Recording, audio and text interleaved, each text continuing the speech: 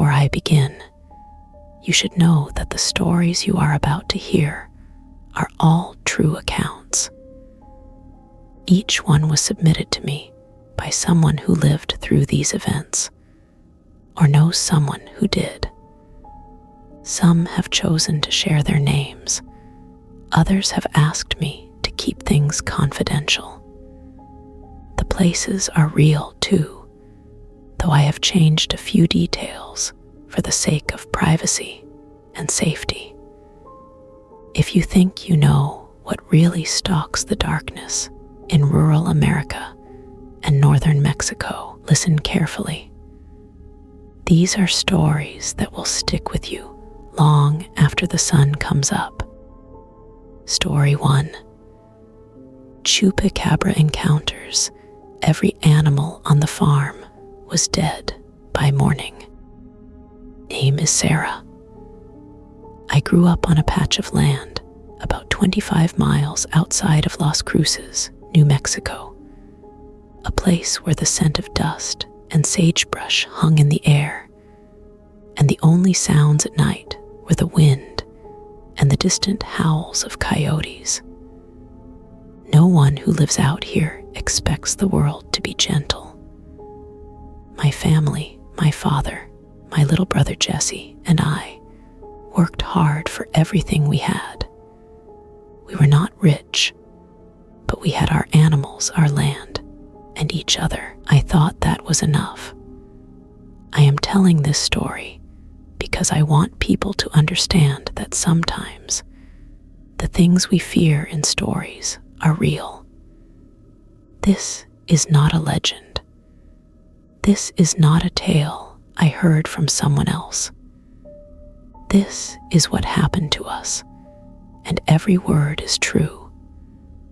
I still remember the way the summer sun baked the earth that year, how the heat shimmered above the fields, and the sky seemed to stretch on forever. My mother had passed away 3 years earlier, but her presence lingered in the house, in the way we set the table, the old blue curtains she'd sewn by hand, the careful way we tended her rose bushes. After she was gone, I became like a second mother to Jesse, who was only 8 when all this started. He was a quiet boy, more comfortable with animals than people, and he would follow me everywhere. Out to the barn at dawn, into the fields in the afternoon, and back to the porch at dusk, where we'd watch the bats swoop over the dry grass. Our animals were everything to us. We had a herd of goats, maybe 20 in all, a dozen chickens, 2 cows, and 4 dogs, all of them rescues, all of them loyal and loving in their own way. The goats had names: Daisy, Clover, Pepper, and so on. Each one had a personality. Some would nuzzle your hand for treats. Some would prance away the moment you got close. The chickens, though less personable, were a steady presence, laying eggs every morning, scratching in the dirt. The cows, big and gentle, would stand by the fence and watch us with their soft brown eyes. Even the barn cats, skittish and half wild, felt like part of the family. The first sign that anything was wrong was small, so small that at first we barely noticed. It was late June, a week after school let out for the summer. The days were long and hot, the nights cool enough that you could leave your window open and listen to the wind. I remember waking in the middle of the night and hearing the dogs barking, sharp, frantic barks that faded as quickly as they started. I got out of bed, looked out the window, and saw nothing but darkness. The porch light casting a small yellow pool around the steps. told myself it was nothing, just the dogs chasing off a coyote, and went back to sleep. The next morning, I went out as usual to feed the chickens. I carried a metal bucket full of grain, the handle cool against my palm, the sound of my footsteps muffled in the dust. When I reached the coop, I hesitated. The door was open. We always kept it closed at night to keep out predators, but sometimes Jessie forgot. I pushed the door wider and stepped inside. 3 chickens lay in the far corner, their bodies stiff and twisted. I dropped the bucket, the grain spilling out in a soft rush. For a moment, I just stared. There was no blood, no mess, no feathers scattered around the coop. The only thing out of place was the way their necks were bent back, and the 2 small, round holes at the base of each throat. My father came when I called, his brow furrowed, boots thudding against the packed earth. He knelt down, inspected the bodies, and said, "Must have been a snake." But he didn't sound convinced. I knelt beside him, brushing the feathers away from the wounds. They were too clean, too precise, not like any snake bite I'd ever seen. Jessie stood in the doorway, his eyes wide, his fists clenched. He didn't cry, not yet. We buried the chickens behind the barn, near the old mesquite tree. The ground was hard, and it took us a long time to dig the holes. Dad muttered about setting traps, about checking the fences, but I could tell he was unsettled. The next few days passed in a haze of heat and worry. The goats seemed nervous, bunching together near the barn at dusk instead of wandering the fields. The dogs barked more than usual, especially at night, and once I found fresh scratches on the barn door, long, shallow gouges that hadn't been there before.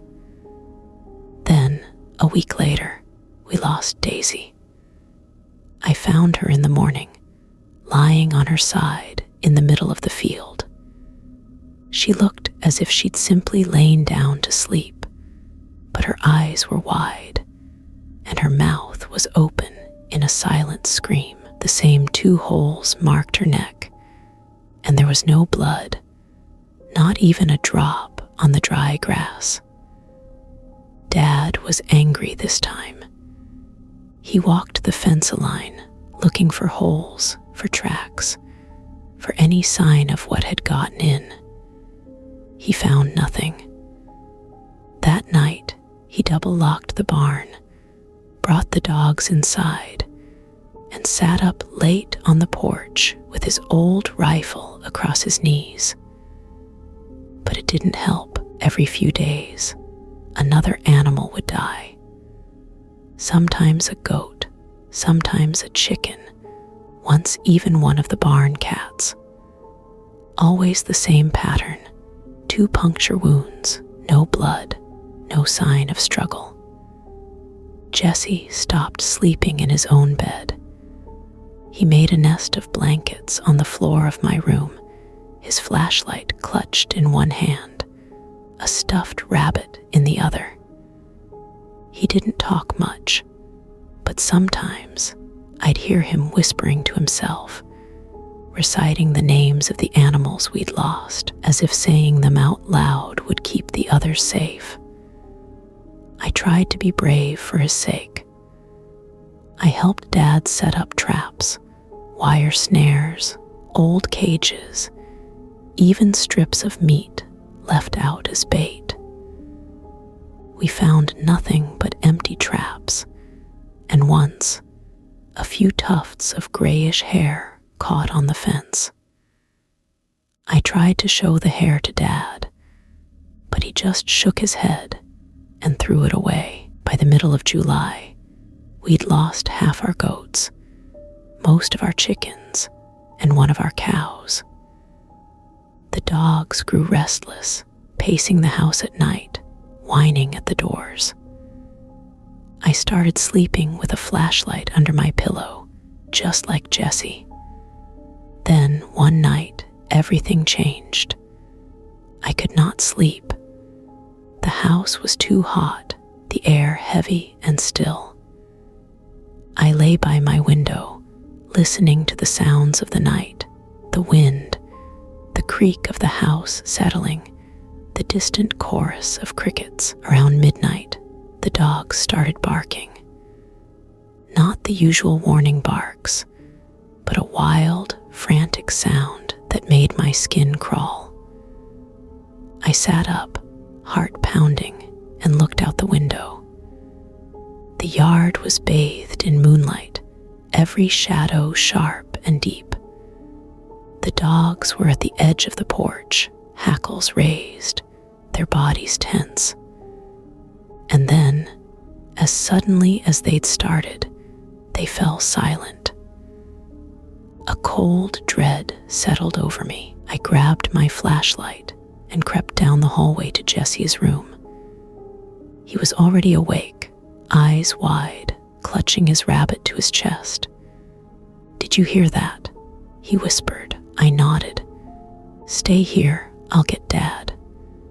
I found Dad sitting by the door, his rifle across his lap. He looked up at me, his face drawn and pale. "Stay inside," he said, but I couldn't. I had to know what was out there. I slipped out the back door, flashlight in hand, my heart thudding so loud I thought it would wake the dead. The yard was silent, the only sound my own breathing. I moved slowly, sweeping the beam of the flashlight across the grass. Everything looked normal until I reached the chicken coop. The door was open, swinging gently in the breeze. I stepped inside and froze. Every chicken was dead. Their bodies were laid out in a neat row, each one with the same 2 holes in its neck, no blood, no feathers out of place. I heard a noise behind me, a soft, scraping sound like claws on wood. I spun around, the flashlight shaking in my hand. For a moment, I saw nothing. Then something moved in the shadows. It was low to the ground, hunched, with long, thin limbs and eyes that glowed red in the beam of my flashlight. Its skin was gray and mottled, stretched tight over its bones. It looked at me, and I felt a cold wave of terror wash over me. I couldn't move, I couldn't even scream. The creature stared at me for what felt like an eternity, then turned and slipped out the door, vanishing into the night. I stumbled back to the house, shaking, barely able to breathe. Dad met me at the door, his face white. "Did you see it?" he asked. I nodded, and that was all either of us said. The next morning, we found the rest of the animals dead, goats, cows, even the barn cats, every one of them, killed in the same way. The dogs were gone. We found their collars near the edge of the field, but no sign of the dogs themselves. We called the sheriff, but there was nothing he could do. He took pictures, wrote a report, and left. The official explanation was a pack of wild dogs or some kind of disease. But I know what I saw. I know what killed our animals. We left the farm a week later. Dad said it was because we couldn't afford to stay. But I think it was because none of us could bear to live there anymore. To this day, I have nightmares about that summer. I see the red eyes in the darkness, feel the cold grip of fear in my chest. Sometimes I wake up certain that something is watching me from the shadows. If you live on a farm, if you hear your animals cry out in the night, do not go outside. Lock your doors, keep your family close, and never, ever forget that some monsters are real. Leaving the farm should have felt like a relief, but it didn't. Our things were packed into my father's old truck, the bed stacked with the few possessions we could salvage. Jesse was quiet, clutching his battered suitcase, refusing to look out the window as we drove away.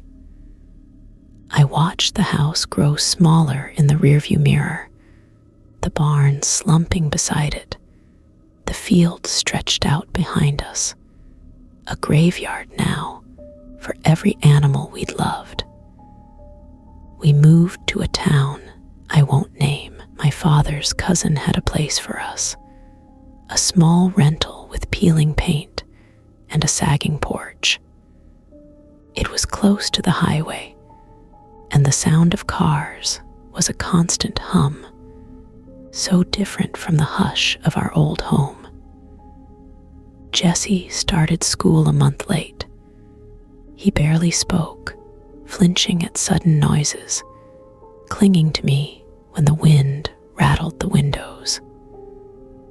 Dad found work at a mechanic's shop, his hands always stained with grease. I tried to help around the house, tried to make things normal, but the shadow of what happened followed us everywhere.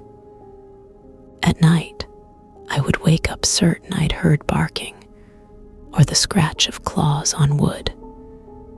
Sometimes I heard my father pacing the hall, checking locks, standing at the window for hours.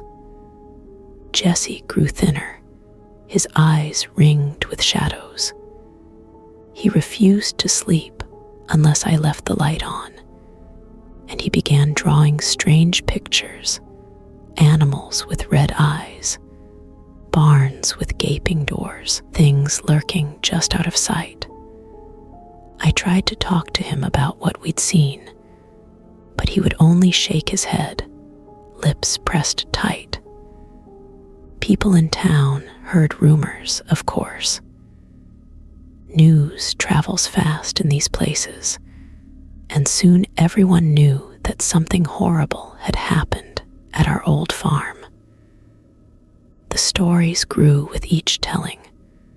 Wild dogs, a rabid coyote, even talk of cults. Some nights I'd sit on the porch and listen to the neighbors whispering, their voices drifting through the darkness like the ghosts of our animals.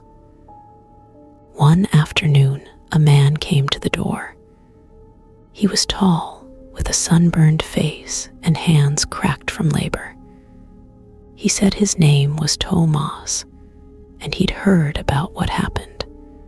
He asked if he could talk to my father. They sat together at the kitchen table, their voices low and serious.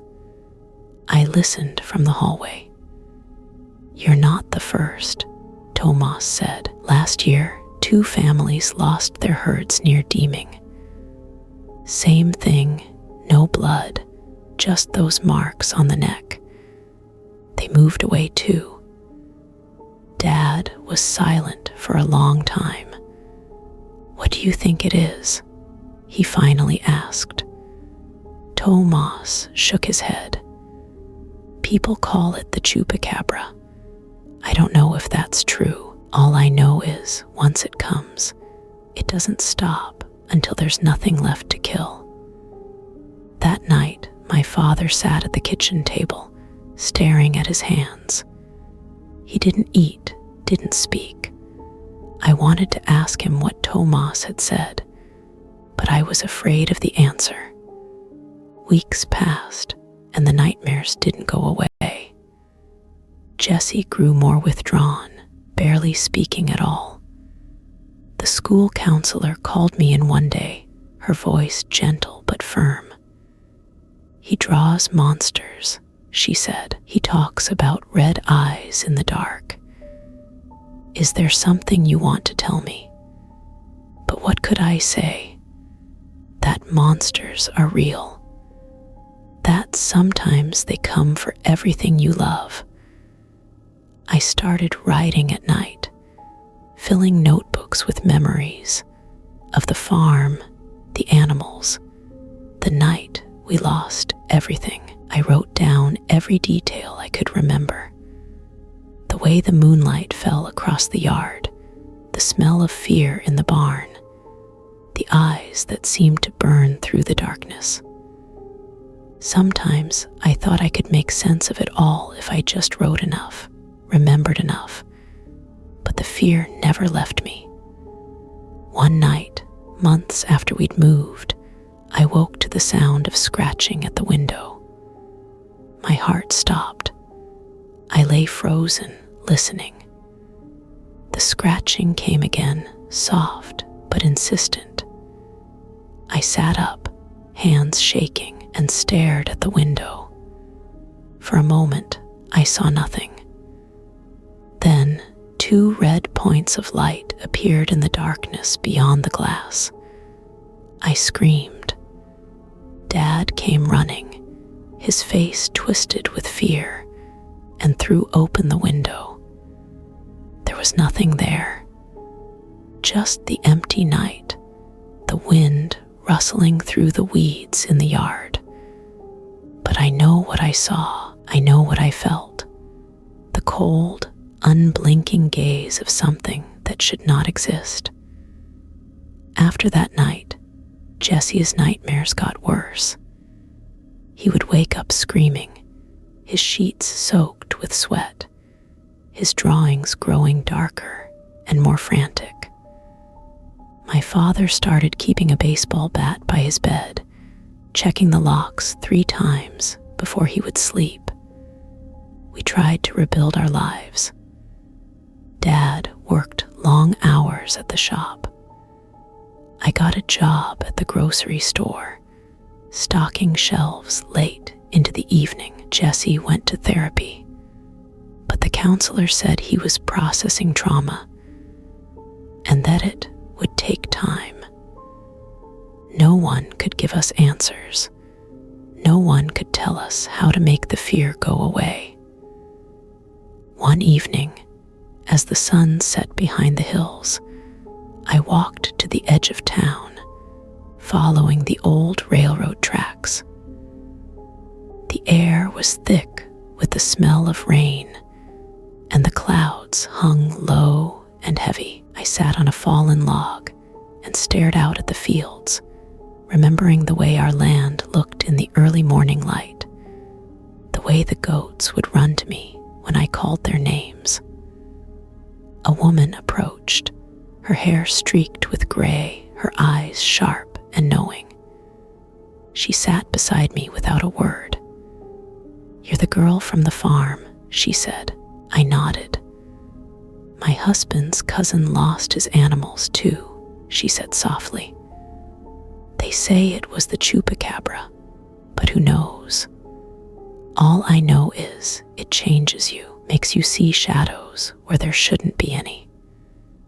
We sat together in silence, the sky darkening above us. "There are things in this world we don't understand," she said finally. "All we can do is survive." When I returned home, I felt a strange sense of peace. Maybe it was just relief at having someone believe me. Maybe it was the comfort of knowing we weren't alone. But the fear never really left. It lingered in the corners of the house, in the hush before dawn, in the way Jesse flinched at every sudden sound.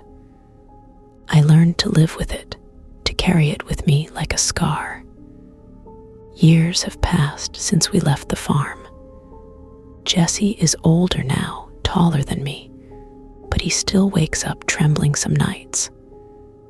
Dad's hair has gone gray, his hands slower but still strong. We don't talk about what happened, not really, but sometimes, on quiet nights, I'll catch him staring out the window, his eyes searching the darkness for something only he can see. I don't know if the thing that came for our animals is still out there. I don't know if it ever really left. But I do know this: if you live in the country, if you love your animals, if you think you're safe because you lock your doors and trust your fences, think again. There are monsters in this world, and sometimes they find you. The seasons changed, but the memory of that summer clung to us, a shadow that never lifted.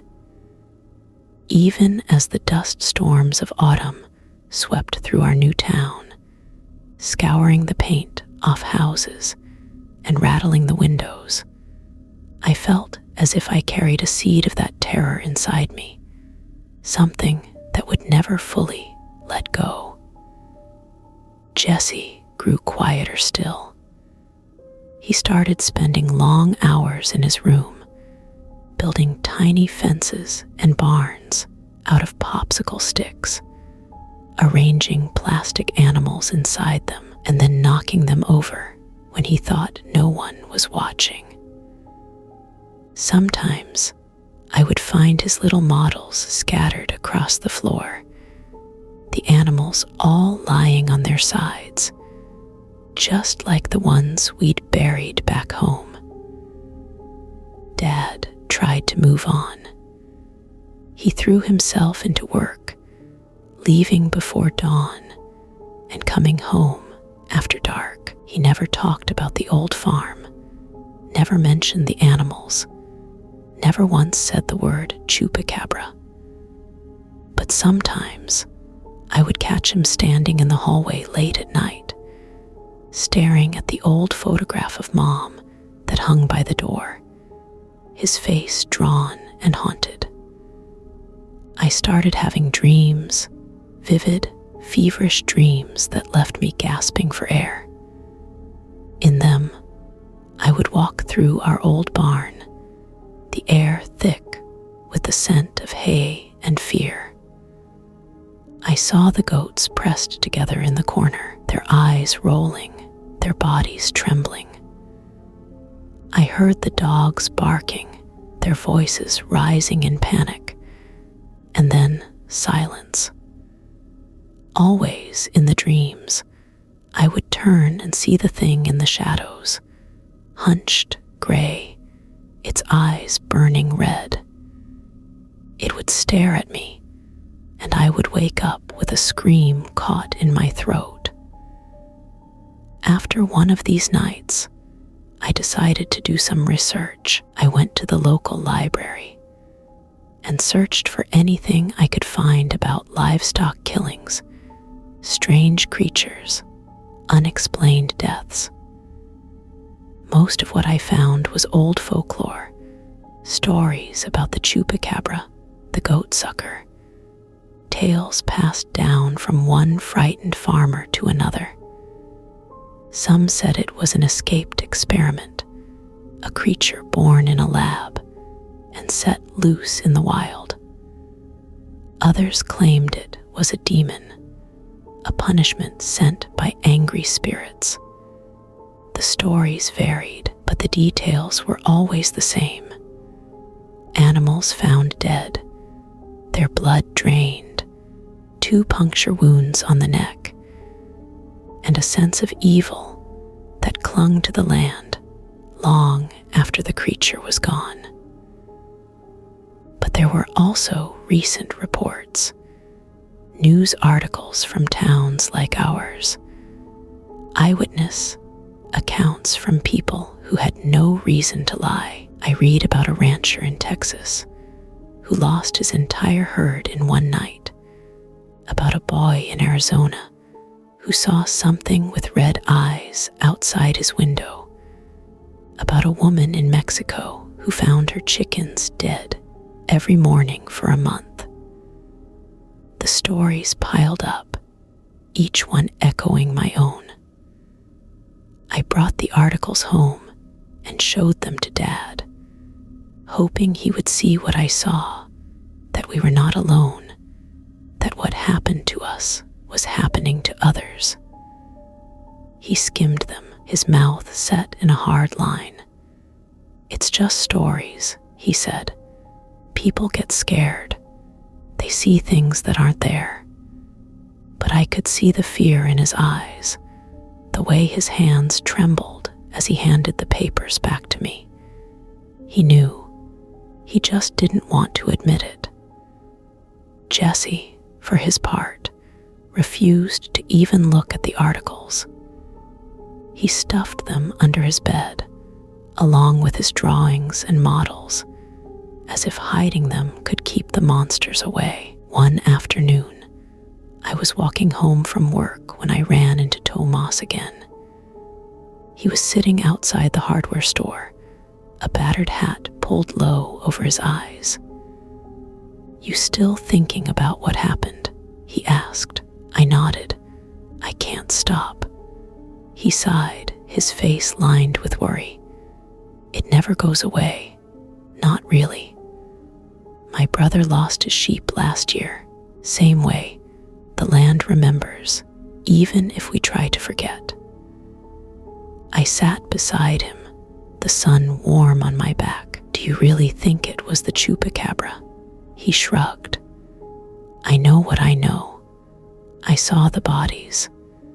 I saw the fear in my brother's eyes. People laugh at you when you say the word, but they don't know what it's like to find everything you've built destroyed in a single night." We sat in silence for a while, watching the cars go by. Finally, Tomas turned to me. "Be careful," he said. "Sometimes when you look for answers, you find things you don't want to see." That night, I dreamed of the farm again. But this time, I was not a child.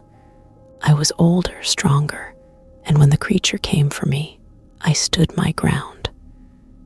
I stared back into its red eyes and refused to look away. When I woke, I felt a strange sense of resolve. Maybe I could not change what had happened, but I could try to understand it. I could face it, even if I could not defeat it. Months passed, and slowly we began to heal. Jesse started speaking again, a word here, a sentence there. He joined a club at school, started playing baseball with some of the other boys. Dad laughed for the first time in months, a sharp, surprised sound that made me want to cry. But the fear was never far away. Every time an animal went missing in town, every time a dog barked at nothing, every time the wind moaned through the trees, I remembered that summer, the night I saw the creature, the morning I found our animals dead. One evening, as I was closing up the grocery store, a woman came in with a little girl. The girl clung to her mother's hand, her eyes wide and frightened. They bought a flashlight, some batteries, a can of pepper spray. As they left, the woman leaned in close. "Watch your animals," she whispered.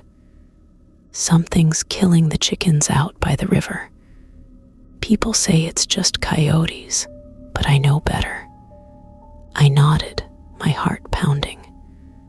The fear was still there, spreading from one family to another, a silent epidemic that no one wanted to name.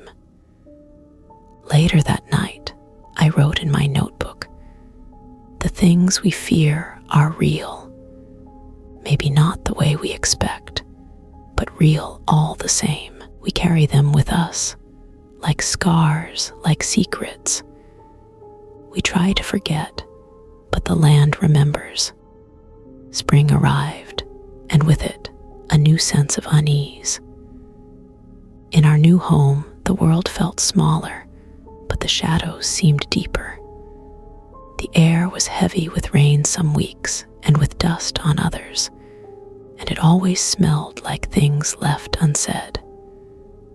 At school, Jesse's teachers said he was quieter than other boys, but polite and clever.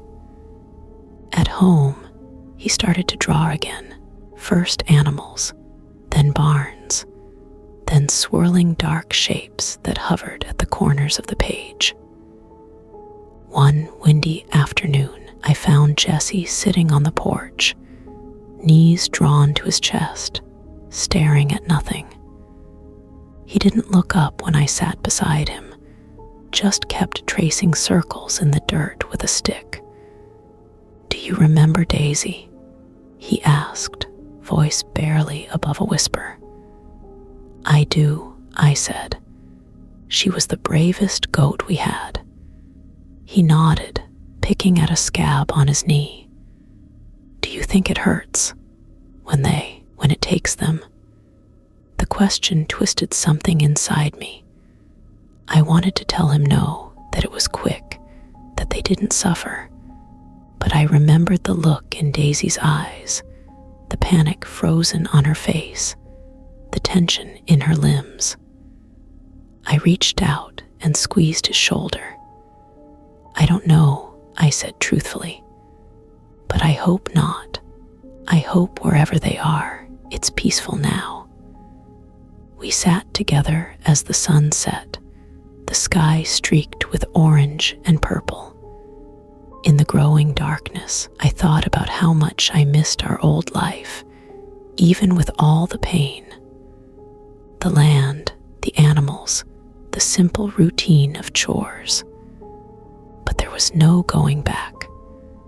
The place we'd left behind wasn't home anymore. It was a graveyard, haunted by memories and by something worse. That night, Dad came home late. He looked tired, older than I remembered. He sat at the table, elbows on his knees, head in his hands. I made him coffee, the way Mom used to, and sat across from him. "We can't keep living like this," he said quietly. "Always looking over our shoulders. I don't want you and Jesse to be afraid anymore." "I know," I said, "but it's hard." He nodded, staring into his cup. "I used to think I could protect you, that if I worked hard, kept the fences strong, nothing could get in. I was wrong." I wanted to tell him it wasn't his fault, that no one could have stopped what happened, but the words stuck in my throat. The next weekend, Dad took us for a drive out into the hills. He said we needed air, needed to remember that the world was bigger than our fear. We drove with the windows down, the wind whipping our hair, the scent of wildflowers and pine filling the car. For a little while, I felt free. We stopped at a roadside diner, the kind with faded signs and sticky floors. As we ate, an old man at the counter struck up a conversation with Dad. I listened as they talked, voices low and serious. "Lost some animals, did you?" The old man said, eyes sharp beneath bushy brows. Dad nodded. "Last summer, back in Las Cruces." The old man leaned in, lowering his voice. "You ever hear of the Chupacabra?" Dad hesitated, then nodded again. "My brother lost his whole flock," the man said.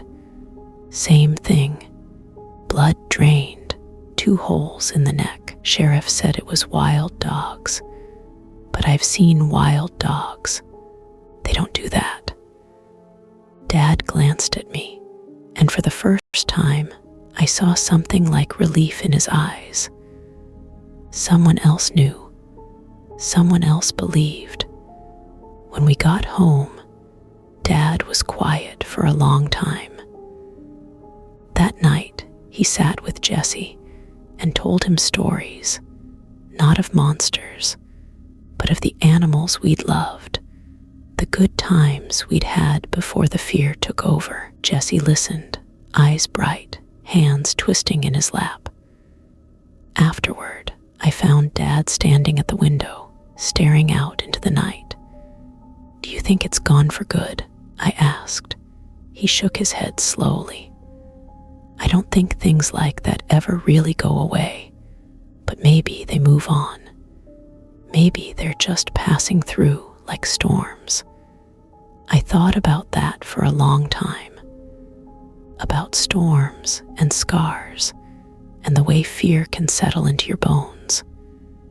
As the weeks passed, life grew easier. The nightmares faded, replaced by dreams of home, of sun-warmed fields, of goats nuzzling my hand, of laughter echoing through the barn. Jesse began to smile again, chasing fireflies in the yard, his laughter carrying on the wind. Dad started working on an old truck, teaching Jesse how to hold a wrench, how to tell the difference between a flathead and a Phillips screwdriver. But the shadow of that summer never left us completely. It lingered in the quiet moments, in the hush before dawn, in the way we all jumped at sudden noises. Some wounds never really heal. One afternoon, a letter arrived in the mail. It was from our old neighbor, Mrs. Alvarez. She wrote that something strange was happening again. Animals disappearing, chickens found dead, the same 2 holes on their necks. She wrote that she missed us, that the farm felt empty without our laughter. She wrote that she was afraid.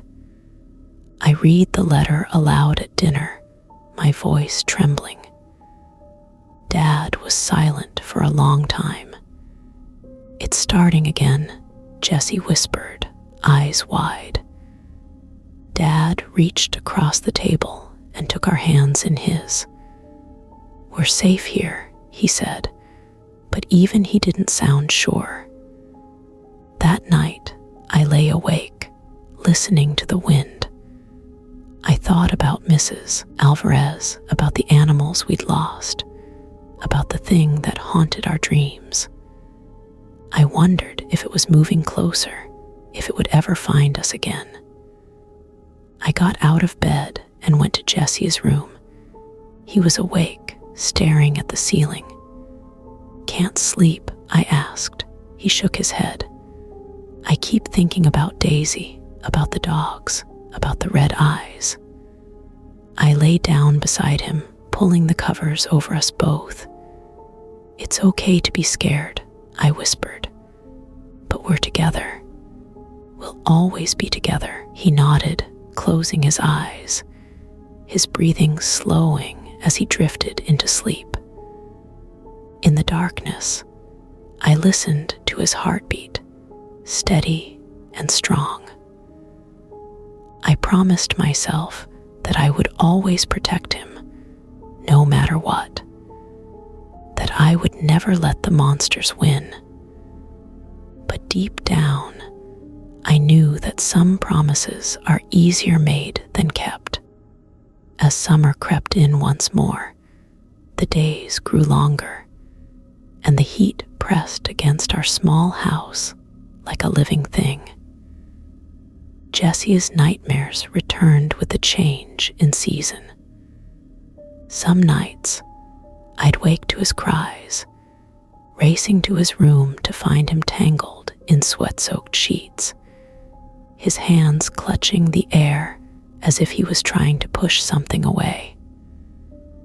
I would hold him until his shaking stopped, whispering soft words, rocking him the way Mom used to when storms rattled the windows of our old home. Dad did his best to help, but I could tell the weight of it all was wearing him down. He worked extra shifts at the garage, sometimes coming home so late that I'd fall asleep on the couch, waiting for the sound of his truck. He stopped telling stories at dinner. Most nights, he just sat in silence, staring at his hands, a frown etched deep between his brows. One Saturday, the three of us drove out to a flea market on the edge of town. The air was thick with the scent of roasting corn and frying churros, the sounds of laughter and music swirling around us. For a few hours, it almost felt normal. Jesse found a battered book about desert animals and a little carved goat that he insisted on buying. Dad haggled over an old radio, his voice lighter than I'd heard it in months. As we were leaving, a woman stopped us. She was older, her hair silver in the sunlight, her eyes sharp behind wire-rimmed glasses. "You're the family from Las Cruces," she said quietly. Dad stiffened. "Yes, ma'am," she nodded, glancing at Jesse, then at me. "I lost animals once, long time ago. Nobody believed me, said I was making it up." She reached into her bag and pulled out a tiny leather pouch, pressing it into Jesse's hand. "Keep this by your bed," she whispered. "It won't stop the bad things, but sometimes it helps with the dreams." Jesse stared at the pouch, then looked up at her. "Thank you," he said, his voice small but sincere. On the drive home, Jesse clutched the pouch like a talisman. That night, for the first time in weeks, he slept through until dawn. Still, the sense of unease never fully faded. I found myself watching the shadows in the corners of our house, listening for sounds that didn't belong, the scrape of claws, the soft whimper of a frightened animal, the echo of a scream that no human throat could make.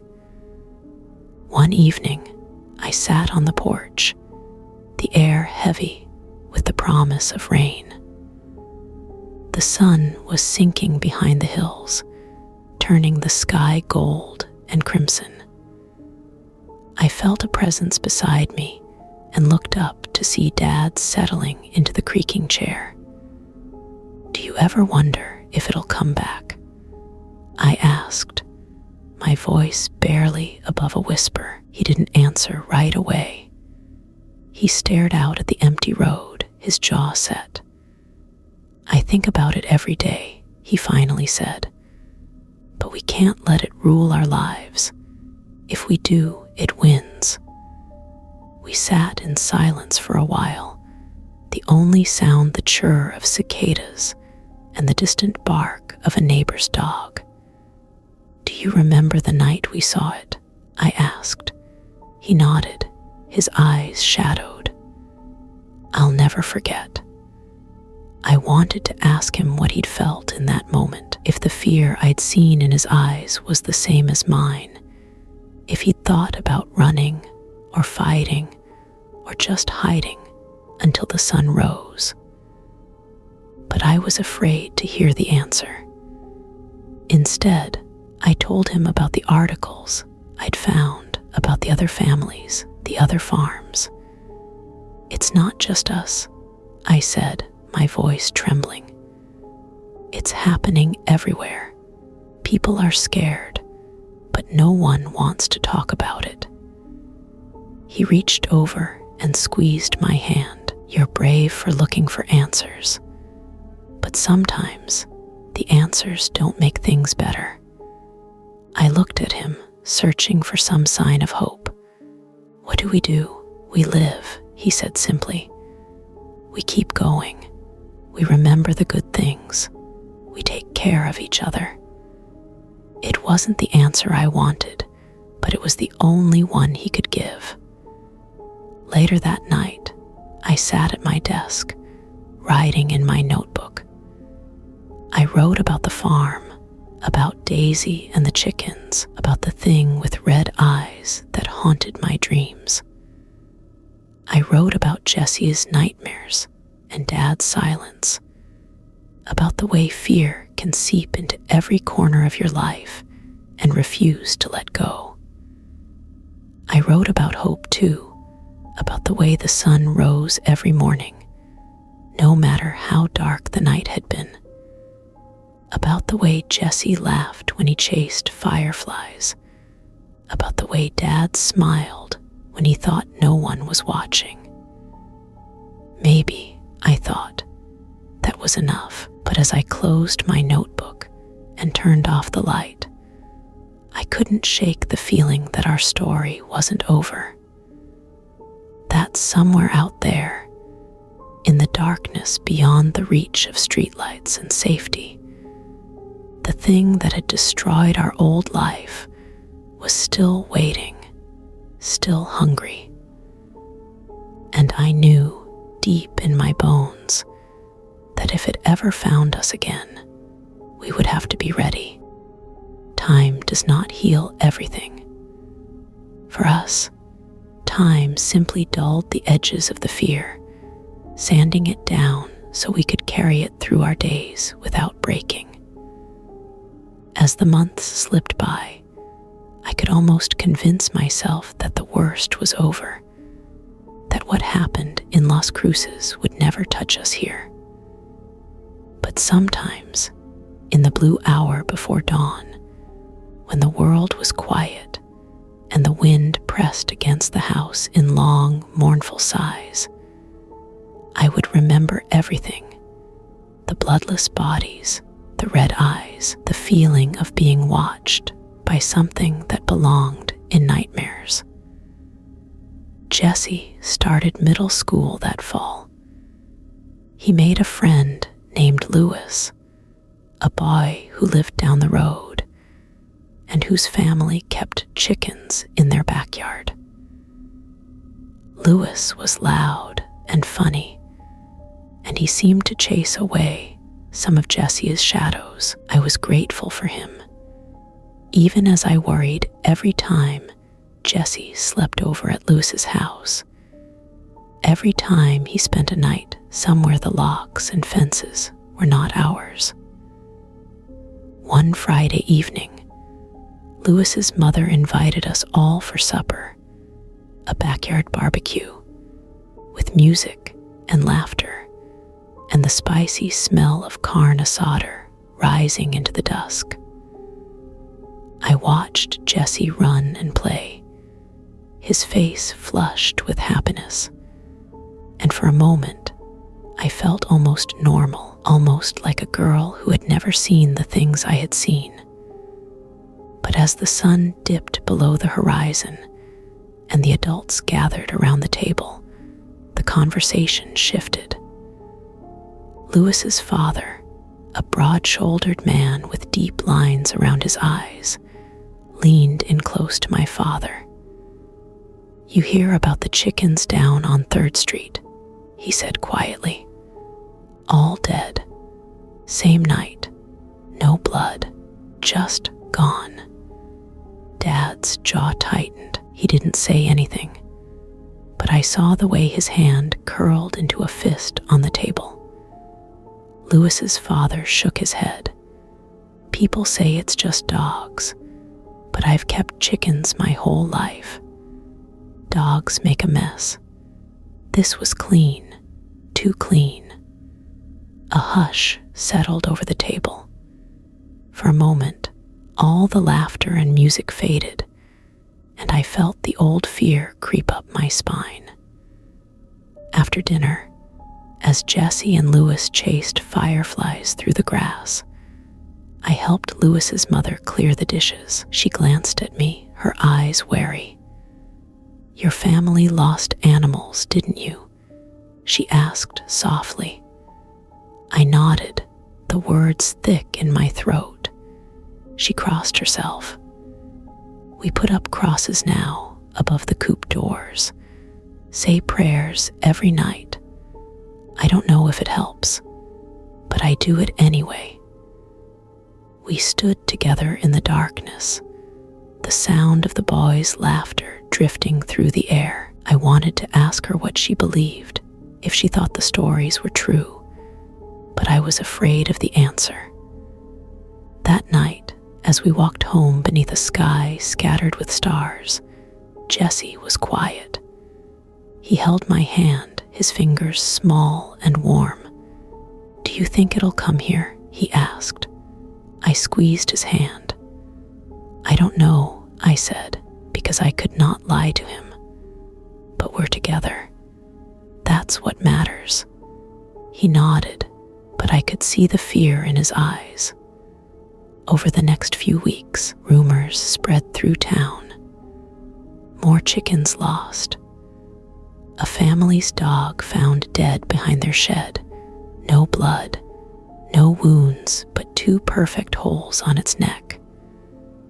The local paper ran a story about mysterious animal deaths, but offered no answers, just speculation. At home, Dad started locking the doors earlier every night. He added extra latches to the windows, fixed a motion light over the back porch. Jesse hung the leather pouch from the flea market on his bedpost, and I saw him whispering to it some nights, as if sharing secrets with an old friend. I started keeping a journal again, a place to spill my fears, to trace the shape of the dread that never quite left me. I wrote about the way the wind sounded at night, about the dreams that left me gasping for air, about the way Jesse clung to me when the shadows grew too long.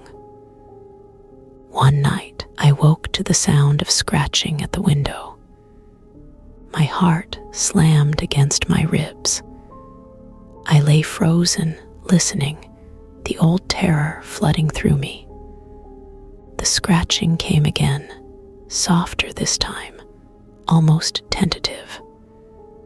I forced myself to move, to cross the room and pull back the curtain.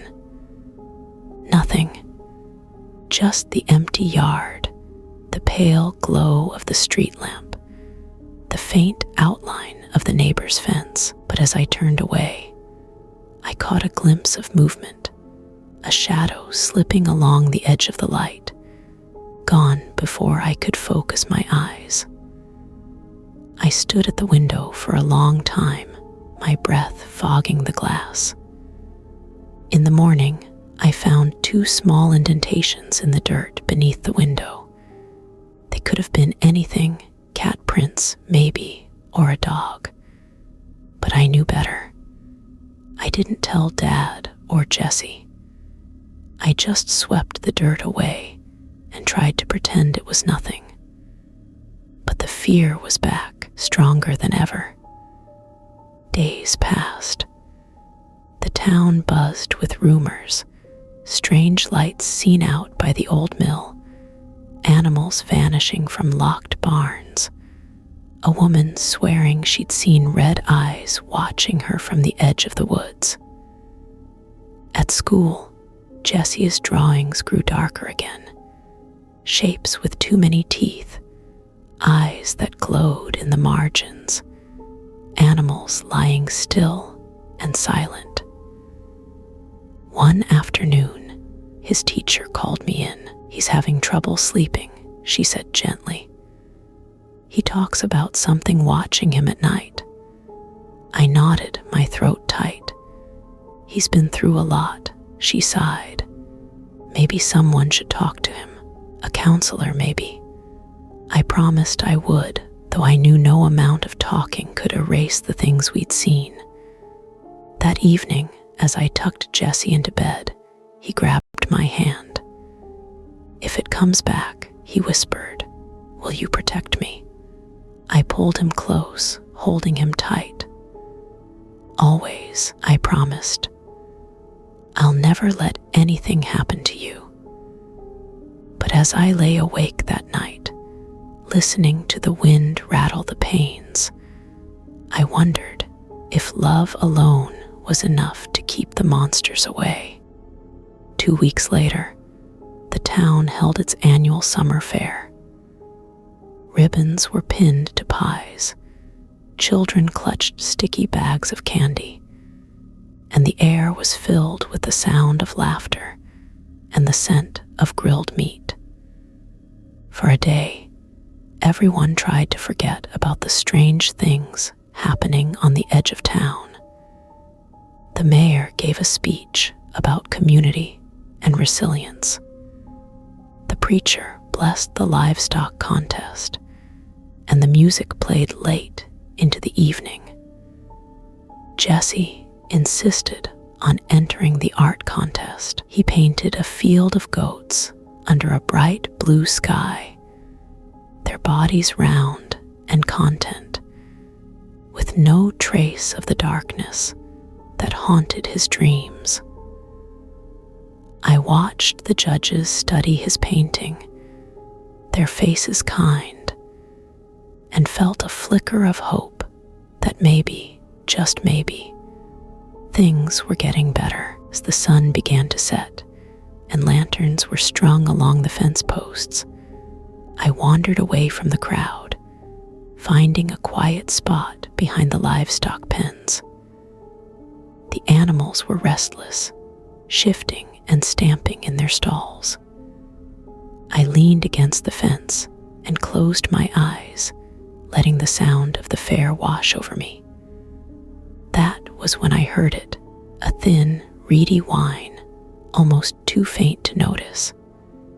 It rose and fell, a sound that prickled the hairs on my arms. I opened my eyes and scanned the shadows. For a moment, I saw nothing. Then, in the far corner of the pen, a goat stood rigid, eyes wide, staring into the darkness beyond the fence. The whine grew louder, joined by a chorus of anxious bleats. The other animals pressed together, their bodies trembling. I stepped closer, heart pounding. Sarah. It was Jesse, running toward me, his face pale. Something's wrong with the goats. I nodded, grabbing his hand. We stood together, watching as the animals strained against the fence, trying to get as far from the shadows as possible. Then, just as suddenly as it started, the noise stopped. The goats stilled, their eyes rolling, then settled back into uneasy quiet. I led Jesse away, my heart thudding. We found Dad near the food stalls, his face tight with worry. "The animals are spooked," I whispered. He nodded grimly. "It's happening again." That night, after the fair, we walked home in silence. The sky was clear, the stars sharp and cold. I glanced over my shoulder again and again, certain that something was following us in the darkness. At home, we locked every door and window. Dad sat up in the living room, the old rifle across his knees, while Jesse and I, huddled together in my room, listened for every sound, the creak of the house, the hum of the refrigerator, the distant bark of a dog. Sleep was impossible. Sometime after midnight, I heard the scratching at the window again. This time, it was louder, more insistent. I sat up, my breath coming in short gasps. Jesse whimpered beside me, pulling the covers over his head. The scratching stopped. Silence pressed in, thick and heavy. Then, a new sound, a low, guttural growl, rising from somewhere just beyond the glass. I forced myself to get up, to cross the room, to look outside. The yard was empty, bathed in pale moonlight. But at the edge of the fence, something moved, a shadow, hunched and shivering, its eyes glowing red in the darkness. I stumbled back, heart racing. I grabbed Jesse and ran to the living room, where Dad was already on his feet, the rifle raised. "It's outside," I gasped. I saw it. Dad didn't hesitate. He moved quickly, checking every lock, turning on every light, making sure Jesse and I stayed close. We waited together, pressed against the wall, listening for any sign that it was still there. The night stretched on, each minute an eternity. At some point, exhaustion overtook me, and I drifted into a fitful sleep, dreams filled with red eyes and the sound of claws on wood. When morning came, the yard was quiet.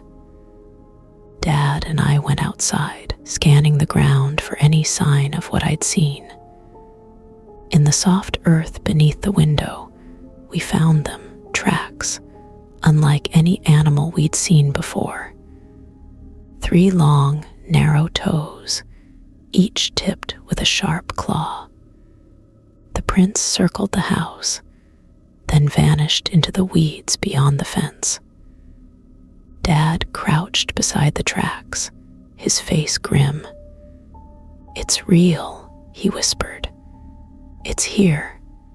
That day, we called the police. An officer came out, took pictures, made notes in a little book. He said it was probably a raccoon or a stray dog, but his voice was shaky, and he didn't meet our eyes. After he left, Dad nailed boards over the windows and hung extra lights along the porch. We kept Jesse home from school for a week, too afraid to let him out of our sight. At night, the scratching would come again. Sometimes it was at the window, sometimes at the back door, sometimes beneath the floorboards. Always it was the same, persistent, hungry, patient. We slept in shifts, taking turns watching over Jesse, the rifle never far from reach. The fear became a living thing in the house, pressing in on us from all sides. One night, as I watched the darkness through the crack in the curtains, I realized that we were trapped, prisoners in our own home, held hostage by something we didn't understand, and I knew deep down that it would not stop until it had taken everything from us. The days blurred together. We lived in constant vigilance, every small comfort replaced by relentless anxiety. Jesse stopped drawing altogether, afraid that even putting his fears on paper might call the monster back. Dad grew more withdrawn, speaking only when necessary, his eyes scanning the yard every few minutes, searching the shadows for movement. I began to notice changes in myself, too. I startled at every unfamiliar sound, checked the locks twice before bed, and watched the sky for signs of storms or anything unnatural. I wrote less in my journal because words felt powerless against what we faced. One evening, the power went out. The house plunged into darkness, the silence broken only by the creak of the cooling pipes and Jesse's shaky breath. Dad lit candles and placed them in every room, the flickering flames casting tall, wavering shadows on the walls. We gathered in the living room, huddled together as the night deepened. Dad held the rifle across his lap, his hands tense. Jessie clung to me, eyes wide and fearful. Outside, the wind picked up, rattling the boards Dad had nailed over the windows. For hours, nothing happened.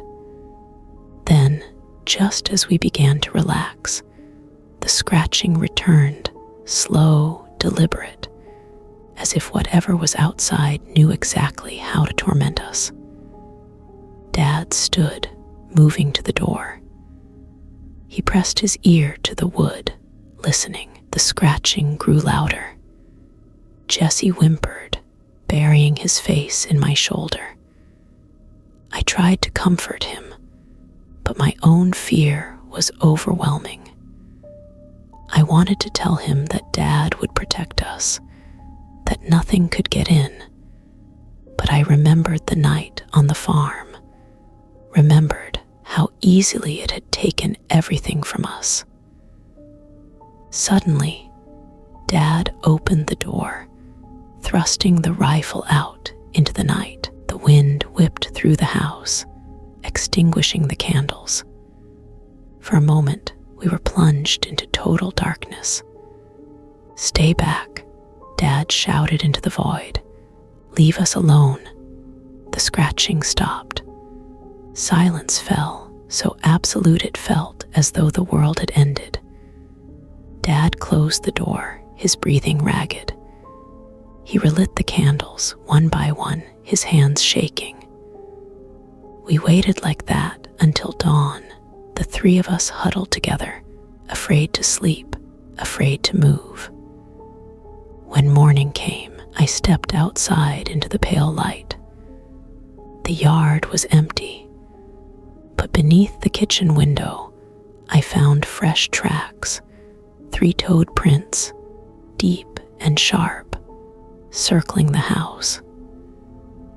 The boards on the windows were gouged, splinters scattered across the porch. Dad examined the tracks, his face grim. "It's testing us," he said, looking for a weakness. That day, we reinforced every door and window, added extra locks, even set up makeshift barriers around the house. Dad called a friend from the old farm, asking for advice. The friend told him to hang garlic and crosses, to sprinkle salt around the perimeter, to pray every night. We did all those things, not because we believed they would work, but because we were desperate for anything that might help. The fear grew, settling into our bones. Jessie stopped eating, barely slept. Dad grew more irritable, snapping at small mistakes, pacing the house with the rifle always in hand. I tried to keep us together, tried to make meals, tried to comfort Jessie, but my own hope was dwindling. One night, I wrote in my journal, "We are prisoners of fear. The monster is outside, but it is also inside. It has taken our home, our safety, our peace. I do not know how much longer we can last." The scratching continued, night after night. Sometimes it was loud and violent, sometimes soft and almost curious. We never saw the creature, but we felt its presence, a cold weight pressing in from the darkness.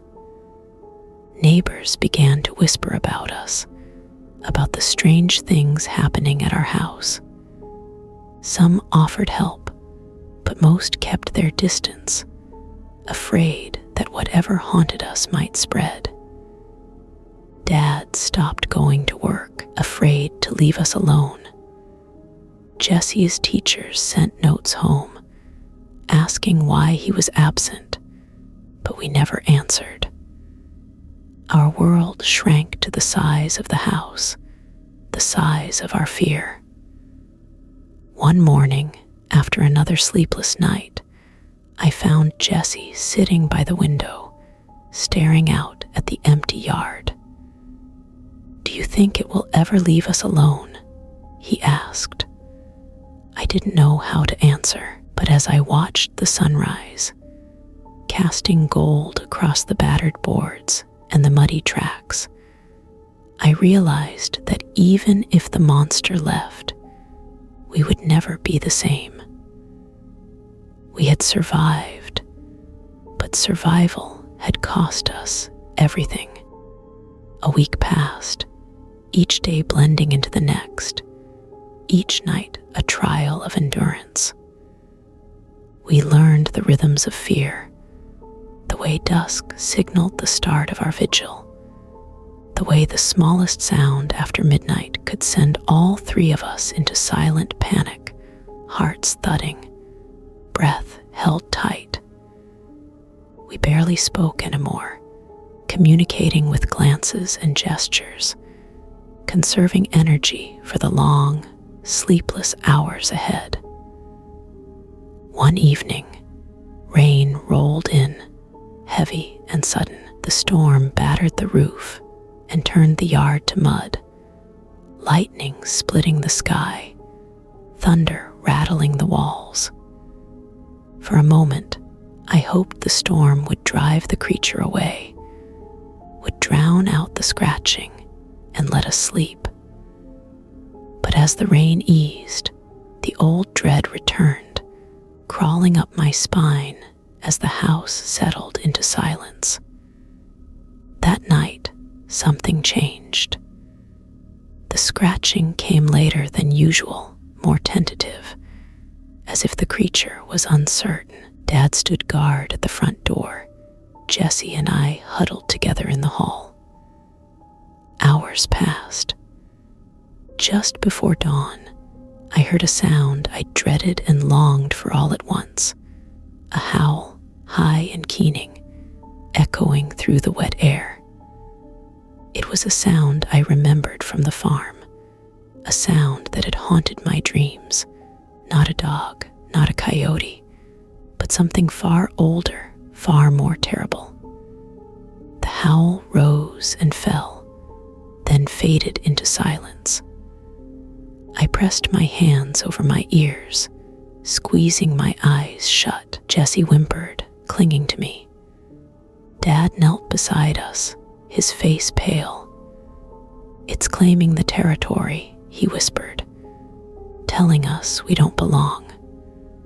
After that night, the attacks changed. The scratching became more aggressive, the tracks deeper, closer to the house. Once, I found claw marks gouged deep into the wooden frame of the back door. Splinters scattered across the kitchen floor. We tried everything, prayers, charms, even calling a local priest, who sprinkled holy water and murmured blessings in each room. For a night or two, the house felt lighter, the air easier to breathe. But then, the fear crept back in. One afternoon, as I was cleaning the kitchen, I heard Jesse call out from the yard. I ran outside, my heart in my throat, and found him kneeling by the fence, staring at the ground. "Look," he whispered, pointing. In the mud, I saw a set of tracks, 3 toes, long and splayed, pressed deep into the earth. Around them, smaller tracks, like the prints of a frightened animal running for its life. "It's hunting again," Jesse said, his voice flat. I nodded, unable to speak. That night, the scratching came earlier, louder. Dad fired the rifle into the darkness, shouting curses, daring the creature to show itself. The echoes faded into silence, but the scratching continued, relentless. I watched Jesse grow thinner, his eyes hollow, his spirit dimming. Dad's hair turned gray almost overnight, his movements stiff and weary. I felt myself changing too, hardening, withdrawing, losing the hope that had once kept me going. Still, I kept my promise to Jesse. I stayed by his side, held him through the worst of the fear, whispered stories of better days, even when I didn't believe them myself. One morning, after a night of relentless scratching, I found something new. A tuft of coarse, gray hair caught on the fence. I picked it up with trembling fingers, turning it over in the sunlight. It was unlike any animal hair I'd seen, thick and wiry, with a strange, greasy sheen. I showed it to Dad. He examined it, his jaw clenched. "We should leave," he said, voice rough. "Run." But we had nowhere else to go. We tried to ask for help, but no one wanted to listen. The neighbors kept their distance, crossing the street when they saw us coming. The police stopped answering our calls. The priest suggested we move on, start fresh somewhere new. I wrote in my journal, "We are alone. The monster is patient. Maybe it knows that fear is as good as flesh." One night, the scratching stopped altogether. The silence was worse than the noise. We waited, breathless, for the next attack. But nothing came. Morning dawned quiet, the yard empty, the tracks washed away by the rain. For the first time in months, we dared to hope that it was over. But hope, I learned, is a fragile thing. The first few days of quiet felt almost unreal. We moved through our routines cautiously, as if we might wake the darkness simply by letting ourselves relax. Jesse slept a little better. Dad tried to return to work, though he never stayed away long. I found myself listening for the scratching anyway, unable to trust the silence. But even in the calm, the fear never fully left us. At dusk, as the sky turned purple and the wind picked up, I would feel the old tension in my shoulders. I scanned the yard for movement, checked the locks twice, 3 times. Jesse, too, became wary as night fell, his eyes drifting to the windows, his hands tightening around his pillow. A week passed, then another. We held our breath, expecting the nightmare to return. It never did. The scratching, the tracks, the red eyes in the night, all of it stopped as suddenly as it had begun. People in town began to speak to us again. Mrs.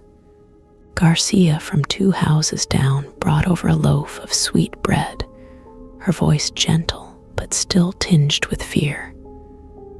"You all right, Mija?" she asked, and I nodded, though I didn't believe it myself. At school, Jesse started drawing again. His lines were softer, the shapes less twisted.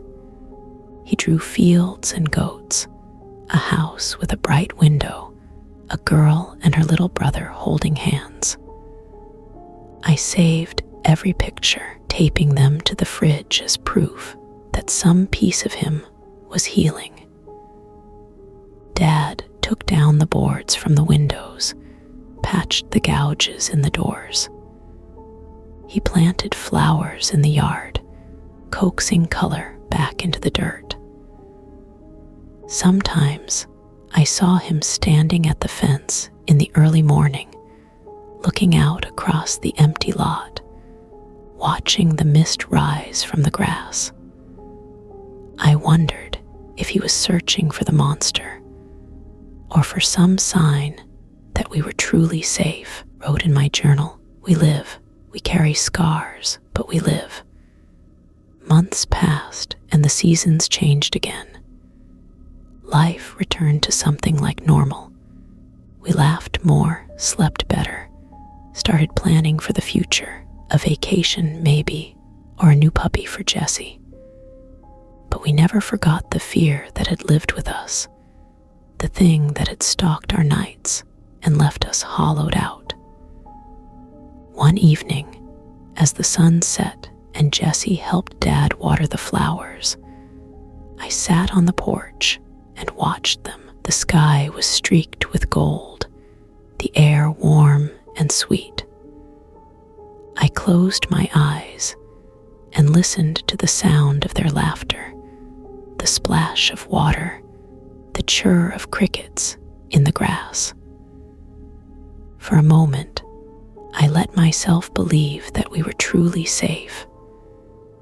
But sometimes, late at night, I still wake to the memory of red eyes in the darkness, the scrape of claws on wood, the silence that followed the final attack. I lie in bed, listening to the house settle, and wonder if the monster will ever return.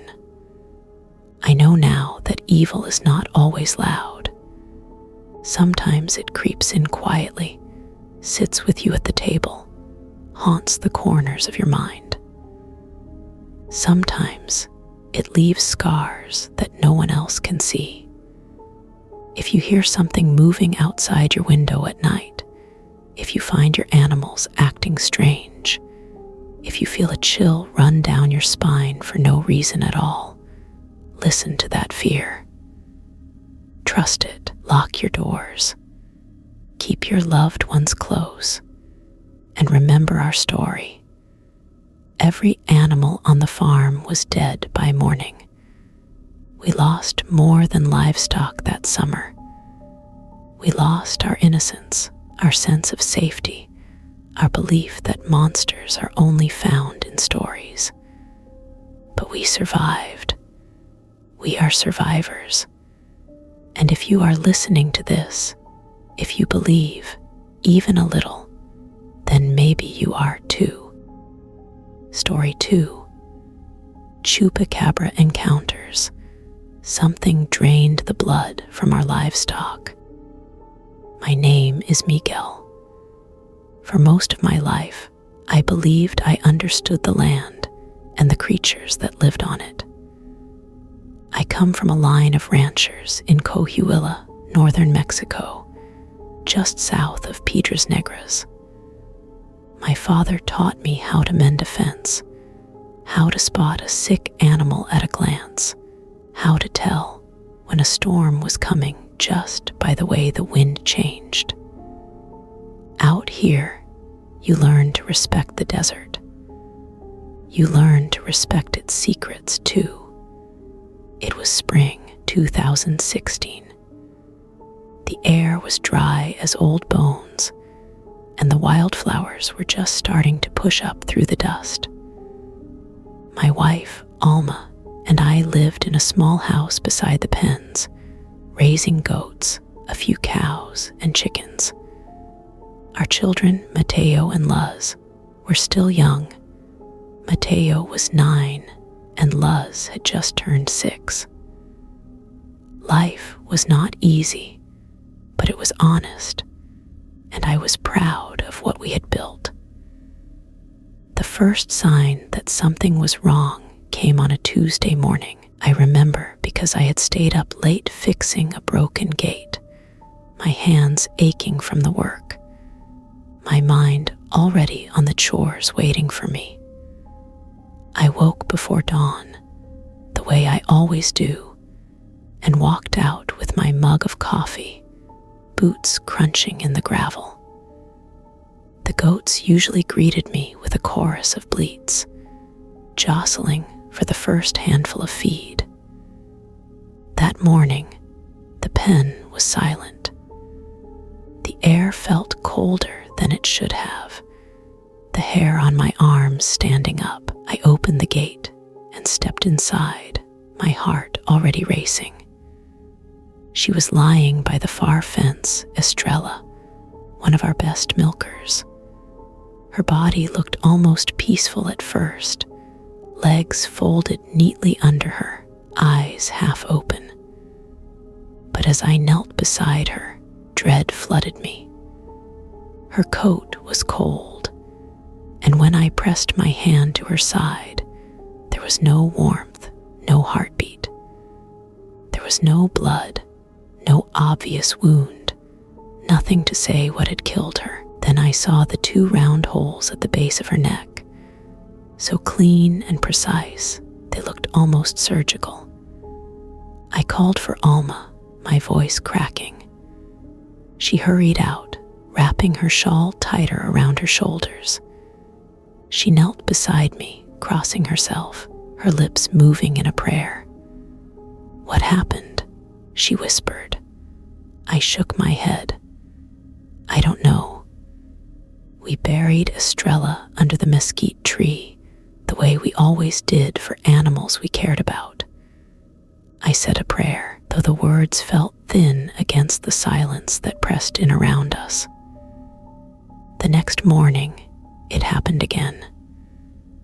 This time it was 2 goats, side by side, their bodies pale and cold. The same puncture wounds, the same lack of blood, the same eerie silence in the pen. The dogs, usually eager to chase jackrabbits or bark at shadows, whined and pressed close to the house, their tails tucked. I checked the fence line inch by inch, searching for holes, for signs of struggle, for even a single drop of blood. I found nothing. The earth was undisturbed, the gates secure. No prints, no tracks, only the growing feeling that something was watching us. That night, I brought the dogs inside, locking the doors and windows tight. I sat by the window with my shotgun across my knees, staring into the darkness. Alma sat with me, her hands folded, the rosary beads slipping through her fingers. We listened to the sounds of the night, the wind sighing through the ocotillo, the distant yip of coyotes, the creak of the old windmill. Every noise seemed sharper, every shadow deeper. Around midnight, I heard it, a soft, scraping sound, like claws dragging along the wooden fence. The dogs whimpered and pressed against my legs. I held my breath, straining to see into the night. For a moment, I thought I saw movement, a shape, low and fast, slipping along the edge of the pen. The eyes glowed red in the moonlight, and then it was gone. I did not sleep that night. When dawn finally came, I went out to the pens. Another goat was dead, drained, the same wounds, the same silence. I buried her beside the others, my hands trembling. Word spread quickly among the neighboring ranches. Ignacio, whose land bordered ours to the east, called me over the next day. "It's happening here too," he said, voice rough with worry. 3 sheep, all dead, no blood, just holes. We stood together in the dust, eyes fixed on the horizon. "What do you think it is?" I asked. He shook his head. "I don't know. My abuela used to tell stories. Chupacabra, she called it. I always thought it was just a tale to scare children." Neither of us laughed. That night, Alma insisted we burn sage in every room. She hung crosses over the doors, sprinkled holy water on the thresholds. I loaded the shotgun and sat by the window, the dogs at my feet, every light in the house burning. The children slept in our room, Mateo curled up beside me, Luz clutching her stuffed rabbit. I watched the moon rise, silver and cold, and waited. In the hours before dawn, A scream shattered the silence. A goat, its cry high and desperate, cut off as suddenly as it had begun. I leapt to my feet and ran outside, Alma just behind me. The pen was chaos. The goats crowded in a corner, eyes rolling, bodies pressed so close I could barely separate them. One lay apart from the rest, sprawled in the dirt, her body already still. The dogs refused to approach, trembling and whining. I scanned the fence line and saw it. 2 small holes, low in the wire, as if something had wriggled through. But there was no blood, no fur caught in the wire, no footprints in the dust. I fixed the fence, reinforced it with boards and wire, set traps along the perimeter. That day, I did not leave the pen except to eat, my shotgun never more than an arm's length away. But when night fell, the fear returned, thick and suffocating. That night, Alma and I barely spoke. The children sensed our fear and clung to us, asking if the goats would be all right. I lied, telling them I'd fixed the fence, and the dogs would keep the monsters away. But my words tasted hollow, and I think they knew it. I sat outside, shotgun across my knees, the dogs at my feet. The air was thick with tension, every sound magnified. Somewhere in the distance, a coyote called to its mate. I scanned the fields until my eyes ached, searching for movement among the shadows. Every so often, I would shine my flashlight along the fence, the beam cutting through the darkness, illuminating nothing but empty ground and the nervous glint of goat eyes.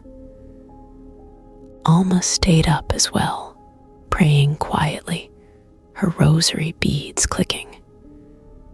She moved from room to room, whispering blessings, lighting candles in the windows. I saw the tremble in her hands, the way she jumped at every noise. I tried to reassure her, but I could barely reassure myself.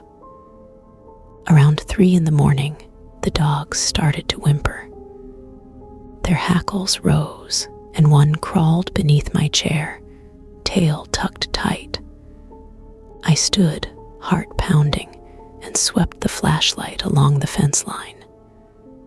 For a moment, everything was still. Then, at the far end of the yard, I saw a flicker of movement, a shape, low to the ground, hunched, moving with an unnatural speed. Its eyes caught the light, burning red for a split second. I raised the shotgun and shouted, but the thing was gone before I could even aim. The dogs barked once, twice, then fell silent, pressing close to my legs. I stood out there until the sky began to lighten, my body stiff with fear, my mind racing. At dawn, I walked the perimeter. The goats were spooked, pressed together in the farthest corner of the pen. One was missing. I found her behind the barn, her body cold and limp, the 2 puncture wounds at her throat already turning dark. No blood anywhere, not a single drop. Her legs were folded neatly beneath her, just like Estrella's had been. I buried her with the others, my anger growing alongside my terror. I checked the traps, nothing. The fence was unbroken, the boards still in place. Whatever was killing, my goats didn't care about wire or wood. It came and went as it pleased. That afternoon, I called Dr. Salinas, the veterinarian. She arrived in her dusty truck, stepping out with her bag and her usual brisk efficiency. She examined the bodies, checked the goats that were still alive, took samples of blood and tissue. "It's not a disease," she said, frowning. "There's no sign of infection, no fever, no swelling, just the blood gone as if it was never there. The wounds are strange, too perfect. I've never seen anything like it." She promised to call me if she found anything in the lab. As she drove away, I saw her hands shaking on the steering wheel. That evening, Ignacio came by. He brought coffee and a bottle of mezcal, his face drawn and tired. "It's happening at my place too," he said. 3 more sheep last night. My dog won't go near the pen." We sat together on the porch, sipping coffee and watching the sun sink behind the hills. Ignacio told me about a rancher he knew years back who claimed to have seen something similar.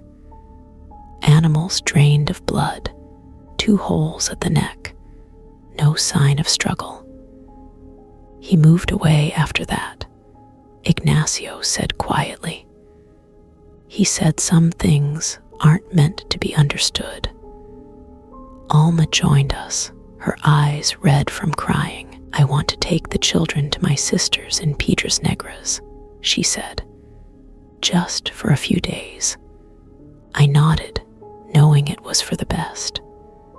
The next morning, Alma packed bags for herself, Mateo, and Luz.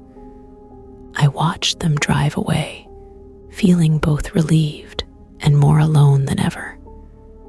With the house quiet, I threw myself into work.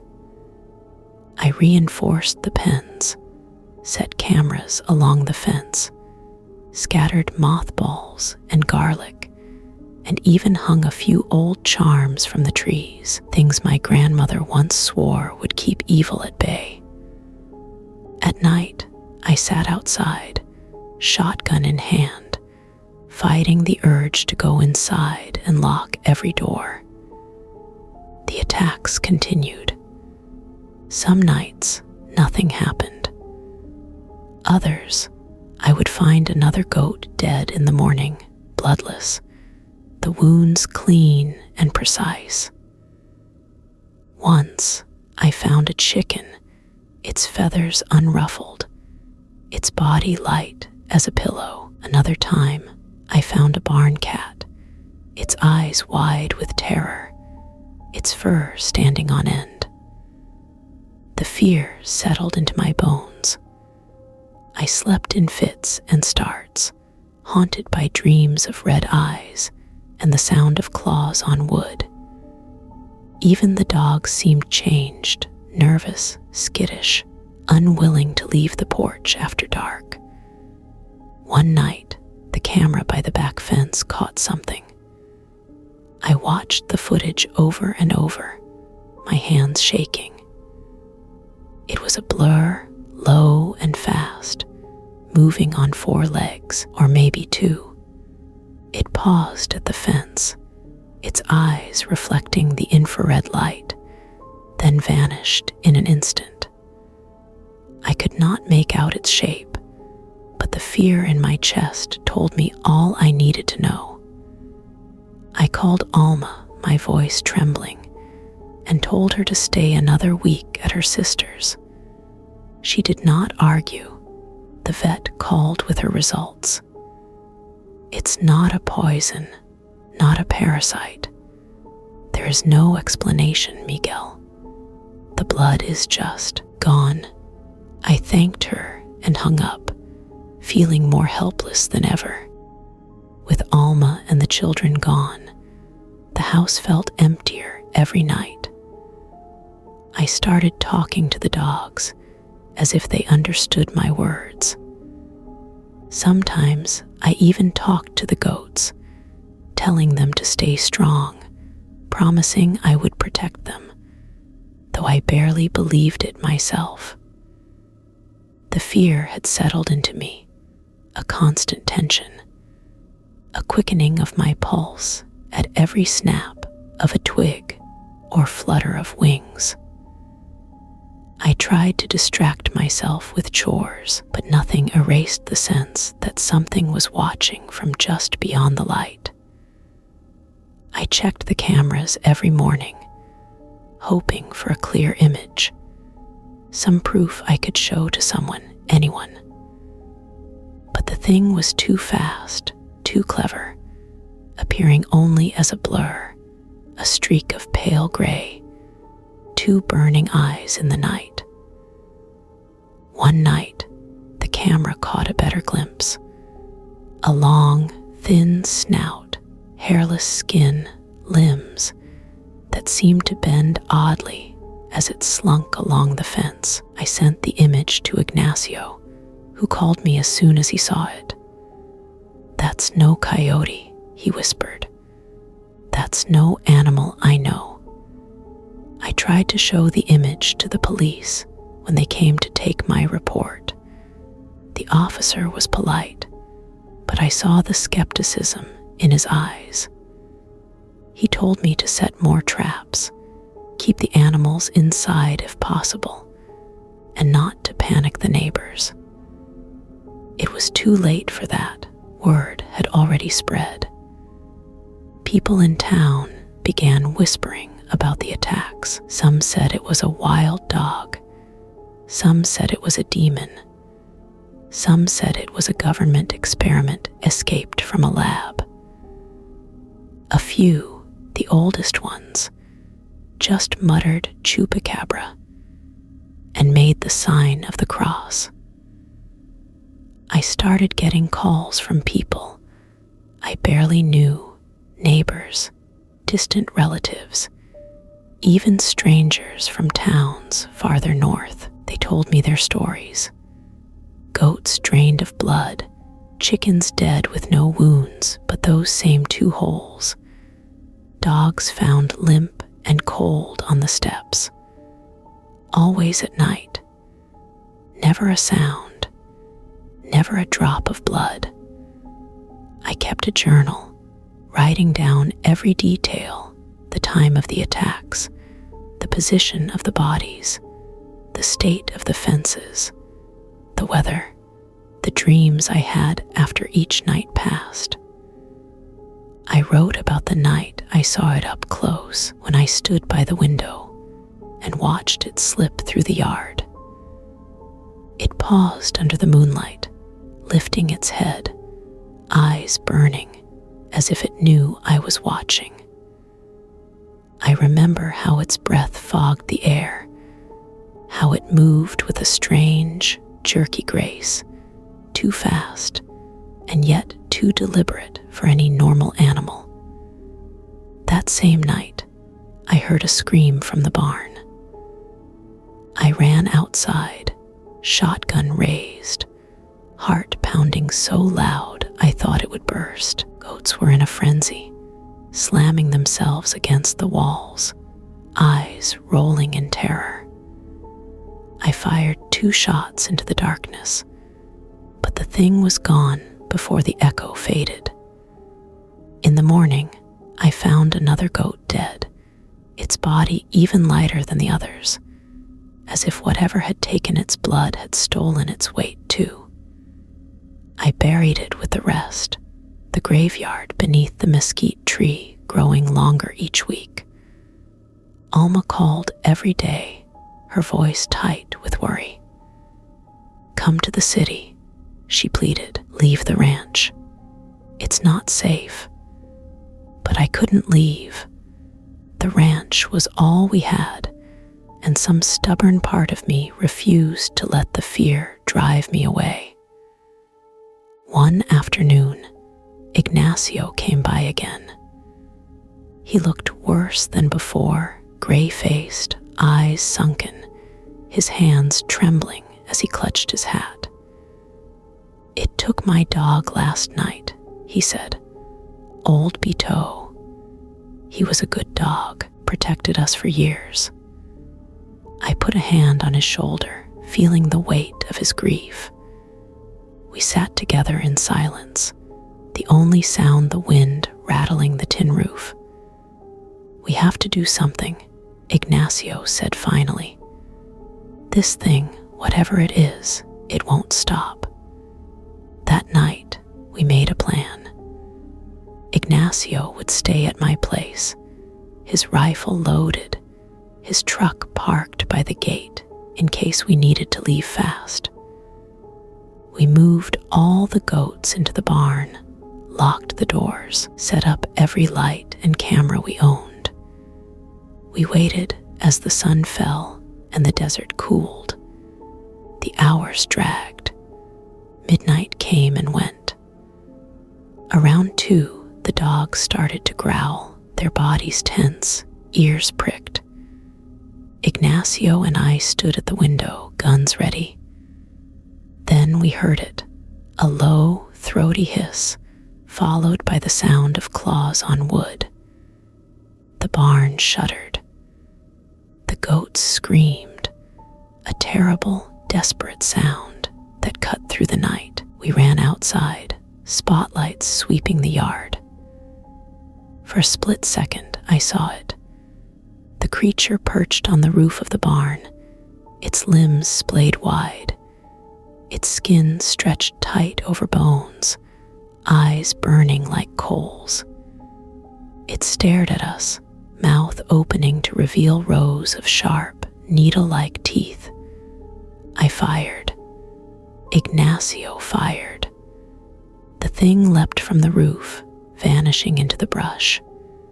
We chased it, flashlights bobbing, but it was gone. We returned to the barn, hearts racing.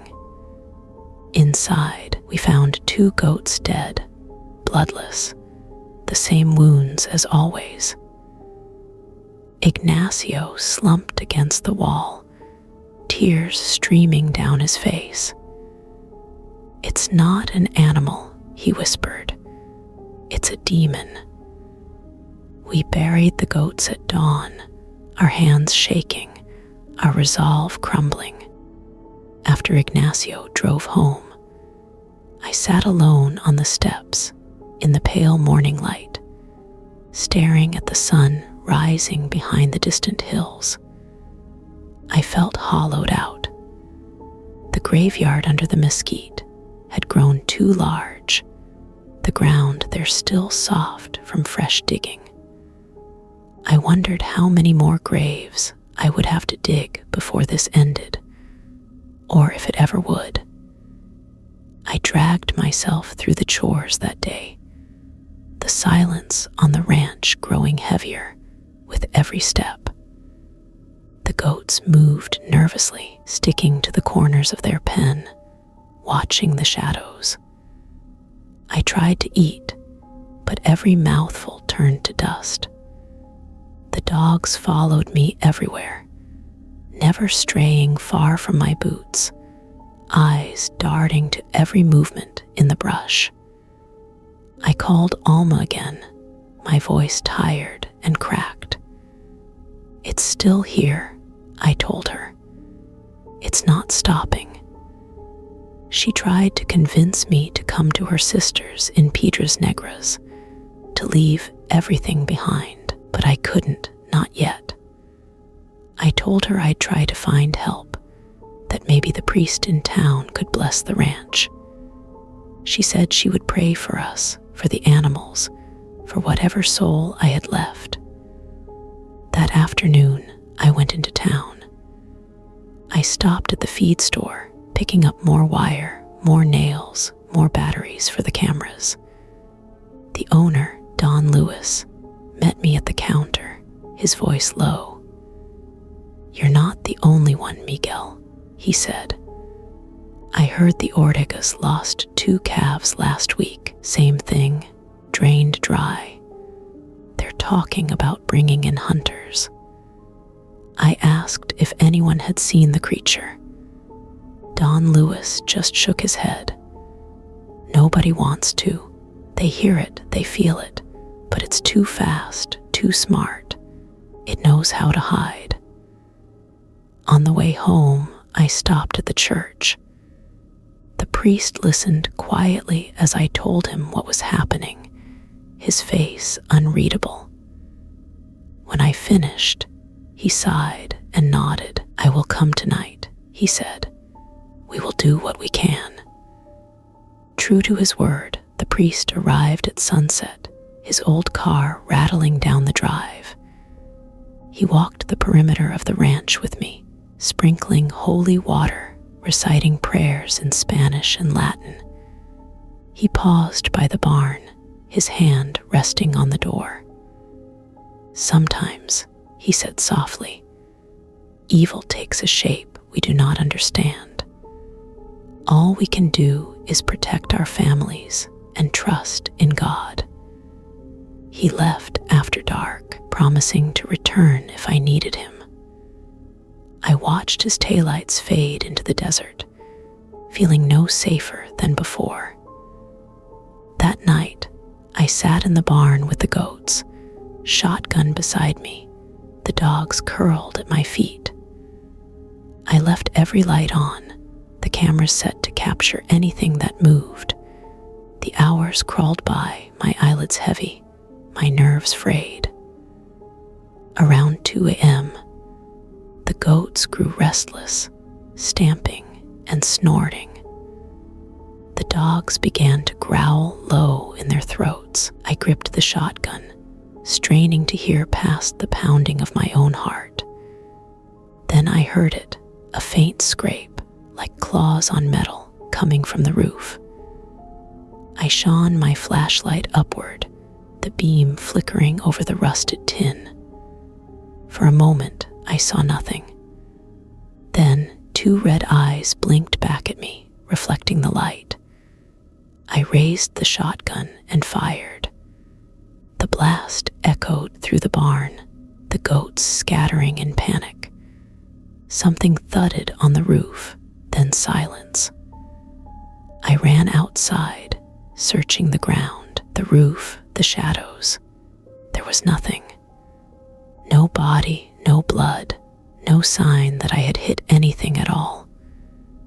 But in the morning, I found one goat dead, her body crumpled beneath the eaves, the same wounds at her throat. It was as if the creature was mocking me, showing me how futile my efforts were. I called Ignacio, told him what happened. He was quiet, then said, "I don't think we can kill it, Miguel. Not with guns, not with traps, maybe not with anything." I didn't want to believe him, but the evidence was piling up. Whatever was hunting us was not like anything we had ever known. The next few nights passed in a blur of exhaustion and dread. I barely slept, jumping at every sound. The goats grew thin, their eyes haunted. The dogs stopped barking altogether, as if they knew it was useless. Alma called every day, her voice growing more insistent. "Please come to the city. Leave the ranch. There's nothing left to fight for." But I stayed, bound to the land by stubbornness and pride, by the ghosts of every animal I had buried. The days crawled by, each one heavier than the last. I moved through my chores like a ghost, barely tasting my food, barely hearing the radio when I turned it on for company. The only thing that kept me moving was the knowledge that if I stopped, if I let my guard down even for a minute, the thing that haunted my ranch would take everything. One afternoon, as I was mending a section of the fence out by the arroyo, I found something unusual. The grass was pressed flat in a wide, circular patch, as if something heavy had crouched there for a long time. In the center, I found a scattering of feathers, once white, now stained brown and brittle. The ground was dry, but when I touched one of the feathers, it felt damp, sticky. I wiped my fingers on my jeans, heart pounding. I searched the area for tracks, but the ground was too hard, the sun baking away any prints.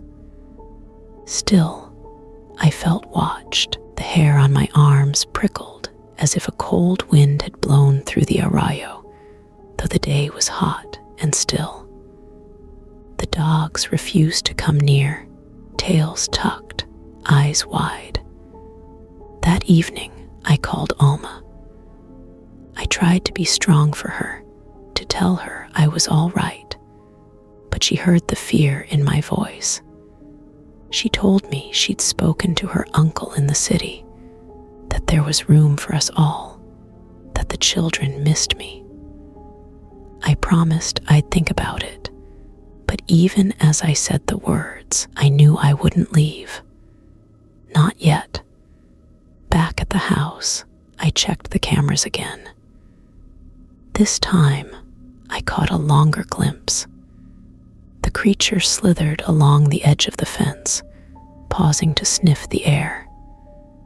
Its skin was hairless, gray and shiny, the muscles beneath it twitching as it moved. The head was oddly shaped, elongated, with large, pointed ears, and a mouth that seemed to open far too wide. Its eyes glowed in the infrared, staring into the darkness as if it could sense the camera watching. I saved the footage, heart hammering, and sent it to Ignacio. He called me back immediately. "Don't go out at night," he warned. "Keep your doors locked. It's hunting." I didn't reply. I just watched the video again and again, as if by staring at it long enough I might find a weakness, some clue about how to fight back. That night, I slept in the barn again, the dogs curled close. I placed the shotgun across my lap. The goats pressed together in the farthest corner, their eyes reflecting the lantern light. I whispered to them, promising to protect them, though the words sounded empty even to me. Around midnight, the dogs started to whine, their bodies tense. I listened, every muscle in my body taut. Then I heard a thump on the roof, soft at first, then louder, as if something was moving across the tin. I stood slowly, shotgun in hand, and aimed at the ceiling. The thumping stopped. I waited, breath held, sweat prickling my neck. A moment later, a shape flashed past the window, just a blur, but enough to send the goats into a panic. I fired through the open door, the blast echoing across the yard. Silence fell. I waited for what felt like hours before daring to step outside. The night was still, the only sound the creak of the windmill and the distant howl of a coyote. In the morning, I found another goat dead, her body light as air, the same twin holes at her throat. The other goats refused to leave the barn, crowding into the darkest corners. I buried the goat beside the others, my hands trembling with exhaustion and rage. When I went inside, I found a note from Alma on the kitchen table. She'd sent it with Ignacio, who'd stopped by early while I was out at the fence. The handwriting was shaky, but the words were clear. "Miguel, please. You cannot fight this alone. Come to us. We need you. The children need you. I need you." I pressed the note to my chest and sat at the table, staring at nothing. For the first time, I let myself cry. That night, I did not go out to the barn. I locked the doors, drew the curtains, and sat with the dogs at my feet. I did not sleep. When the sun rose, I went to the barn and found the goats alive but terrified, the barn door scratched and splintered. I knew then that I could not win. The creature would not stop. It was only a matter of time before it took everything. That morning, as the sun rose over the desert, I sat on my porch and tried to decide what to do. My hands trembled as I drank my coffee, the taste bitter and metallic, like fear itself. I watched the empty road leading away from the ranch, the shimmering heat already rising off the hard-packed dirt. I imagined Alma and the children waking up in the city, safe from this nightmare, and wondered if I had made the right choice by staying. By midday, I had made up my mind. I could not keep fighting a battle I could not win. I called Alma and told her I would come to Piedras Negras, at least for a few nights.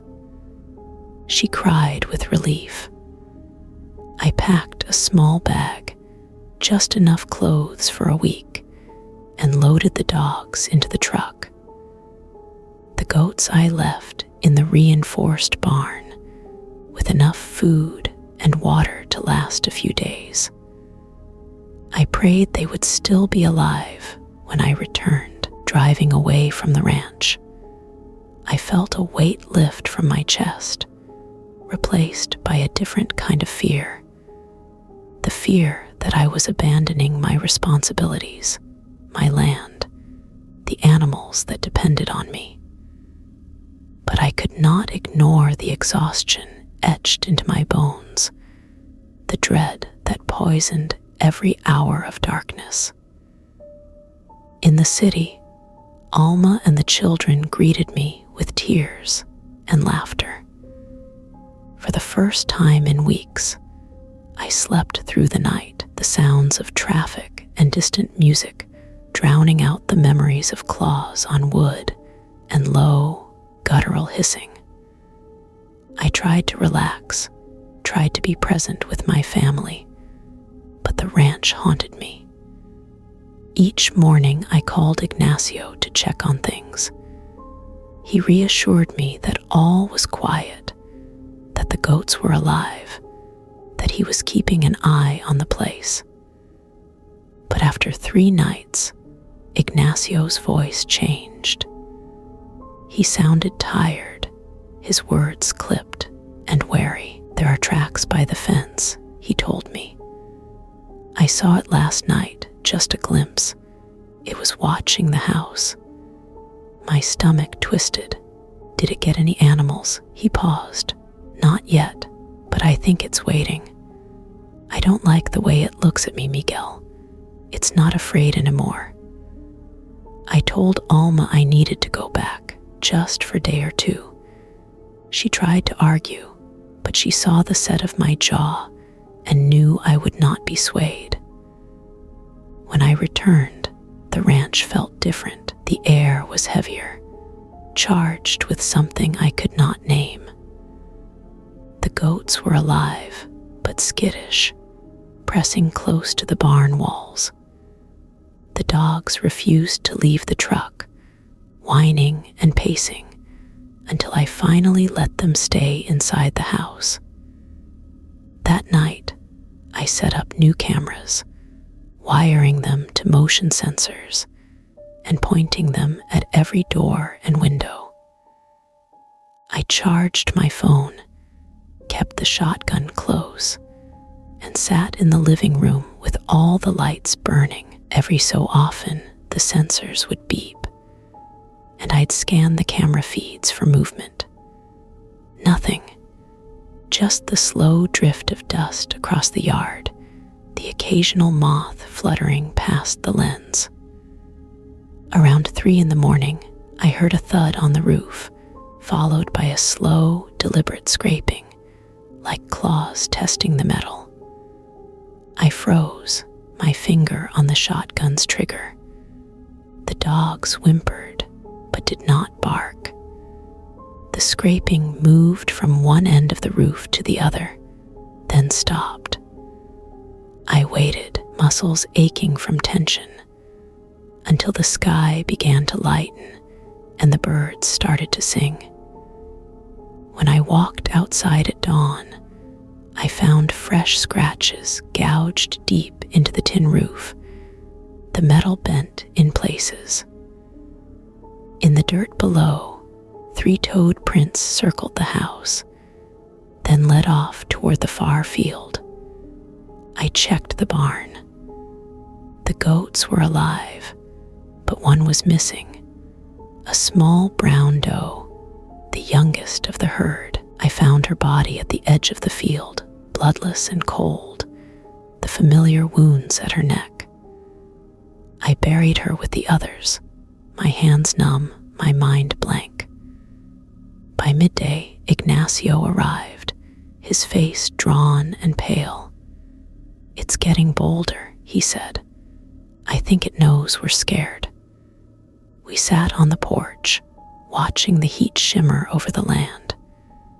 My heart ached for the days when the worst thing I had to fear was a broken fence or a snake in the feed room.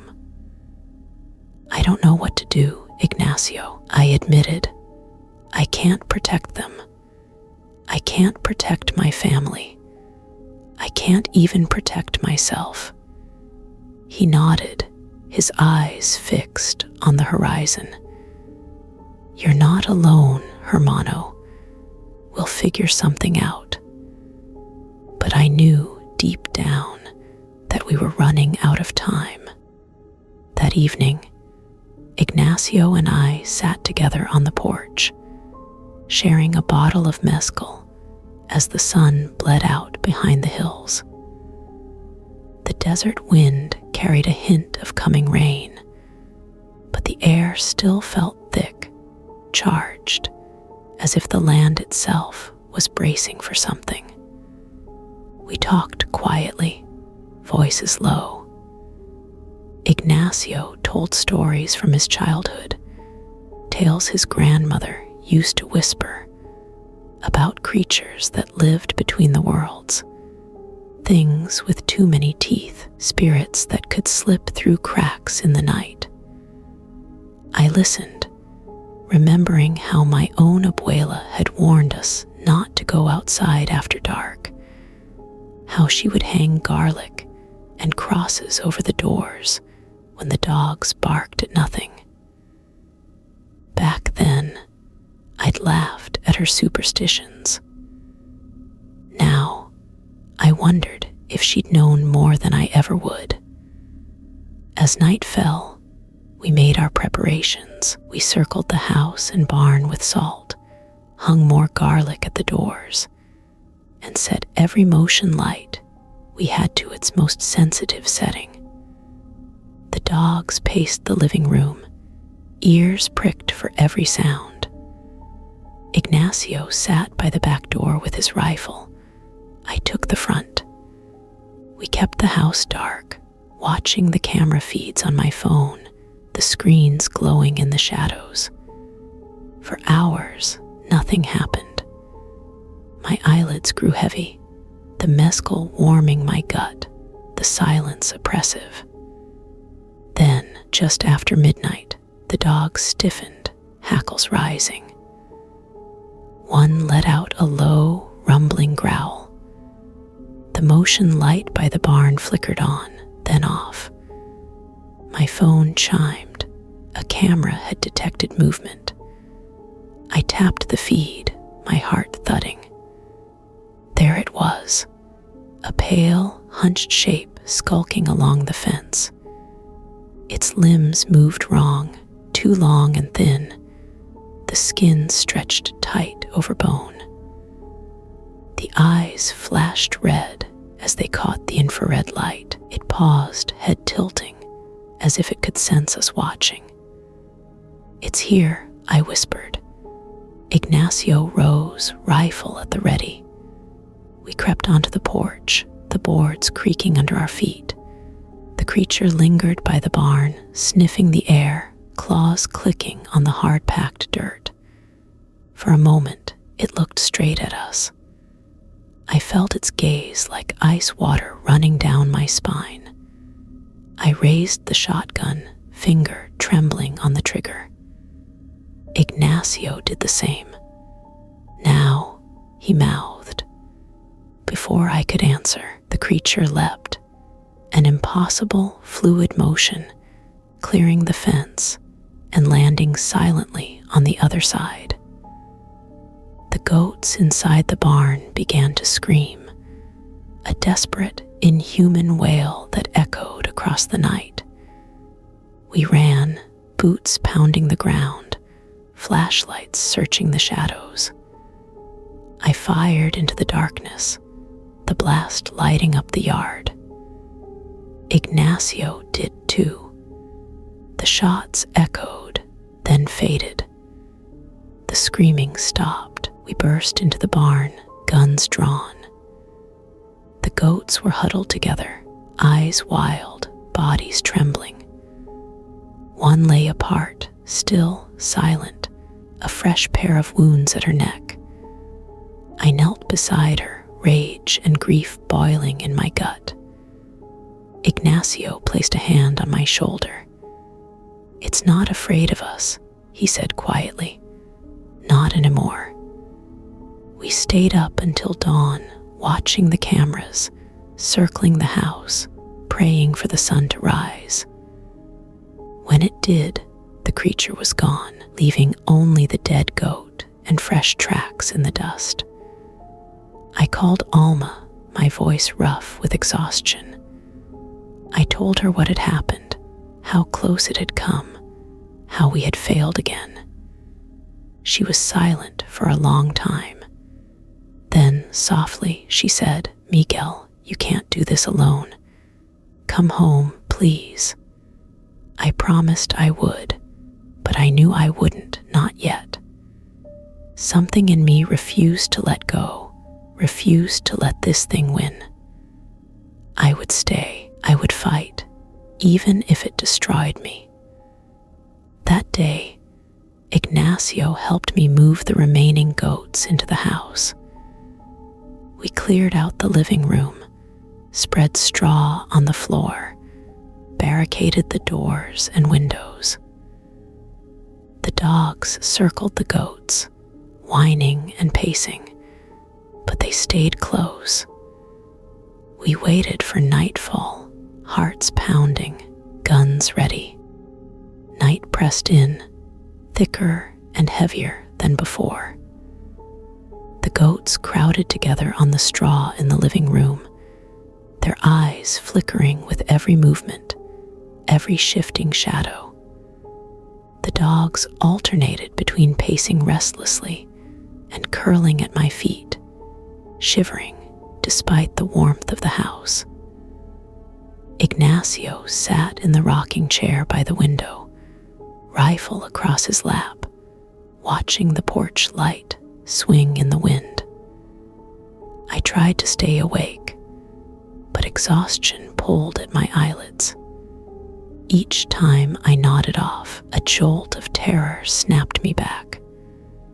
I couldn't tell if it was the fear of the creature or the fear of what would happen if I failed again.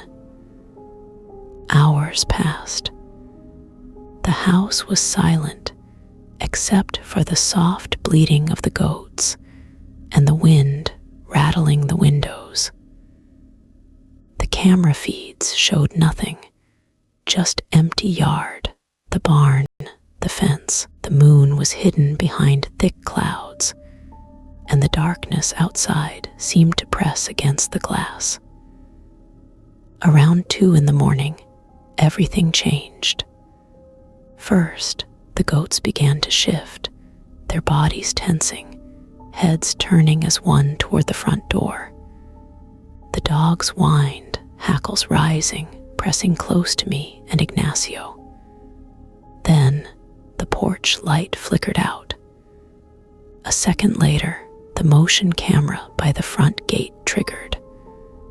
On my phone, I saw it.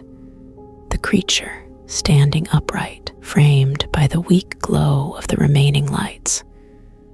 Its body was gaunt, its limbs impossibly long, its eyes burning red. The mouth opened wide, revealing rows of needle-like teeth. It moved closer, its gaze fixed on the house.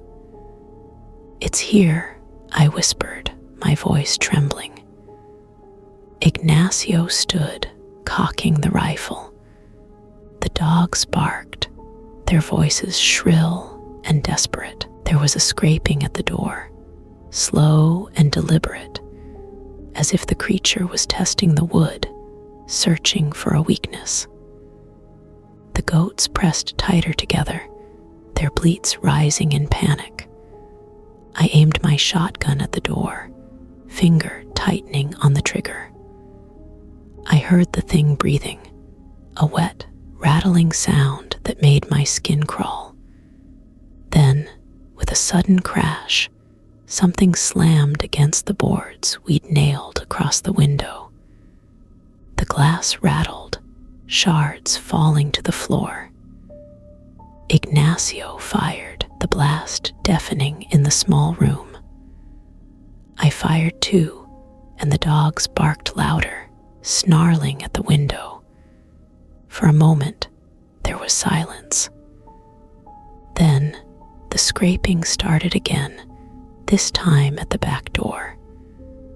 We moved as one, guns ready, the goats crying behind us.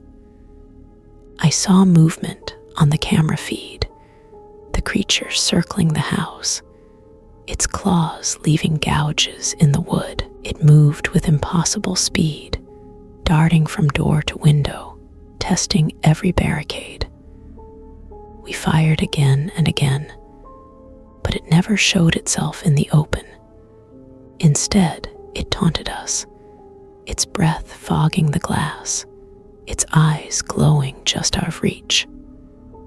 At last, as dawn approached, the attack stopped. The goats were unharmed, the dogs exhausted. Ignacio and I collapsed on the floor, too tired to speak, our bodies shaking with adrenaline and relief. When the sun rose, we went outside. The yard was full of tracks, three-toed prints circling the house, deep gouges in the wood and the earth. The barn door had been torn nearly off its hinges, but nothing inside was touched. I checked the cameras one last time, saving every image, every shred of proof. Ignacio shook his head, wiping sweat from his brow. "It's not giving up," he said. "It's getting smarter, bolder." I nodded, the weight of his words settling on my shoulders. That morning, I called Alma and told her everything. She wept, begging me to leave, to bring the dogs and the few goats that remained, to start over somewhere new. For the first time, I was tempted. But as I stood in the wreckage of my home, looking at the frightened animals and the scars in the wood, I realized that nothing would ever truly be the same. The creature had taken more than blood. It had taken my sense of safety, my pride, my peace. Still, in the daylight, I felt a sliver of hope. We had survived another night. The goats were alive. Ignacio was still at my side. Perhaps that would have to be enough. Days that followed were tense, the air thick with dread and the weight of sleepless nights. Ignacio stayed with me, refusing to leave me alone, and together we tried to patch up the damage. We repaired the barn door as best we could, hammered new boards over the windows, and sprinkled more salt along the thresholds.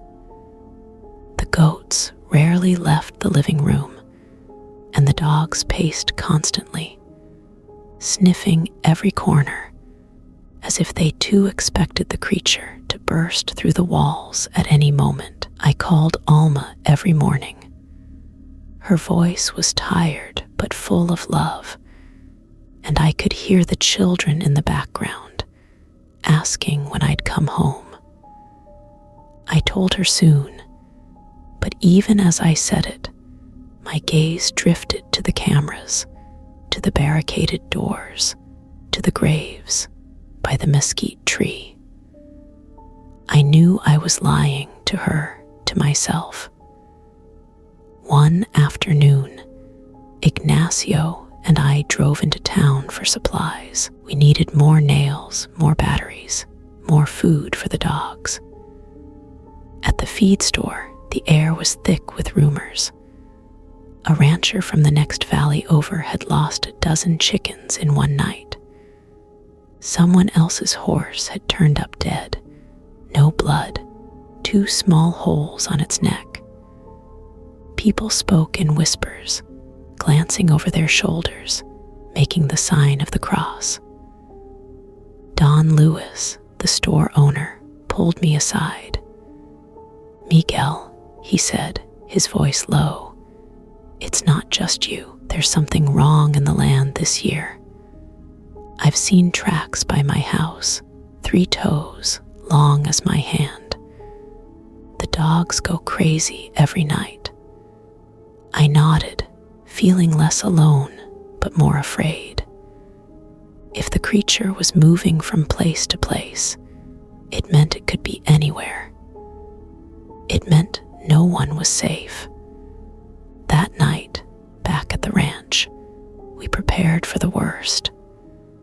We moved the goats back to the barn, hoping the reinforced doors would hold. The dogs stayed inside the house, restless and alert.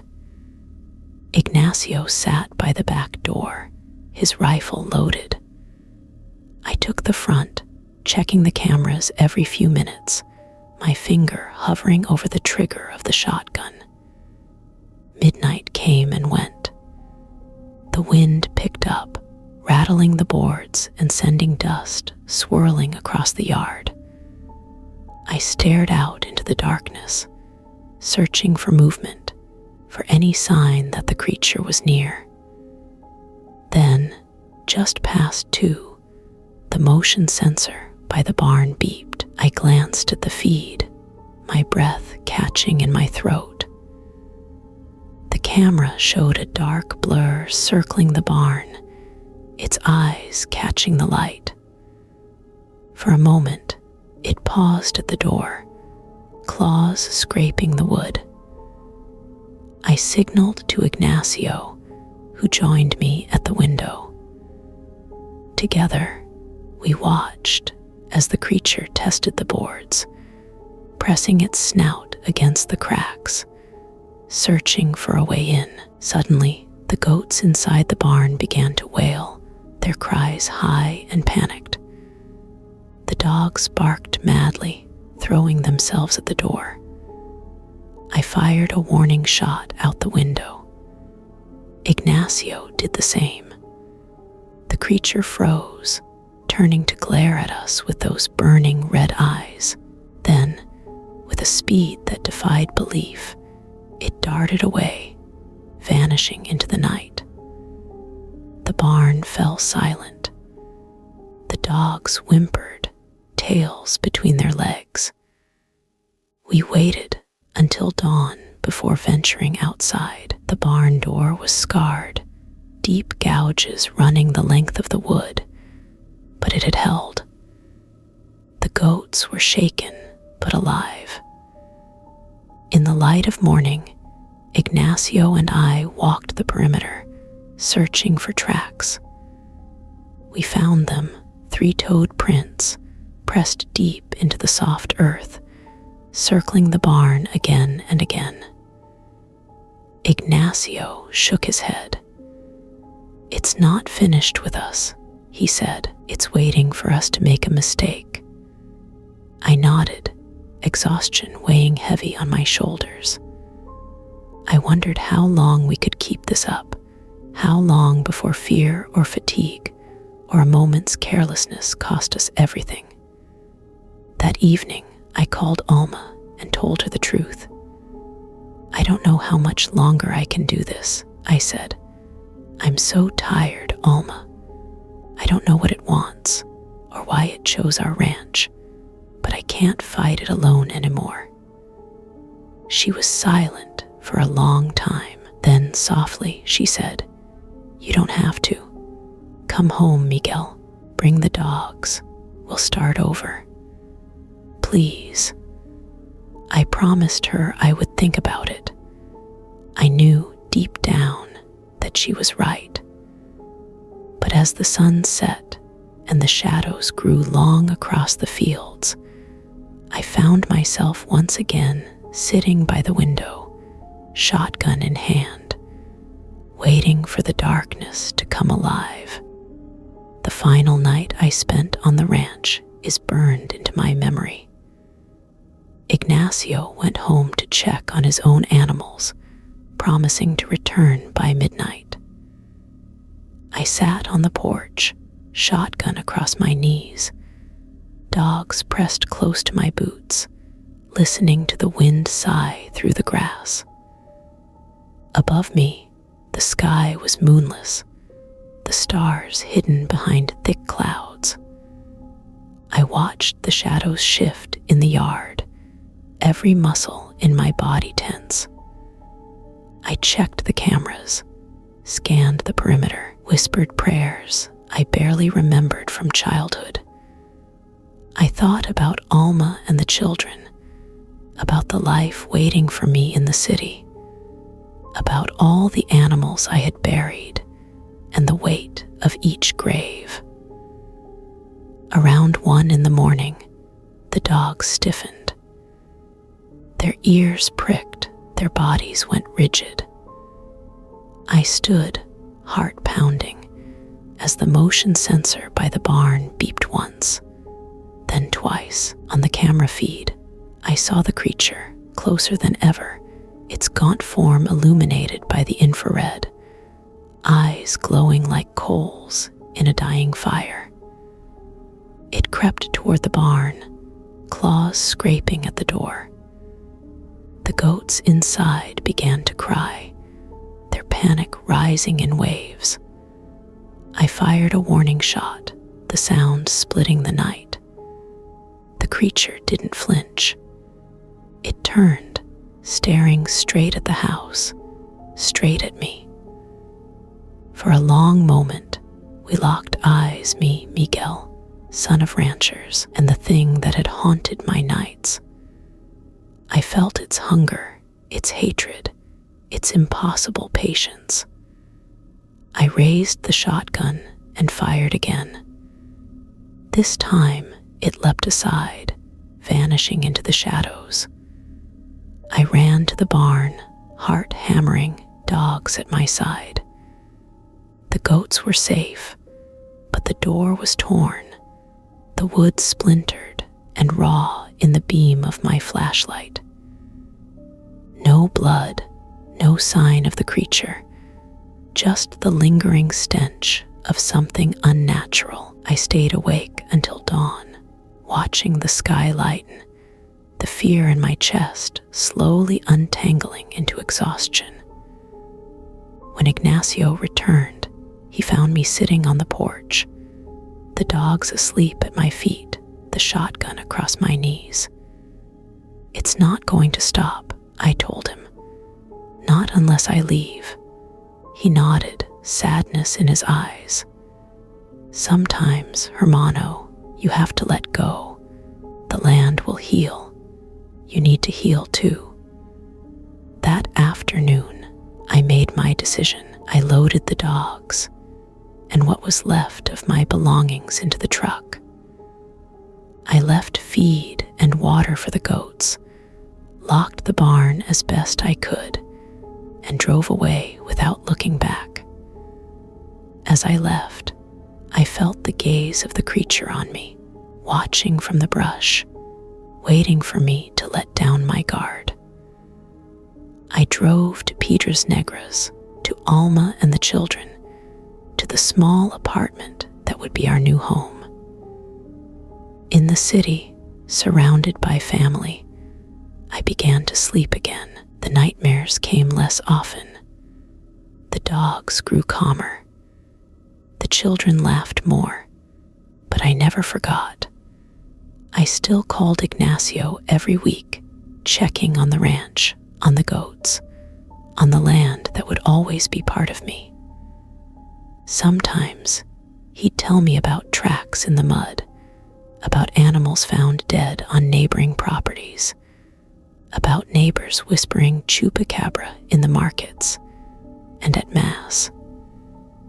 But mostly, he told me about the slow return of normal life, the goats growing fat, the grass coming back, the quiet that settled over the fields.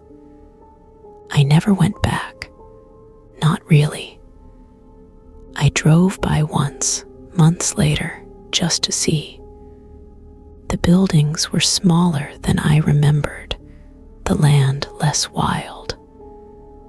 I stopped at the edge of the property, looking at the barn, the house, the mesquite tree under which I'd buried so many animals. For a moment, I thought I saw something move in the shadows, a flicker of gray, a flash of red eyes. But when I blinked, it was gone. I told myself it was just my imagination, but some part of me knows better. If you keep animals, if you live on the edge of the wild, listen carefully to the warnings of those who have lost. Lock your doors, trust your dogs, and if you ever find an animal drained of blood, with 2 perfect holes in its neck, run. Do not wait. Do not fight. Some hunger cannot be sated. Some shadows cannot be banished. My name is Miguel, and this is my story. I survived, but I left a part of myself behind with every animal I buried. Every night I waited for the scratching at the door. I pray you never have to do the same. Story 3. Chupacabra Encounters. We caught the Chupacabra on camera. My name is Teresa, and this is the story of the night everything I believed about the world changed. I've always been a rational person, someone who trusts what she can see and touch, someone who finds comfort in routine and facts. My husband, Paul, and I moved to a small farm outside Laredo, Texas, looking for a quieter life, a place to raise our children and our animals with a sense of peace. I never thought that peace would be shattered by something impossible. It started, as these stories always seem to, with small things. Our chickens began to disappear. At first, we chalked it up to foxes, or maybe a clever raccoon. One morning, I found a pile of feathers behind the coop, but no body. Paul set up new fencing, reinforced the doors, and for a while, things went back to normal. But then, one morning, I found something I can't forget. 2 of our hens lay in the dust, side by side, their bodies unnaturally still. There was no blood, no sign of a struggle, no torn feathers, only a pair of small, round holes at the base of each bird's neck. Their eyes were open, staring at nothing. I called Paul over, my voice shaking. He knelt beside the bodies, frowning, and for the first time, I saw fear in his eyes. "We need to do something," I whispered. That night, Paul set up a motion-activated camera by the coop. We watched the footage together the next morning. Nothing but raccoons and a single stray cat sniffing around the feed. But every morning, another chicken was missing or found dead with those same strange wounds. Paul added more cameras, pointing them at every angle around the barn and the pens. We even bought one of those wildlife cameras that hunters use, hoping to catch whatever was killing our birds.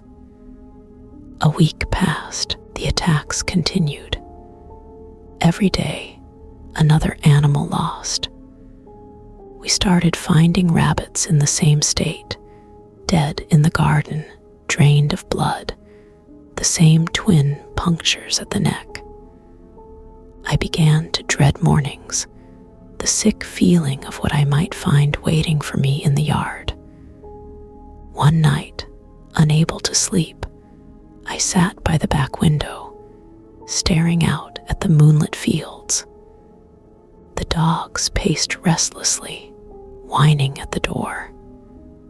I wondered if I was losing my mind, if maybe I'd missed some obvious explanation.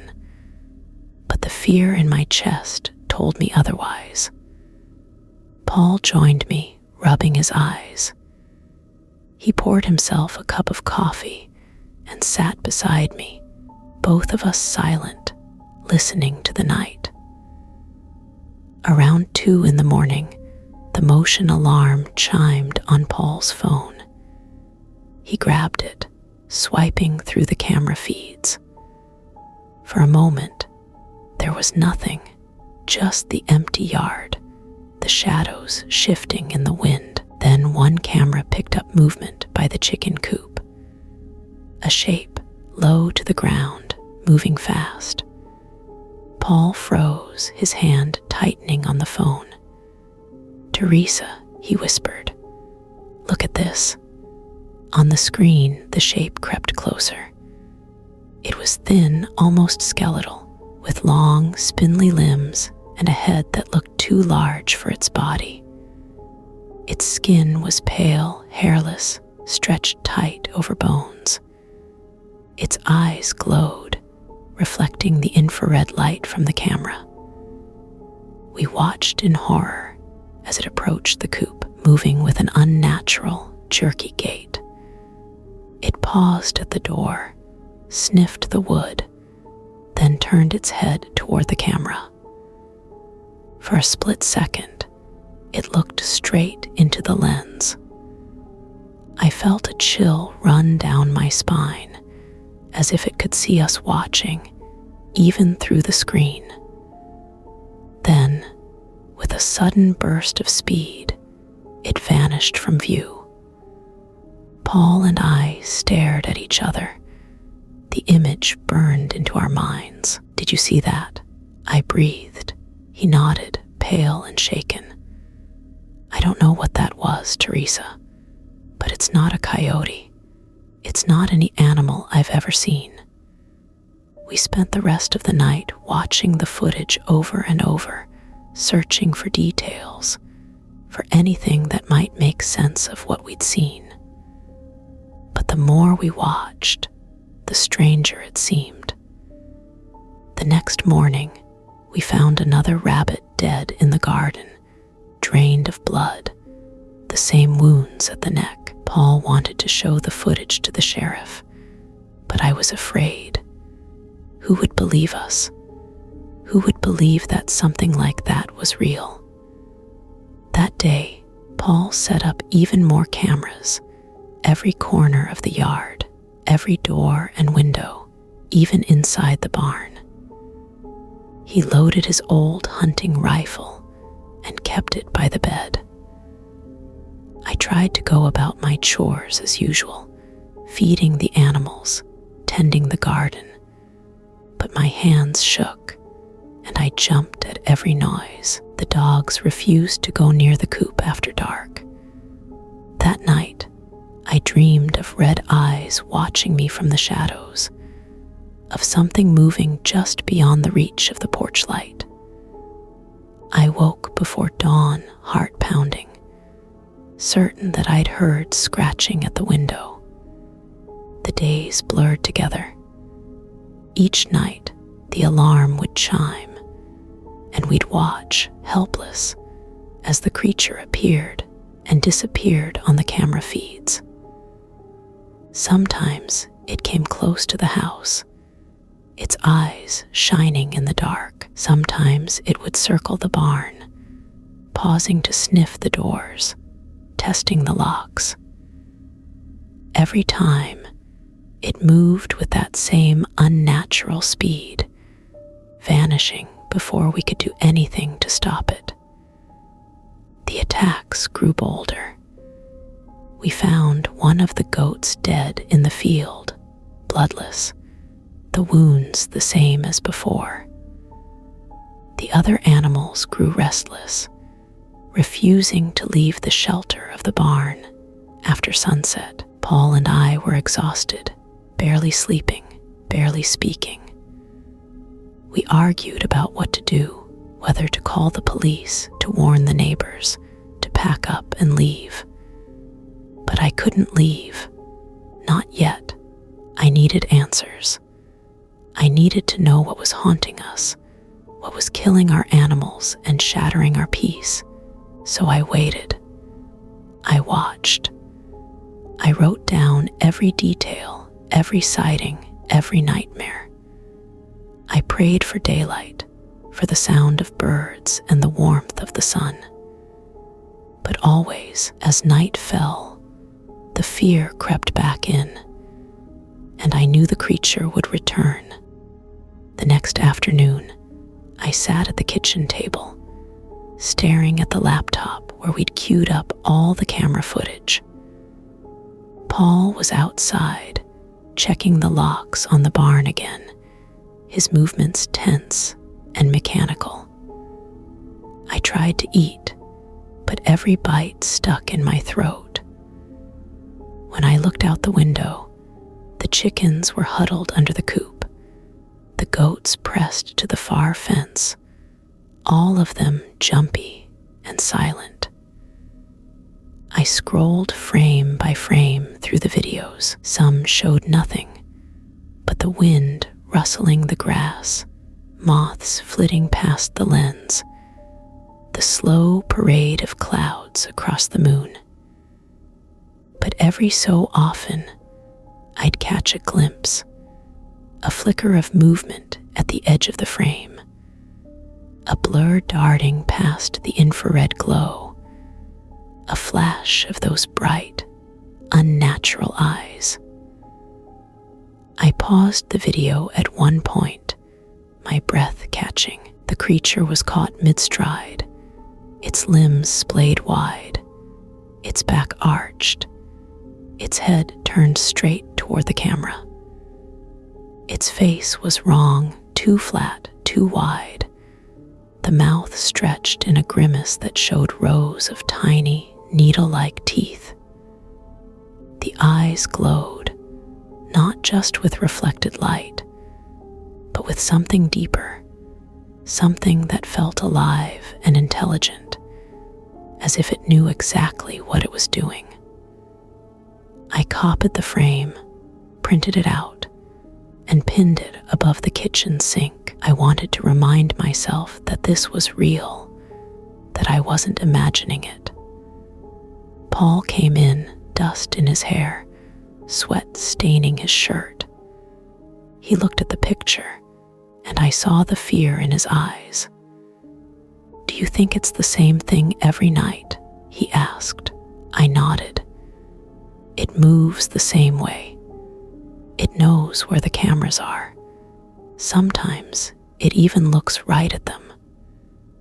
He rubbed his face with both hands, trying to steady his nerves. "We need help, Teresa. We can't keep doing this alone." That evening, Paul called the sheriff. He tried to sound calm, but I could hear the desperation in his voice. "We've lost more than a dozen animals," he said.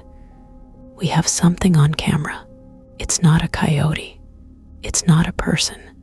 Can you send someone out?" The sheriff came the next morning, a tall man named Rodriguez, with a slow, steady way of speaking. He watched a few clips of the footage, his face unreadable. When the creature flashed across the screen, he paused, leaned forward, then shook his head. "I don't know what to tell you," he said. "Never seen anything like that. Could be a sick dog, maybe something with mange, or maybe just a trick of the light." I wanted to scream. Instead, I handed him the printout of the creature's face. He took it with him, promising to keep an eye out. I could tell he didn't believe us. Not really. Paul and I spent the day reinforcing the barn, the coop, even the house. We stacked cases of bottled water and cans of food by the back door, just in case. Paul loaded his rifle and left it in the bedroom. I kept the dogs inside from dusk till dawn. That night, the creature came earlier. The alarm on Paul's phone chimed at 10:32 p.m. We watched as the thing slithered along the fence, moving faster than anything we'd ever seen, then paused beneath the security light.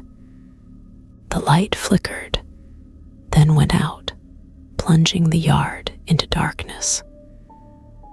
The only illumination came from the infrared camera, which showed the creature rearing up on its hind legs, sniffing the air, its mouth opening wide. I stared at the screen, frozen. The creature suddenly darted straight toward the house, vanishing from the camera's field of view. I heard the dogs barking, frantic and terrified, their bodies pressed against the door. Paul grabbed his rifle and crept to the back window. I followed, clutching my phone, my heart racing so hard I thought I might faint. We waited, barely breathing. The dogs whined, and I heard scratching at the back door, slow, deliberate, as if the thing was testing the wood. Paul raised the rifle, whispering, "Stay behind me." The scratching stopped. I heard something moving along the side of the house, the boards creaking. I peered out the window, but the night was too dark, the shadows too deep. Finally, after what felt like hours, the dogs stopped barking. The silence was deafening. Paul and I stayed awake till dawn, watching the cameras, checking the doors and windows again and again. When the sun rose, we went outside together. The first thing I saw were the tracks, three-toed prints, pressed deep into the damp earth, circling the house and the barn. The back door was scratched, the paint stripped away in ragged lines.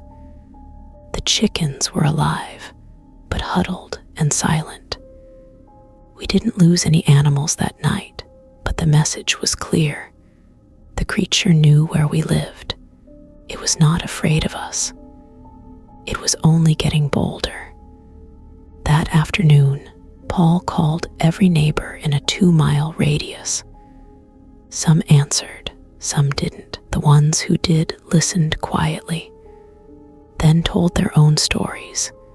Missing chickens, dead rabbits, strange howls in the night. "No one wants to talk about it," Paul said, hanging up the phone. "But everyone's scared." I spent the rest of the day watching the footage again, looking for patterns, For anything I might have missed, I wrote down the times the creature appeared, the paths it took, the places it lingered. I tried to map its movements to find a weakness, but every night it came back. Every night it found a new way to test our defenses, a new animal to kill. I started to wonder if it was playing with us, if it wanted us to see it, to feel its presence, to know that it could take whatever it wanted. And I wondered how much longer we could last before something finally broke.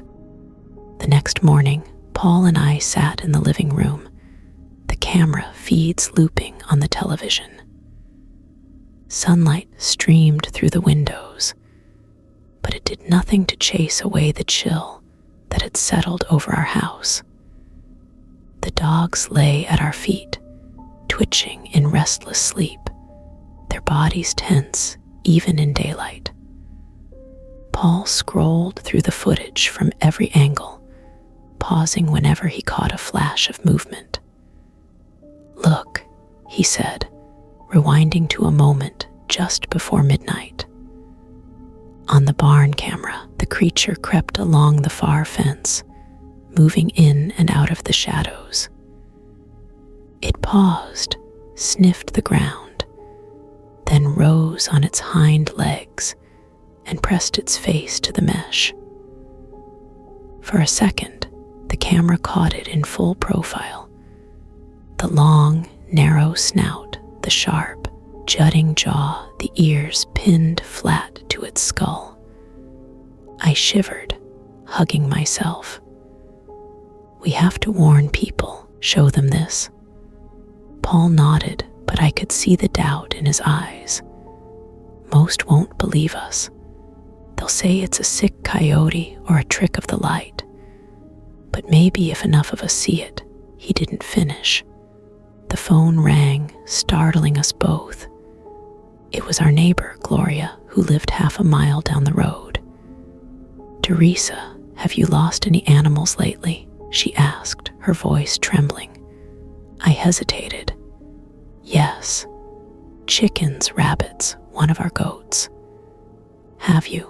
A pause. "All our chickens gone.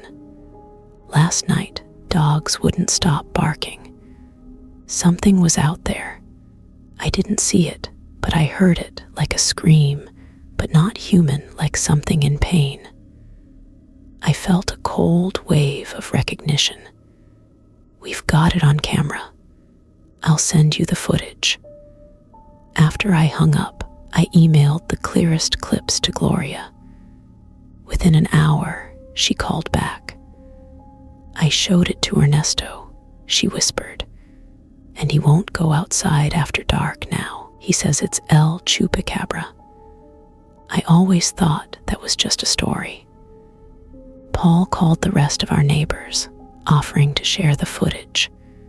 Some thanked us, others hung up quickly, too frightened to speak. Word spread fast, and by evening, half the community had seen the images. Some believed, some didn't, but everyone was afraid. That night, we doubled our precautions. Paul reinforced the barn doors with steel bars, nailed boards across the lower windows, and put extra locks on every gate. I cooked a big dinner, something hearty, something that tasted of normal life. We ate together in the kitchen, trying to pretend nothing had changed. But as the sun set, the fear settled back in. The dogs grew anxious, pacing the rooms, whining at every sound. I checked the cameras every 10 minutes, my hands sweating, my heart refusing to slow. Around midnight, the motion alarm chimed again on the north fence camera. I saw the creature slinking along the edge of the property, stopping every dozen steps to sniff the air. Its eyes glowed like embers in the night. I watched as it moved closer to the house, circling, always just out of reach. Paul gripped his rifle, his knuckles white. If it comes for the house, I'm shooting it. I don't care what it is. I nodded, my own courage faltering. I wanted to believe we could defend ourselves, that we could end this nightmare, but the thing outside seemed to know no fear. Suddenly, the dogs began to bark, rushing to the back door. I grabbed the biggest flashlight we had and flicked it on, shining the beam through the window. For a split second, I saw it. The creature pressed against the glass, its face inches from mine. Its mouth opened, revealing those terrible teeth, and for a moment, I thought it was smiling. I screamed, stumbling back. Paul fired through the door, the gunshot deafening. The glass shattered, shards spraying across the floor. The dogs howled, and the creature was gone, vanished into the night. We spent the rest of the night cleaning up broken glass and checking the house for damage. In the morning, we found deep scratches gouged into the wood around the door and 3-toed prints in the mud beneath the window. We didn't lose any animals that night, but we lost something else, any remaining sense of safety, any hope that our home could keep the darkness out. Paul called the sheriff again, but this time no one came. The town was on edge, and people were locking their doors before sundown, triple-checking every latch and bolt. I stayed up late, writing in my journal. I wrote about the creature's eyes, about the way it looked at me through the glass, about the feeling that it was more than an animal, that it was watching us, learning from us, enjoying our fear. I wrote until the sun came up, until my hand cramped and my eyes burned. And still, I knew the worst was yet to come. After that night, Paul and I moved through our days like shadows. We barely spoke, except in whispers, our eyes always drifting to the windows, our ears straining for sounds that didn't belong. Even sunlight seemed weaker now, struggling to cut through the dread that filled our home. The dogs no longer barked at strangers or chased rabbits in the yard. They clung to us, always watchful, always afraid. Paul spent hours reviewing the camera footage. He watched the creature's movements, mapping where it had come and gone, trying to predict its next attack. "It's learning," he muttered, pointing to the screen. "See how it avoids the trip wires, how it circles the barn before coming in. It knows we're watching. It knows exactly what we're doing." I started keeping a flashlight in every room and slept with my cell phone on my chest, the sheriff's number loaded and ready. Sometimes I'd wake in a cold sweat, heart pounding, convinced I'd heard scratching at the window or the low, wet hiss of the creature just outside the door. Paul would sit up beside me, rifle in hand, his own fear a silent echo of mine. Our neighbors grew more desperate. Gloria called nearly every evening, her voice trembling. 3 more chickens gone. Ernesto saw something in the field, said it was crawling. He's ready to sleep with a machete under his pillow. Others called too, some asking for copies of the footage, some just wanting to hear another voice in the dark. One old man left a message on our answering machine, his words slurred with fear. "It ain't no dog. It's come before, and it'll come again. You can't stop it." The sense of isolation deepened. Paul and I tried to warn the rest of the community, but most people just shut their doors tighter, refusing to talk about the thing that haunted our nights. Then, one afternoon, a TV news van pulled up at the end of our drive. A young reporter and her cameraman came to the house, asking questions, filming the scratches on our doors, the tracks in the yard, the printout of the creature's face above our sink. Paul showed them the footage. The reporter's eyes widened. The cameraman's hands shook as he filmed the screen. They promised to run the story that night. We watched the news together, our hands entwined, the footage grainy and strange on the television. The anchor's voice was calm and dismissive. Local ranchers claimed to have captured images of an unidentified animal. Officials urged caution. The phone rang off the hook for hours, some people calling to mock us, others to share their own stories, some just to say they believed. That night, the creature came again. It started just after midnight. The motion alarm chimed, and I watched on the camera as the thing slithered along the fence, pausing to sniff the air.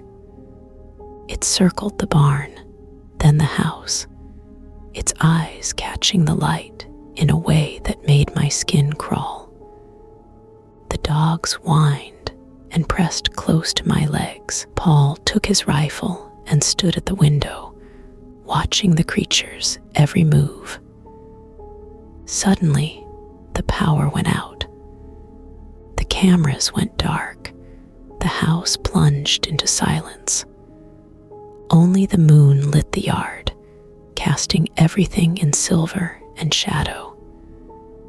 I held my breath, listening for any sign of movement. The dogs snarled, teeth bared, fur bristling. The creature slammed against the back door, hard enough to rattle the hinges. Paul fired through the wood, the shot deafening. For a moment, all was still. Then, from the other side of the house, glass shattered. I heard the creature's claws scraping across the floor, the dogs barking wildly. I ran to the kitchen, flashlight in hand, just in time to see the creature's silhouette vanish through the broken window. Paul followed, rifle raised, but it was already gone, leaving only muddy prints on the tiles and a trail of cold air in its wake. We spent the rest of the night cleaning up glass, boarding the window, checking every door and lock. The animals huddled together in the barn, silent and terrified. In the morning, the power returned. Paul checked the camera footage, but the outage meant there was nothing to see. No proof, no reassurance, just the memory of the creature's eyes and the sound of its claws on our floor. We were left with the knowledge that the thing out there was not only real, but relentless, and that, no matter what we did, it could come and go as it pleased. The next few days passed in a haze of exhaustion and dread. Paul and I slept in shifts, never both closing our eyes at the same time. We hung sheets of plywood over the broken window and reinforced every door, adding fresh locks, and dragging furniture in front of the weakest spots.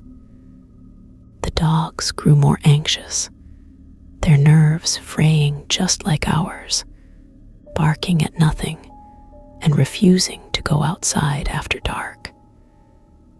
Neighbors dropped off food and supplies at our gate, but no one lingered. People who used to wave and chat now hurried by, eyes averted, afraid that even a conversation might invite the darkness closer to their own doors. Paul and I barely spoke of anything but the creature. It dominated every waking moment, when we ate, when we worked, when we sat in silence, watching the camera feeds, or listening to the wind for that telltale hiss, or the scrape of claws. I found myself flinching at ordinary noises, the ticking of the kitchen clock, the creak of the floorboards, the distant call of a night bird. My nerves were strung as tight as wire. One afternoon, I tried to lose myself in chores. I cleaned the kitchen, scrubbed the mud from the tiles, swept up the last of the broken glass. I tried baking bread, kneading the dough until my arms ached, but the smell of yeast and flour did nothing to lift the heaviness in my chest. Paul worked outside, repairing the chicken coop for the third time, hammering boards over the gaps where the creature had clawed through. I watched him from the window, saw the slump of his shoulders, the way his hands shook as he wiped sweat from his brow. That night, as dusk settled over the fields, Paul brought the rifle in and sat down at the table. He looked older, more tired than I'd ever seen him. "We can't go on like this, Teresa," he said, voice low. "We're not sleeping, we're barely eating. We can't protect the animals, we can't even protect ourselves." I reached across the table and took his hand. "We can't leave," I whispered. "If we do, it wins. If we do, this thing will come for someone else. We have to fight back. We have to find a way." He nodded, squeezing my hand. "Okay, then we fight." We spent the evening making our plan. We would set up a trap, a cage, strong and welded, baited with meat and wired to a camera. We would wait for the creature to come, capture it on film, and if we were lucky, catch it alive. It was a desperate plan, but it was better than feeling helpless. Paul built the cage in the barn, working late into the night. He set up a camera with an infrared floodlight, aiming it directly at the trap. I watched from the doorway, my heart heavy with fear and hope. When he finished, we went inside, locked the doors, and sat together in the living room, staring at the camera feeds. The trap gleamed in the pale light, the bait glistening in the shadows. The hours crept by. Midnight came and went. The dogs dozed at our feet, occasionally lifting their heads to sniff the air. Then, at 2:17 a.m., the camera feed flickered. The motion alarm chimed, and we both leaned forward, eyes locked on the screen. The creature appeared at the edge of the frame, moving slowly, cautiously, its head low, its eyes fixed on the cage. It crept closer, sniffing the air, its body tense and ready to spring away at any threat. For a moment, it seemed to hesitate, then darted forward, its movements quick and jerky. It circled the trap, sniffed the bait, then sat back on its haunches, staring directly into the camera. I felt its gaze in my bones, cold and mocking, as if it knew what we were trying to do. Then, with a sudden lunge, it slapped at the cage. The door rattled but did not close. The creature backed away, then darted forward again, faster this time. The trap snapped shut, just missing its tail as it slipped free. Paul cursed, pounding the table. "So close," he whispered, "so damn close." The creature lingered at the edge of the camera's vision for a few seconds more, then vanished into the darkness. We sat in silence, hearts pounding, watching the empty cage and the empty yard. We had proof now, clear images, close-ups, undeniable evidence. But we still had no way to stop the thing, no way to keep it from coming back. At dawn, Paul reset the trap, reinforcing the door and adding more bait. I sent copies of the footage to the sheriff, to the news station, to anyone I thought might help. But by midday, the only reply we'd received was from a cryptid hunter in another state, who wanted to come camp on our land with a team of experts. I deleted the message, too tired and frightened to trust anyone who sounded so eager for a thrill. The days blurred together.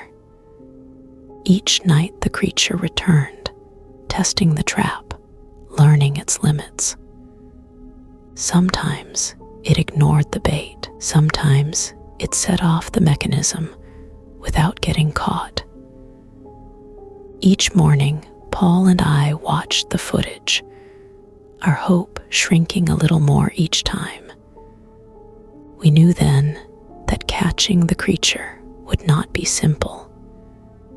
It was smarter than we thought, more cunning, more patient. It was hunting us as much as we were hunting it, and all the while, the animals kept dying, one by one, leaving our world a little emptier, a little colder with each sunrise. After a week of sleepless nights and failed traps, Paul and I grew desperate. The creature was relentless, returning each night to test our defenses and snatch what it could. We lost 2 more rabbits, both found at dawn with the same telltale wounds, bloodless, limp, eyes wide and glassy. Even the goats, once so bold, would not leave the barn unless we stood watch. I tried calling the sheriff's office again, sending the best video clips and still images, but the deputy only replied, "We're looking into it, ma'am.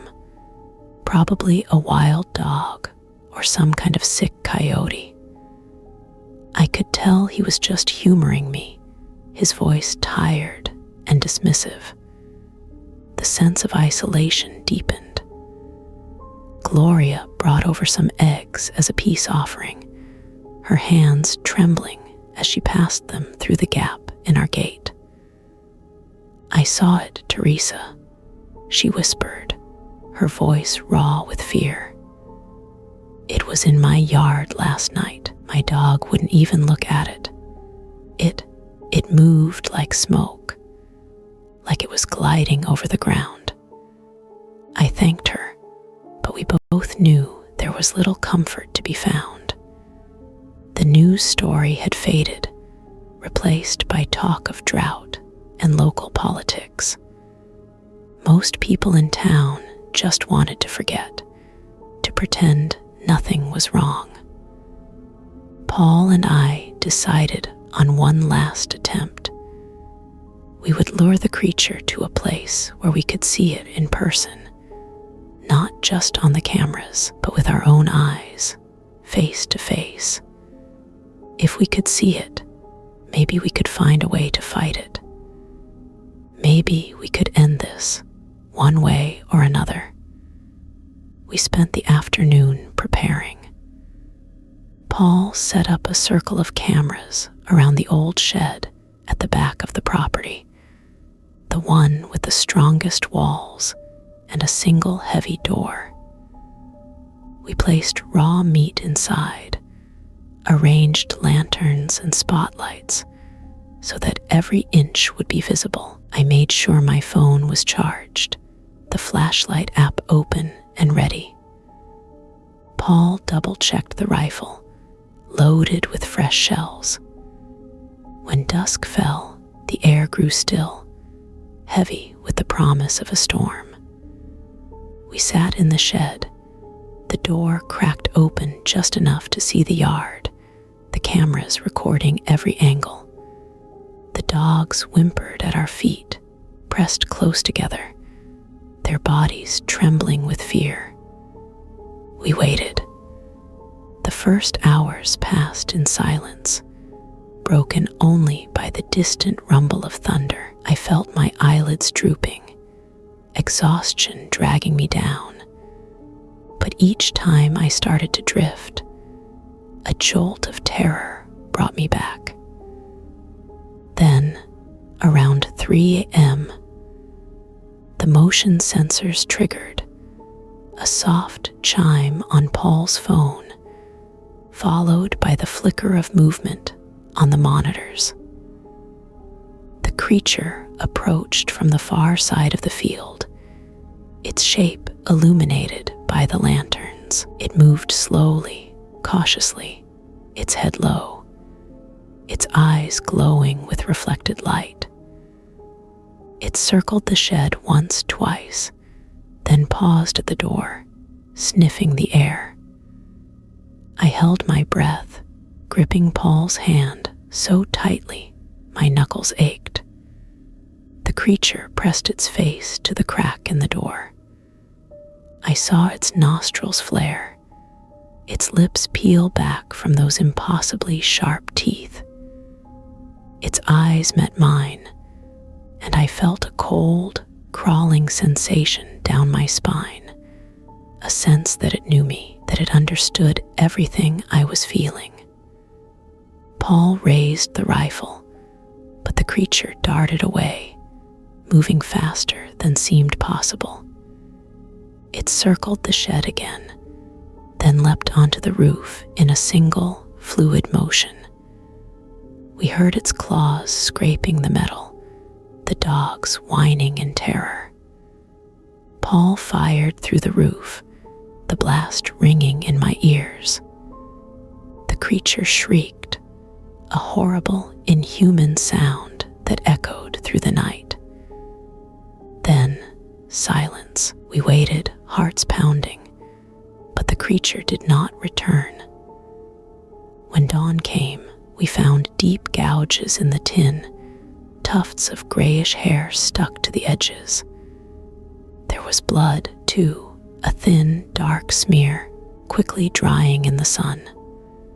Paul collected the hair, sealing it in a bag for the vet in town.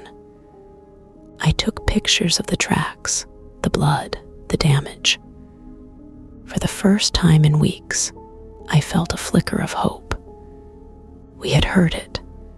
We had proof, something real, something the world could not deny. But even as I watched the sun rise over the battered shed, I knew this wasn't over.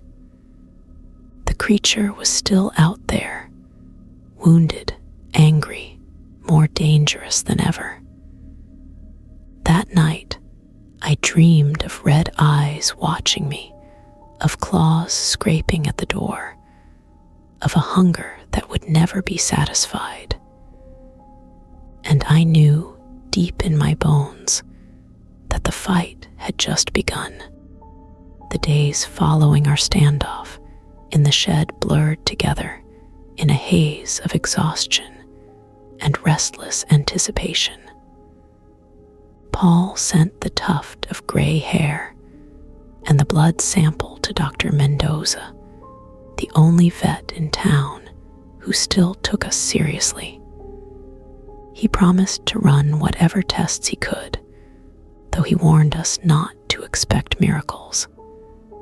"I've never seen anything like this," he admitted quietly over the phone. "But I believe you, Teresa. I've seen too much in this country to laugh at monsters."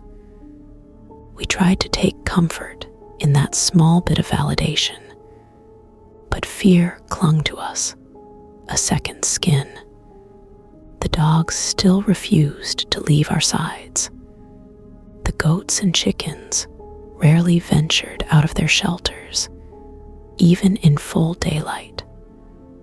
The barnyard was eerily silent, as if all the animals were holding their breath, waiting for the next attack. Word spread throughout the area about our encounter. Gloria and Ernesto stopped by with a box of canned goods and stories of sleepless nights. "No one's lost an animal since you heard it," she whispered. "But that doesn't mean it's gone. People are scared, Teresa. They're talking about moving away. Some already have." Paul and I thanked them, feeling the weight of responsibility settle onto our shoulders. The unspoken question hung in the air. Had we made things better or worse by fighting back? A few days later, Dr. Mendoza called. His voice was grave. "The hair isn't from any animal I've ever seen," he said. "It's not canine, not feline, not even close to any livestock. And the blood, there's something wrong with it. The cells are odd, mutated almost. I don't know what to tell you." I thanked him, feeling both vindicated and more unsettled than ever.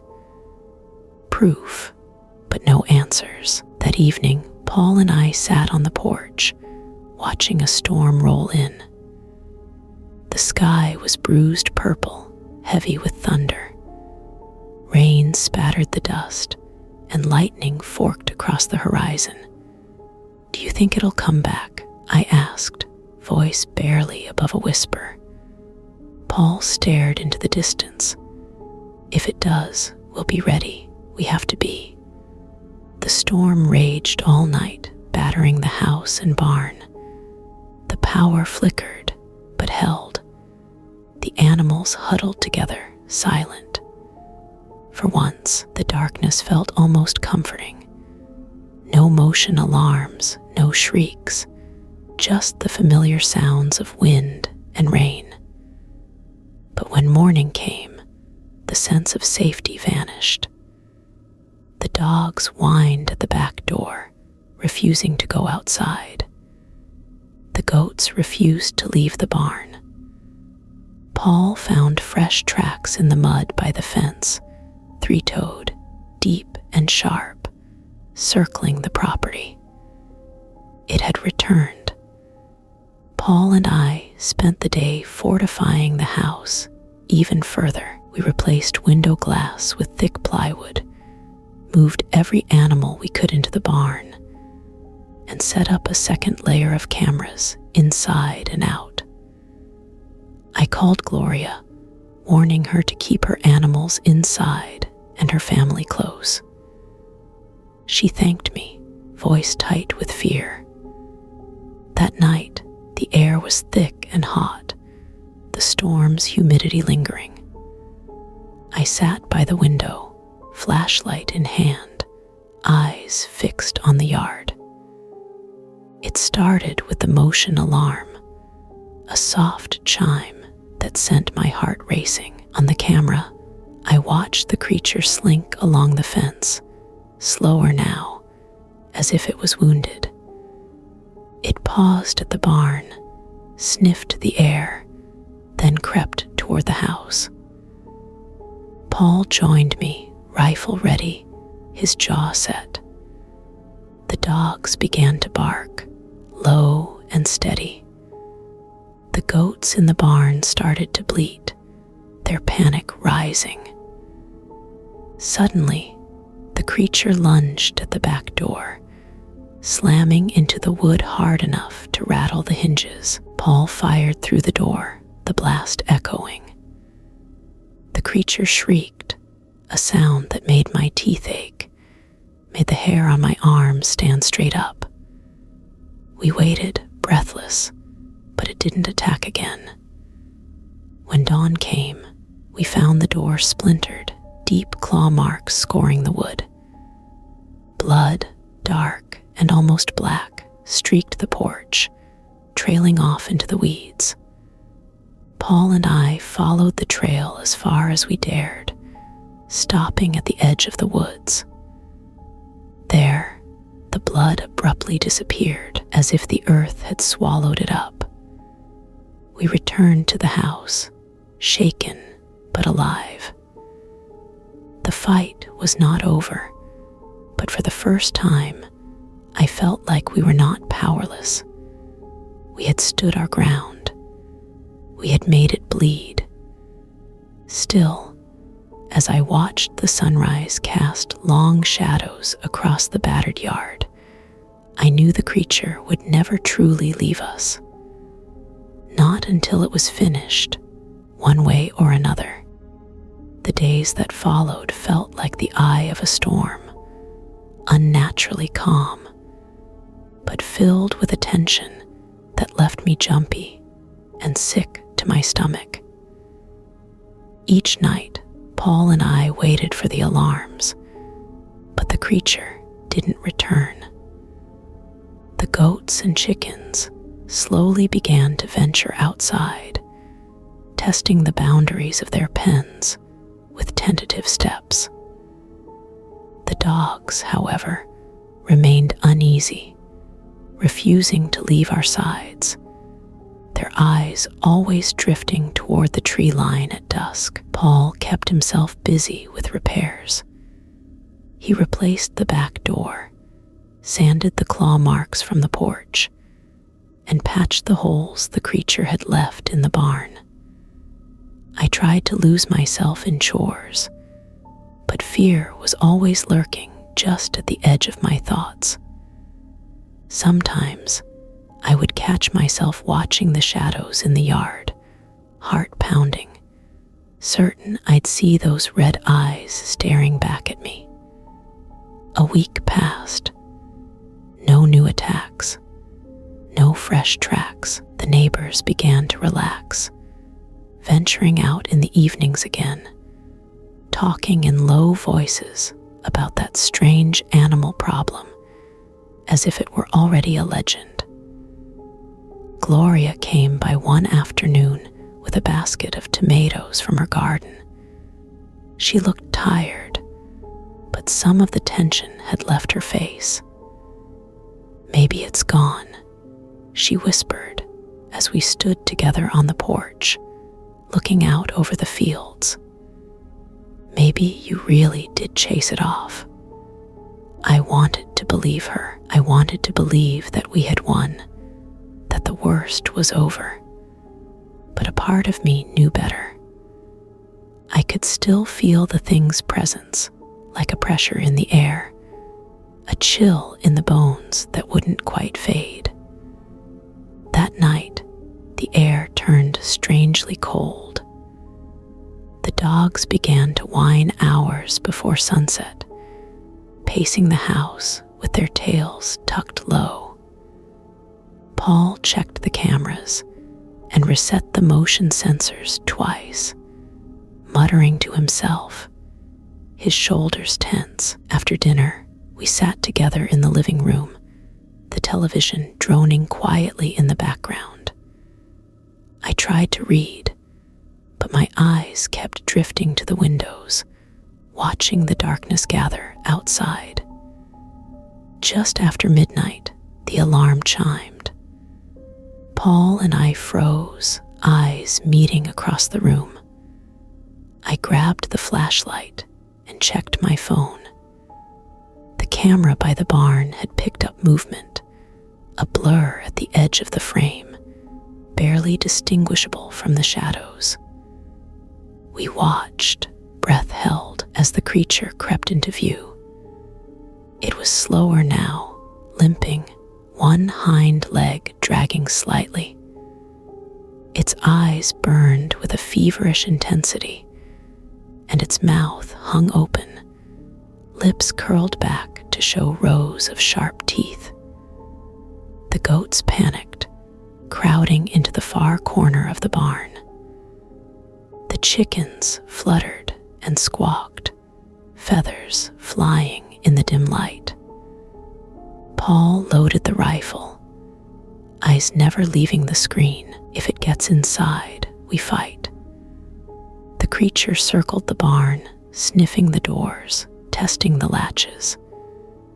It paused at the camera, pressing its face close to the lens. For a terrifying moment, I thought it might smash the equipment, but it only stared as if studying us, memorizing every detail. Then, with a sudden burst of energy, it lunged at the side door, slamming into it again and again. The wood splintered, the lock groaned. Paul ran outside, rifle raised, and I followed with the flashlight, adrenaline surging through my veins. We reached the barn just as the door gave way. The creature slipped inside, the goats screeching in terror. Paul fired, the shot deafening in the close space. The creature shrieked and whirled, its eyes locking on us, its body coiled to spring. I shone the flashlight directly into its face. For a moment, it hesitated, blinking in the harsh light. Then it bolted, crashing through the far wall, leaving behind a trail of blood and tufts of gray hair. We checked the goats, miraculously. They were all alive, though terrified. The chickens were scattered but unharmed. Paul and I stood in the wreckage of the barn, breathing hard, hearts pounding. "We heard it again," he said, voice shaky with relief and fear. "But it's not finished." We spent the rest of the night boarding up the barn, checking the animals, and watching the cameras as dawn broke, painting the world in pale gold. I felt a tired kind of victory. We had survived another night. But deep down, I knew the creature would return. It was wounded, desperate, and now it knew we were dangerous too. I realized then that we were locked in a battle of wills, a contest between predator and prey, between the ordinary and the impossible, and I vowed, as I watched the sunrise with Paul by my side, that we would not give up, no matter what came next. The following day, exhaustion hung over the house like a thick fog. I moved through my chores in a daze, every muscle aching, my mind replaying the images from the night before. The creature's face in the beam of my flashlight, the wild terror in the goat's eyes, the splintered wood of the barn wall. Paul barely spoke, his hands trembling as he fixed the door, his eyes shadowed and distant. We agreed not to tell the neighbors about what had happened.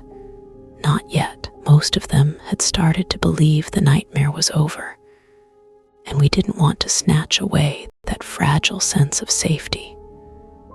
Only Gloria noticed the new boards on the barn when she stopped by that afternoon, and she caught my arm as I tried to steer her away. "It came back, didn't it?" she whispered, her voice hoarse with dread. I nodded, not trusting myself to speak. She squeezed my hand, her eyes full of fear and sympathy. "We're not alone, Teresa. If you need us, call." Paul spent the afternoon reinforcing every door and window, adding metal plates, screwing heavy beams across the weakest spots. He hung up more cameras, this time tying small bells to the tripwires, so we'd have an old-fashioned warning if the power went out again. I double-checked the batteries. In every flashlight filled buckets of water and packed a bag with our most important papers and a first aid kit just in case we had to run. That evening, as the sun set, I found myself standing in the yard, staring at the horizon. The world looked the same as always, the wind rippling the grass, the cicadas buzzing in the trees. But I felt an uneasy stillness, as if the land itself was holding its breath. Paul joined me, his arm heavy across my shoulders. "We should leave," he said quietly. "Go stay with your sister, at least for a few nights." I shook my head. If we go, what happens to the animals? What if it comes back and there's no one here to stop it? He didn't argue. He just held me tighter, both of us listening to the distant rumble of thunder and the uneasy silence that followed. We spent the hours before midnight sitting at the table, drinking coffee, staring at the camera feeds. The dogs paced the house, never settling, their bodies taut with tension. Just before 1 in the morning, the bells on the back porch jingled, a soft, musical warning that sent ice down my spine. Paul and I sprang to our feet. I grabbed the flashlight. He took the rifle, and together we crept toward the back door.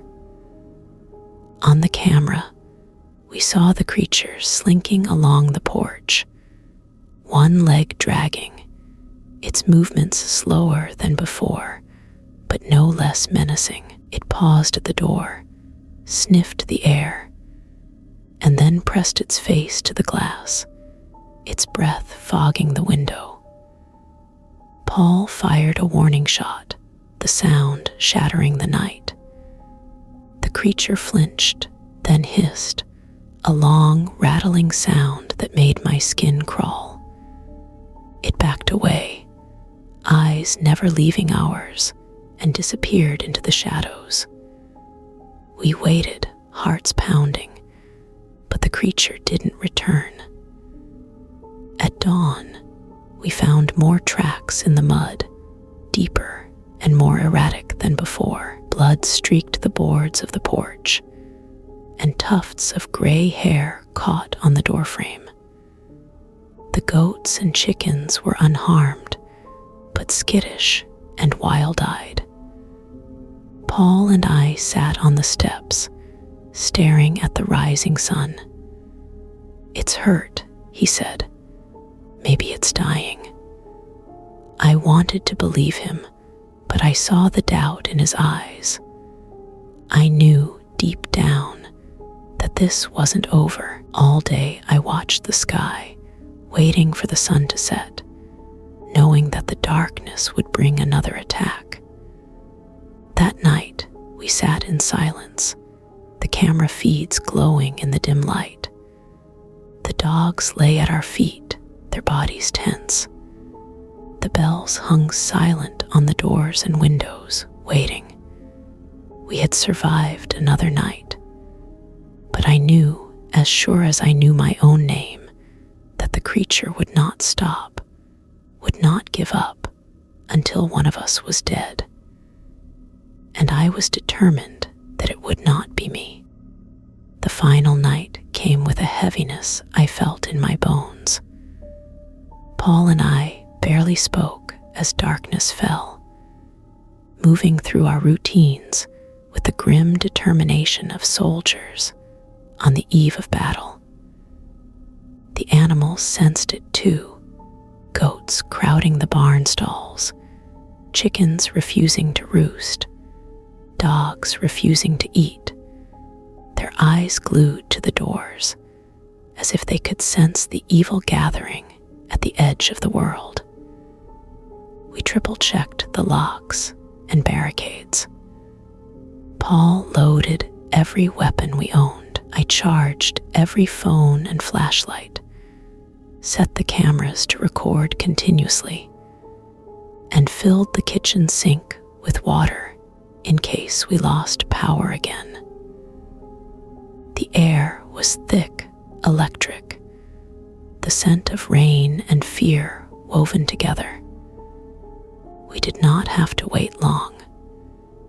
Just past midnight, the bells on the north window jingled, a brittle, trembling sound that raised the hairs on my neck. Motion alarm on Paul's phone chimed at the same instant.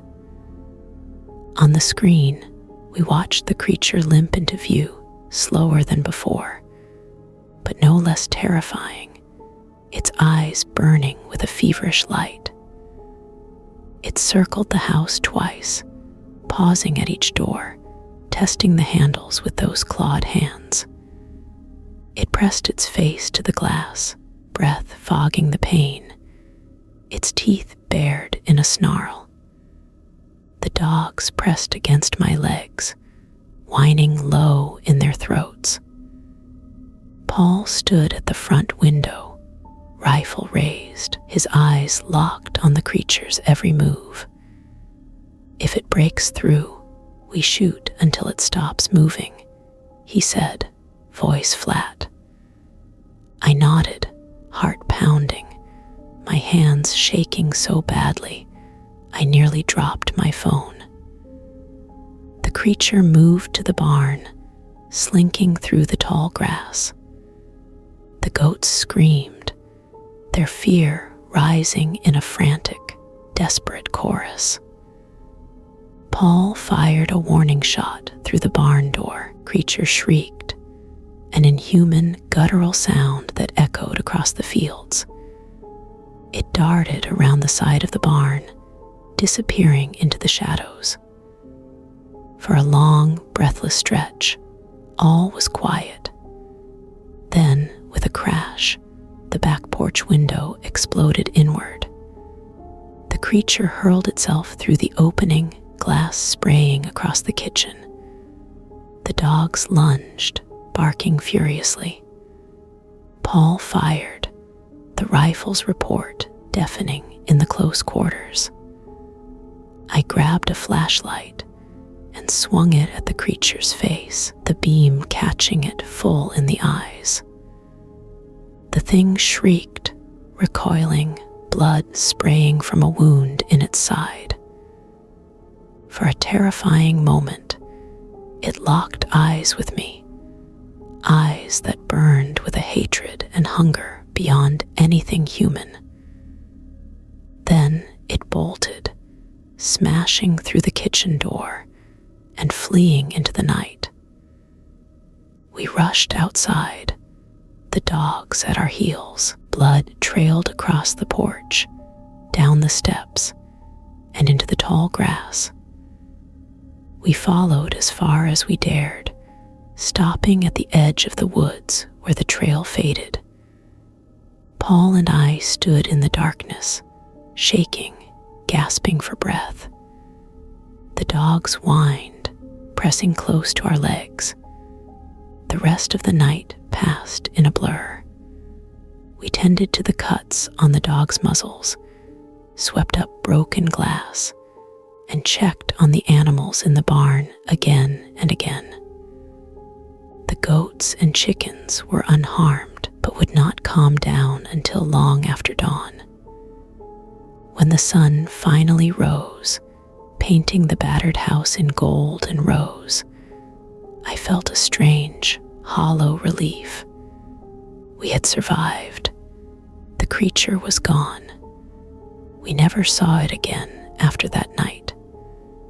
For weeks, Paul and I watched the cameras, jumped at every sound, checked the fences each morning for new tracks. But nothing came. The animals slowly returned to normal. The neighbors, too, crept back into their routines, though no one ever truly let their guard down. Dr. Mendoza called to say the blood samples remained a mystery.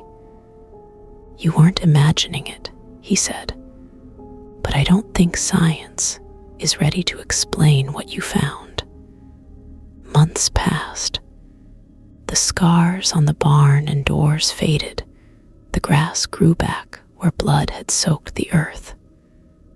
Paul and I tried to move on, but every so often, I'd wake in the night, certain I heard the soft jingle of bells or the scrape of claws on wood. We kept the camera footage. We made copies, sent them to everyone who would listen. Some believed, most did not. But I know what we saw. I know what we lived through. If you find yourself alone on a dark night, if your animals grow restless, if you see eyes glowing in the brush, believe what you see. Lock your doors. Keep your loved ones close. And never doubt that there are things in this world that do not belong. We caught the Chupacabra on camera, but I would give anything never to see those eyes again. Story 4. Chupacabra encounters. The creature was hiding in the barn. My name is David, and this is the story I have never told anyone outside my own family. Not the whole truth, anyway. It happened when I was 16, on my parents' farm, about 30 miles outside Tucson, Arizona. I've always thought of myself as rational. My dad is a no-nonsense kind of man, raised by ranchers and shaped by hard desert life. But what happened that August changed what I believed was possible in the world? We had a small spread, just enough land for a dozen goats, some chickens, 3 cows, and half a dozen rescue dogs that slept wherever they wished. Our barn was old but sturdy, built by my grandfather, its red paint faded by years of sun. In summer, the nights were usually thick with heat and the smell of mesquite, and the animals liked to bed down in the barn where it was cool and safe. But that summer, nothing felt safe. It started with the goats refusing to go inside at dusk. They'd crowd the yard, stamping and bleating, and when we tried to herd them in, they'd panic, wild-eyed, trembling, refusing to cross the threshold. Dad said maybe it was a snake or a wildcat. He and I searched the barn, found nothing but a few old owl pellets and some straw. Then the chickens started acting up. They'd roost in the trees instead of their coop, flapping and squawking at every rustle. Even the dogs seemed on edge, pacing the porch and whining at shadows. The first time we lost an animal, it was one of the barn cats, a tough old Tom named Ringo. I found him in the hayloft, his body limp and cold, eyes staring at nothing. There was no blood, no sign of a fight, just 2 small puncture wounds at the base of his neck. Dad said it was probably a snake bite, but I'd seen snake bites before. This was different. The next morning, we found a goat dead in the paddock, her body untouched except for the same punctures.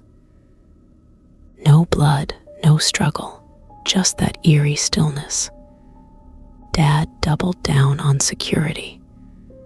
We fixed every hinge, checked every window, set out traps for raccoons and foxes, even though we'd never had trouble with them before. and every few days, another animal died. The pattern was always the same. No wounds, but the twin holes. No blood, no mess. I started sleeping with a flashlight and my old baseball bat beside my bed.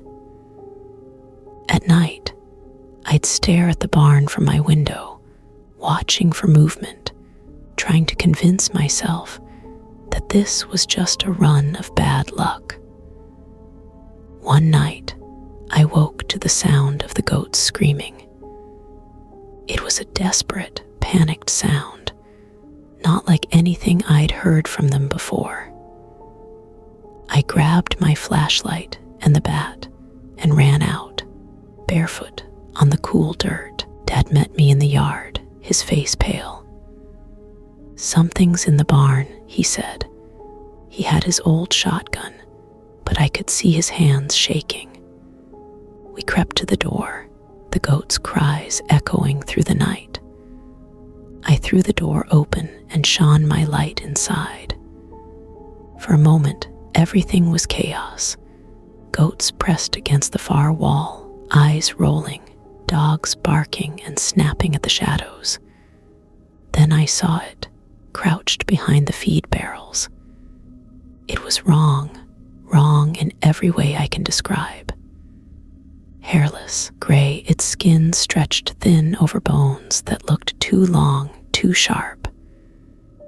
Its eyes glowed in the flashlight's beam, and its fingers, long, spindly, tipped with claws, clutched at the wood. It hissed, low and furious. Dad fired, the blast deafening in the tight space. The creature shrieked, a high, piercing sound that made my skin crawl. It darted past us, moving faster than any animal I'd ever seen, and vanished into the dark. We searched the yard, the fields, even climbed onto the roof, but there was no sign, no tracks, no blood, nothing but a lingering stench and the memory of those burning eyes. The next morning, 3 goats were dead in the barn, bodies untouched except for the same twin holes. Dad called animal control, but they found nothing. They took pictures, made notes, told us to lock up tight, and left without answers. After that, I stopped sleeping. The goats refused to go near the barn. The dogs barked at nothing all night. Dad and I took turns keeping watch, shotgun loaded, lights on every side of the house. But we never saw the creature again. The deaths stopped after a week, as suddenly as they had begun, but the fear lingered, an invisible residue in every shadow, every creak, every cool draft that slipped through the barn door. Years later, when Dad and I talk about that summer, we always come back to that night in the barn, the eyes, the claws, the shriek. We never found out what it was. We never told anyone the truth. But sometimes, late at night, I dream of the barn, the goats pressed to the wall, the thing crouched in the shadows, waiting. And I know that if it ever comes back, I'll never be ready. After that night, nothing on the farm was ever the same.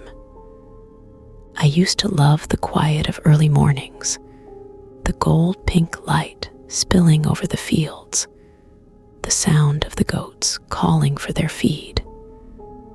But now, every sunrise felt ominous, like it brought us one day closer to something we didn't understand. Dad and I moved through our chores in a kind of uneasy partnership, never straying far from each other, always glancing over our shoulders. The barn itself became a place of dread. The goats refused to enter, lingering at the threshold, stamping and shaking their heads. When we forced them inside, they bolted for the far wall, pressing themselves into a nervous, shivering mass.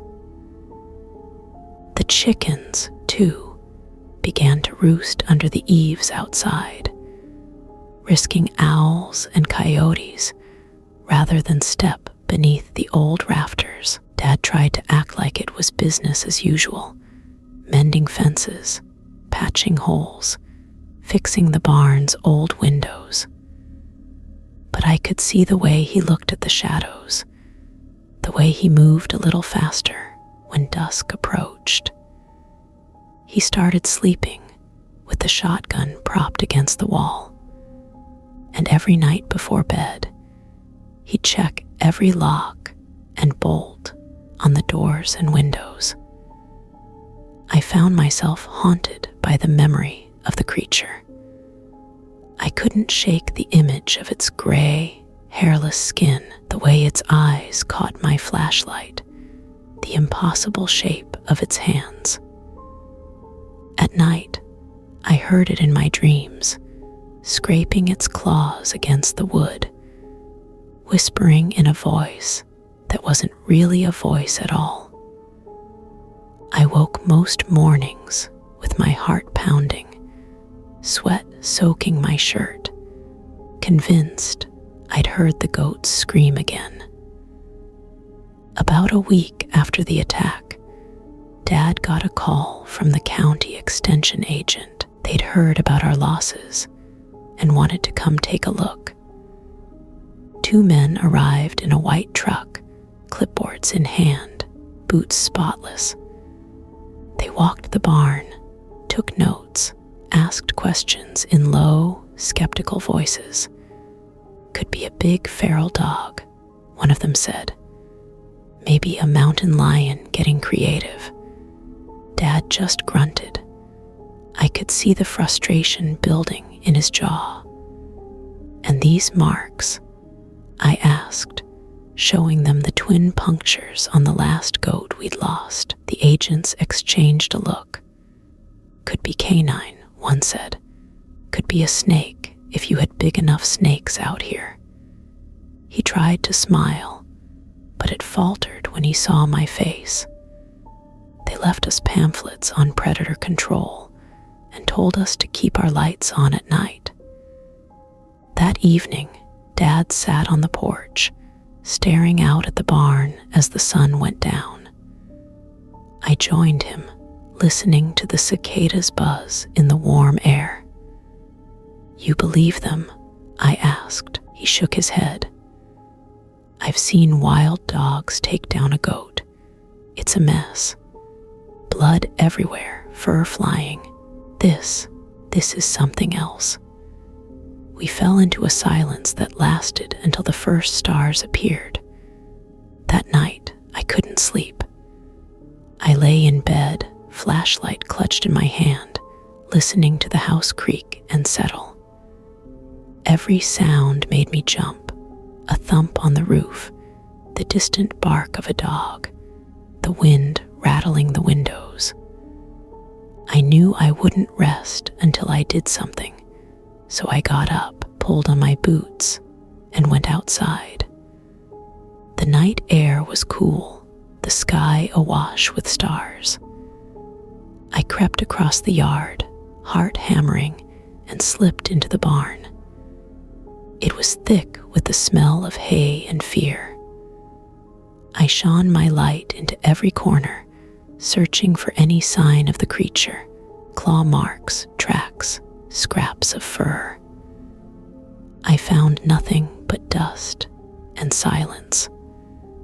As I turned to leave, I heard a faint rustle above me. I froze, aiming my light at the rafters. There, for just a second, I saw 2 points of red gleam in the darkness, eyes watching me from the shadows. I stumbled back, nearly dropping the flashlight, and ran for the door.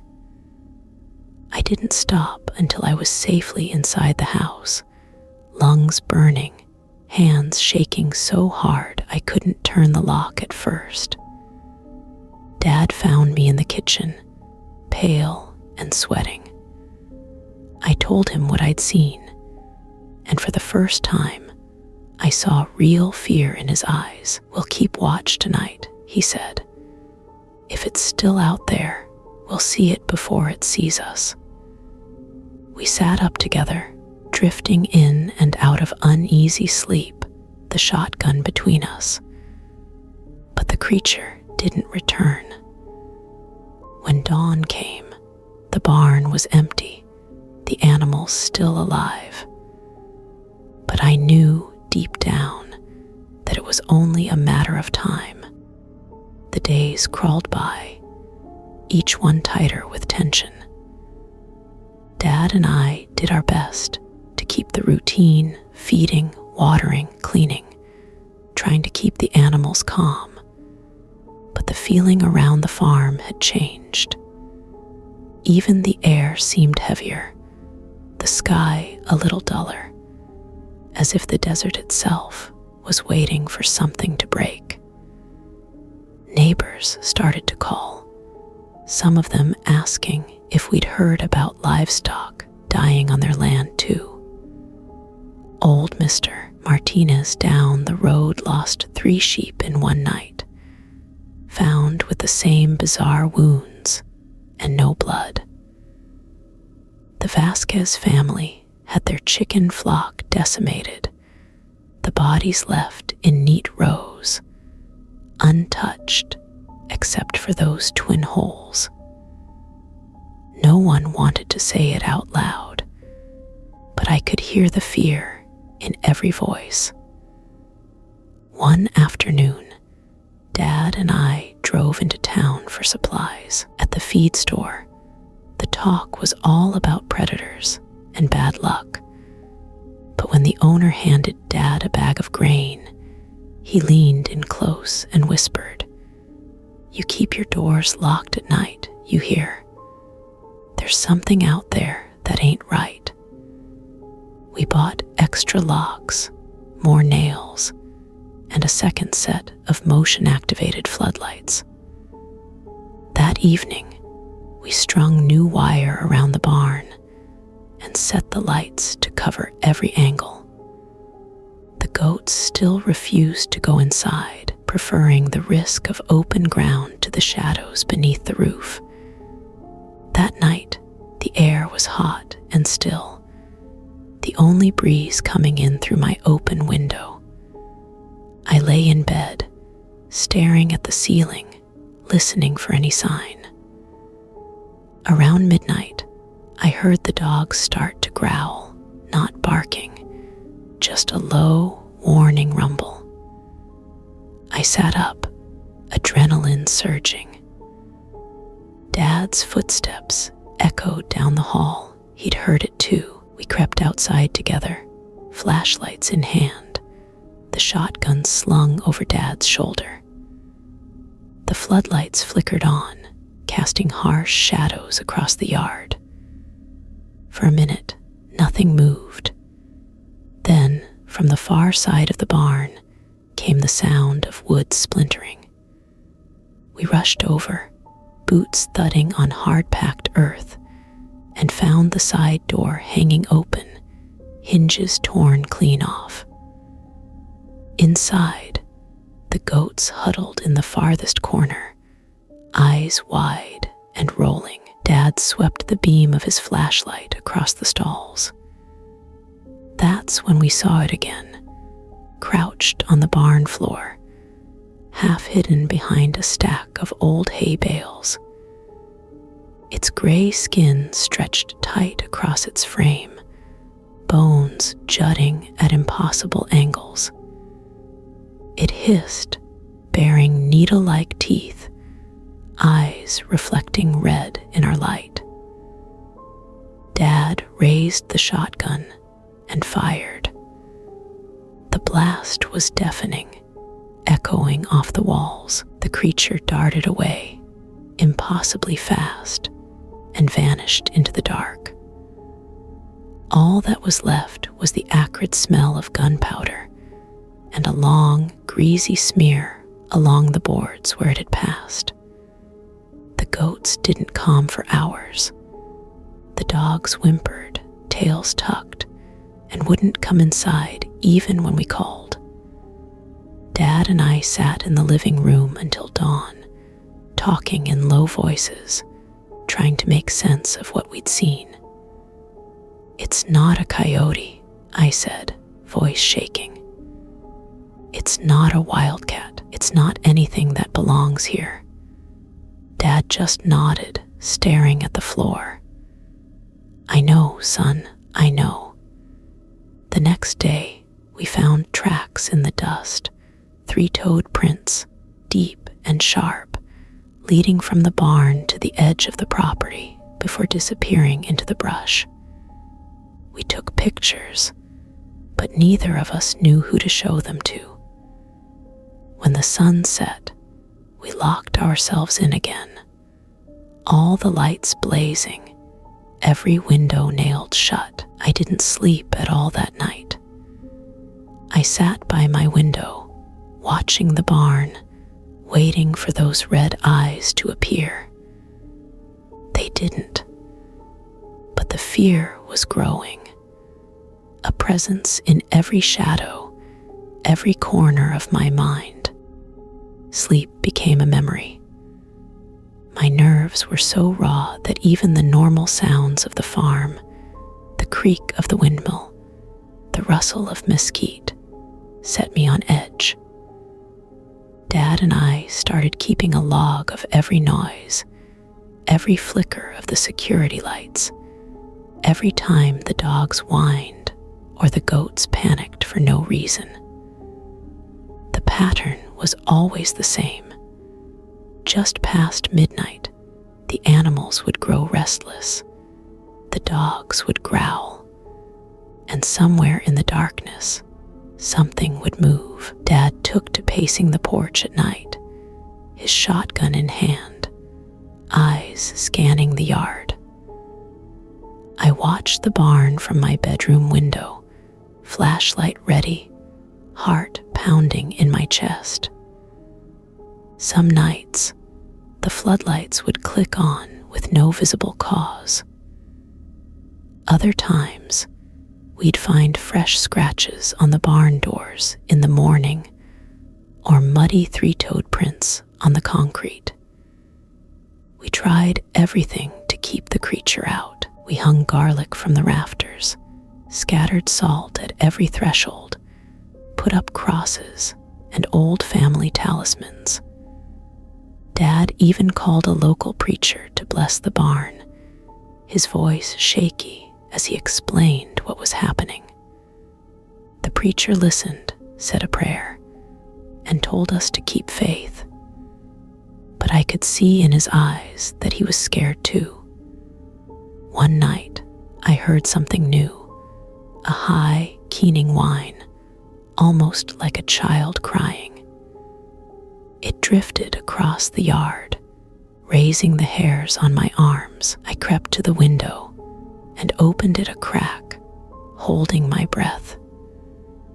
The sound grew louder, echoing off the walls of the barn, until the goats began to scream in terror. Dad rushed in, shotgun ready, and we sprinted toward the barn together. The floodlights snapped on, bathing the yard in harsh white. I caught a glimpse of movement, a hunched, gray shape skittering up the side of the barn, its claws digging deep into the wood. It moved too fast to see clearly, but for a moment I saw its face, long, narrow, with eyes that seemed to burn with a cold, hungry light. Dad fired again, the shot ringing out into the night. The creature vanished over the roof, disappearing into the dark beyond the lights. We found nothing but claw marks and tufts of coarse, gray hair clinging to the splintered boards. The goats were wild with fear, pressing themselves flat against the stall walls. The dogs refused to go near the barn for days, tails tucked, fur bristling. After that, Dad and I started sleeping in shifts. One of us always awake, always watching. We were exhausted, our tempers frayed, but we refused to let our guard down. The other farmers in the area grew more anxious as their own animals began to disappear. Some packed up and left. Others armed themselves, patrolling their land at night, eyes wild with fear. One afternoon, Mrs. Vasquez came by, her face pale and drawn. She carried a bundle of sage and pressed it into my hands. "Burn this in the barn," she whispered. "It won't stop the thing, but it might keep it away for a while." I thanked her, grateful for even a scrap of hope. That night, I burned the sage, the smoke curling through the rafters, filling the barn with its sharp, earthy scent. The goats seemed calmer, and for the first time in weeks, we made it through the night without an attack. But I knew it was only a reprieve. The creature was still out there, still watching, still waiting for its chance. And I wondered, as I lay awake listening to the wind, if we would ever truly be safe again. The days blurred together, each one marked by the slow grind of fear and exhaustion. Dad and I barely spoke except to share short, tense updates about the animals, the fences, the odd noises we'd heard the night before. I stopped telling my friends at school what was happening when I tried. They just stared at me like I'd lost my mind, or worse, like I was making it all up for attention. Our farm felt smaller each day I took to walking the perimeter at sunset with the dogs, checking every corner for new tracks, listening for that strange, whistling whine that sometimes came on the wind. I rarely found anything but the old, dried prints, and once or twice, a clump of wiry gray hair tangled in the fence. The sight of it made my stomach turn. The goats remained nervous, crowding together in the farthest stall, even during the day. Dad and I tried moving their feed and water outside, hoping they'd get some sun and fresh air, but they refused to leave the barn's threshold. We gave up after a while, letting them huddle in the shadows where they felt safest. I kept the sage burning in the evenings, letting the smoke drift through the barn. Some nights it seemed to help. The animals calmed, the dogs lay down instead of pacing, and the security lights stayed dark. On other nights, the fear was back in full force. The dogs would bark at nothing, the goats would stamp and cry, and the lights would flicker on and off as if something moved just beyond the reach of our eyes. One night, a terrible storm blew in. Thunder rattled the windows, and rain hammered the tin roof, drowning out every other sound. Dad and I sat by the window, watching the lightning flash over the fields, counting the seconds between the thunderclaps. The storm should have made us feel safer, like nothing could move in that chaos. But I felt even more exposed. Just after midnight, the dogs started barking, louder than I'd ever heard. Their voices cut through the roar of the rain. I grabbed my flashlight and ran outside, Dad close behind with the shotgun. We sloshed through ankle-deep water to the barn, the doors rattling in the wind. Inside, the goats were in a frenzy, crashing against the stalls, eyes wild. The dogs barked and snapped at the darkness. I swung my flashlight in frantic arcs, searching every shadow. Then, in the farthest corner, I saw it again, the creature crouched low, its gray skin slick with rain, eyes burning in the beam. It hissed, baring those awful teeth, and for a split second, I thought it would leap at me. Dad fired, the blast deafening in the close space. The creature dodged, moving in a blur, then vanished through a broken window near the roof. Glass shattered, and a cold gust of rain swept in.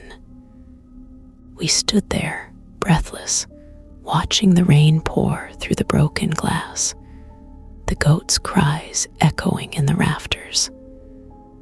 In the morning, we found more claw marks on the beams, a path of muddy prints leading from the barn to the creek behind the house. The dogs sniffed the trail and whined, refusing to follow. Dad and I fixed the window as best we could and patched the walls. We barely spoke except to agree that the thing was getting bolder, more desperate. The storm passed, but the tension never left. Every evening, as the sun set, I found myself watching the horizon, waiting for the next attack. I wondered how much longer we could hold out, and if the creature would ever give up, or if it would simply wait until we were too tired to fight. As summer dragged on, the farm began to feel less like a home and more like a fortress under siege. Dad and I hardly slept. Even the smallest noise sent us scrambling for the windows, flashlights and shotgun in hand. My grades slipped at school, but I didn't care.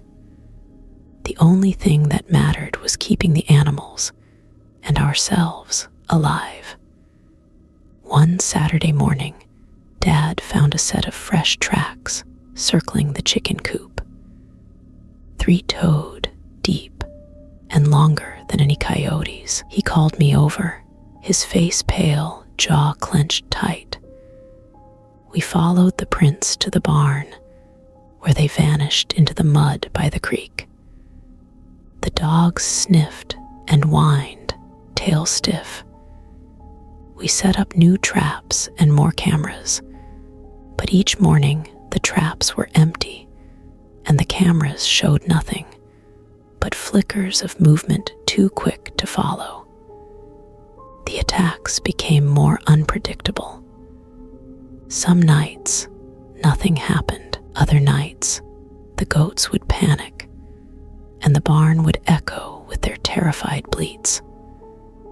Once, we found a chicken dead in the yard, drained of blood.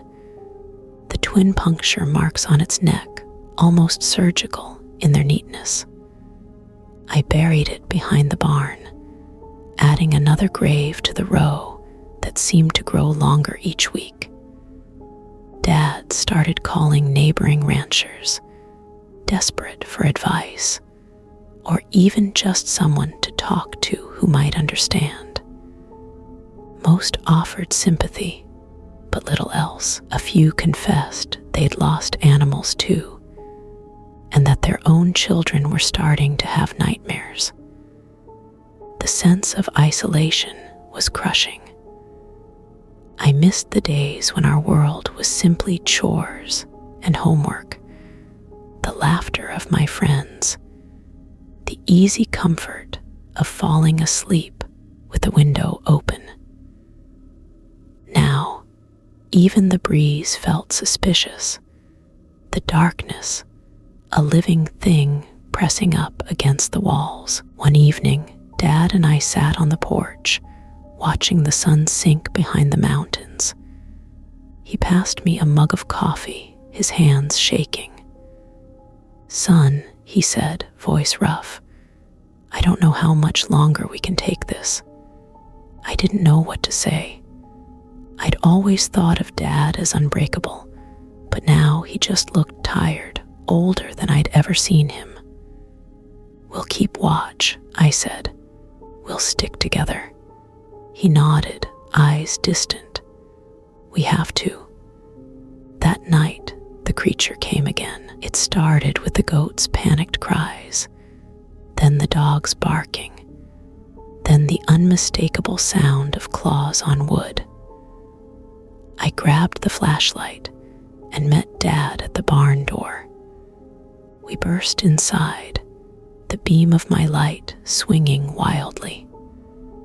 The creature stood in the center of the barn, hunched and snarling, its mouth open to reveal rows of needle-thin teeth. Its eyes glared at us, full of rage, full of something that felt almost human. Dad fired. Creature shrieked and darted past us, so close I felt the rush of air on my face. It vanished into the night, leaving behind the stink of musk and fear. We found 2 goats dead, their bodies untouched except for those twin holes. The dogs cowered in the corner, trembling. Dad and I sat in the barn until dawn, staring into the shadows, waiting for the thing to return. When the sun finally rose, I knew something had changed in both of us. We were tired, yes, but also angry. The fear wasn't enough to keep us hiding anymore. We were ready to fight. As I watched the golden light spread over the fields, I made a promise to myself. I would not let the creature win. I would protect my family, my animals, and my home, no matter what. But in my heart, I knew the battle had only just begun. A new determination settled over us after that night. Dad and I spent the next day making every possible improvement to our defenses. We hammered thick planks over the barn windows, doubled the locks on every door, and stacked sandbags against the weakest walls. Dad even dragged the old generator out of storage and wired up an extra set of floodlights, just in case the power failed again. We called the vet, Dr. Helms, to take a look at the bodies of the 2 dead goats before we buried them. She arrived late in the afternoon, her face drawn with worry. After a long examination, she shook her head.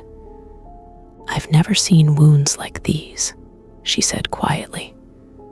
"No animal in Arizona makes marks like this, and there's barely any blood left." Dad asked if it could be a disease, a parasite, or even some kind of cult activity. Dr. Helms frowned. "I can't rule anything out, but it feels wrong. Be careful. If you see it again, do not try to catch it on your own." We thanked her, and after she left, Dad and I buried the goats together, saying nothing. The graveyard behind the barn was starting to look more like a cemetery than a collection of bad luck. That evening, as the sky went violet and bats began to swoop over the yard, I caught sight of something out by the creek.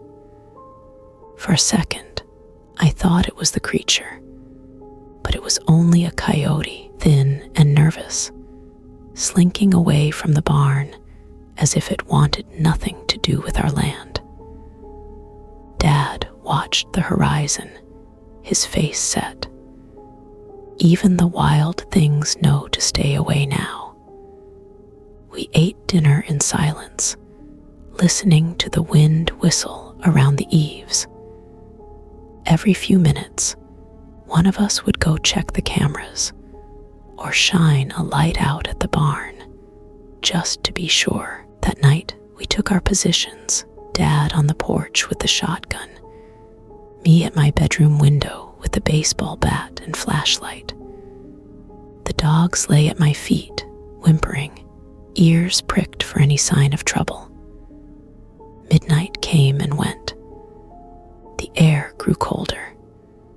The goats were quiet, huddled in their stall. Then, just before 2 a.m, the floodlights snapped on, bathing the barnyard in harsh white light. The dogs growled, low and steady. I peered through the window, and there it was, the creature creeping along the fence, its movements slow and deliberate, as if it was testing our defenses.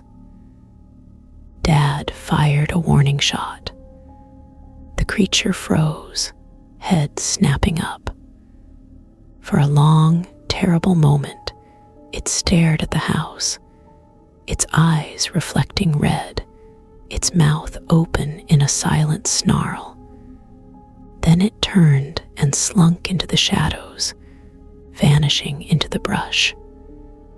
We didn't let ourselves relax until dawn. By then, the dogs had fallen asleep, exhausted from their vigil. Dad and I checked the barn together.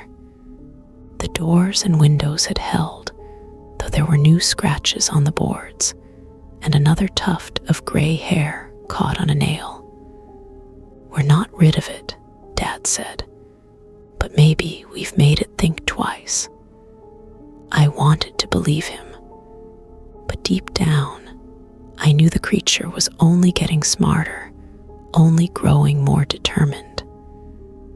And I feared what would happen when it decided to test us again. A few nights of uneasy calm followed. The goats remained skittish but unharmed, and the dogs barked at shadows, but nothing breached the barn or house. Dad and I started to hope, just a little, that maybe we'd scared the thing off, that maybe it had moved on to some other unlucky patch of desert. But the tension never left. We slept with one eye open and the shotgun always in reach. One evening, just after sunset, Gloria Vasquez stopped by with a plate of tamales and a worried look. She perched on the porch steps, glancing nervously at the barn. "You seen it again?" she asked. "My cousin over in Red Rock says their cows are acting strange.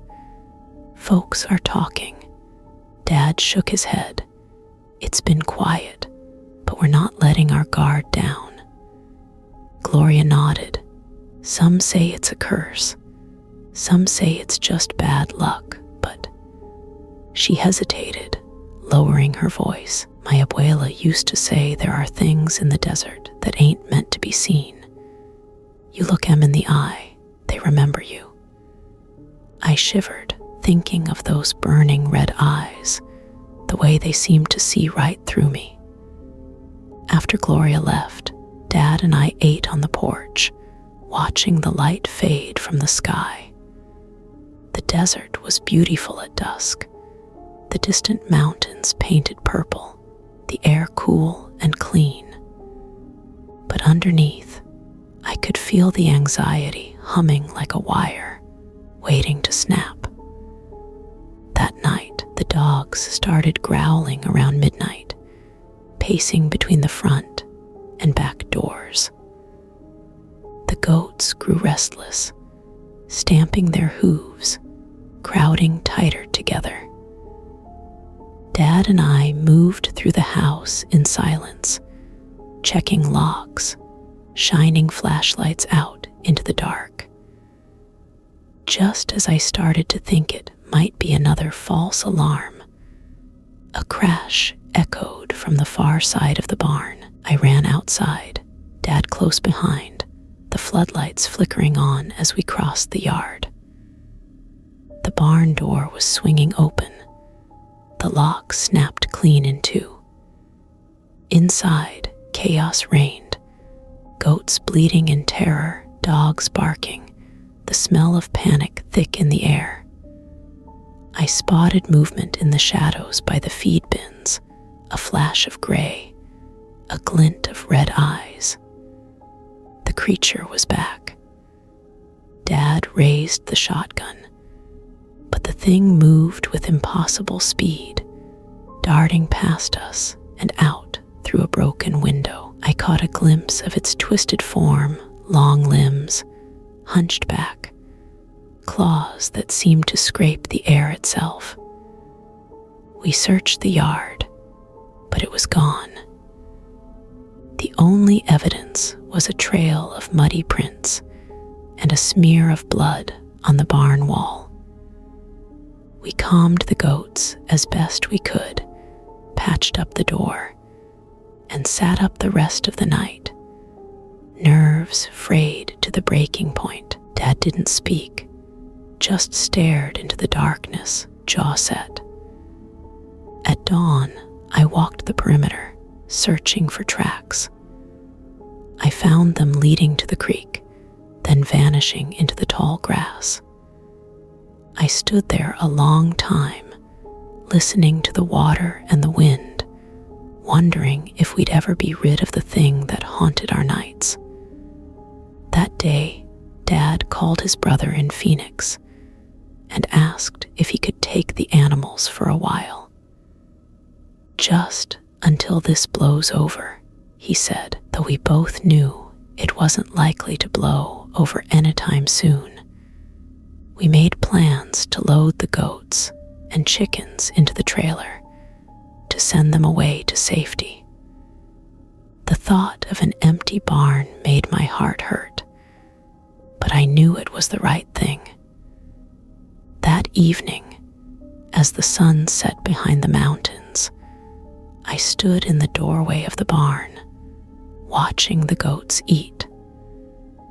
I promised them I'd do everything I could to keep them safe, and as darkness crept across the fields, I prayed, really prayed, for the first time in years. I prayed for safety, for strength, for the courage to face whatever waited in the night.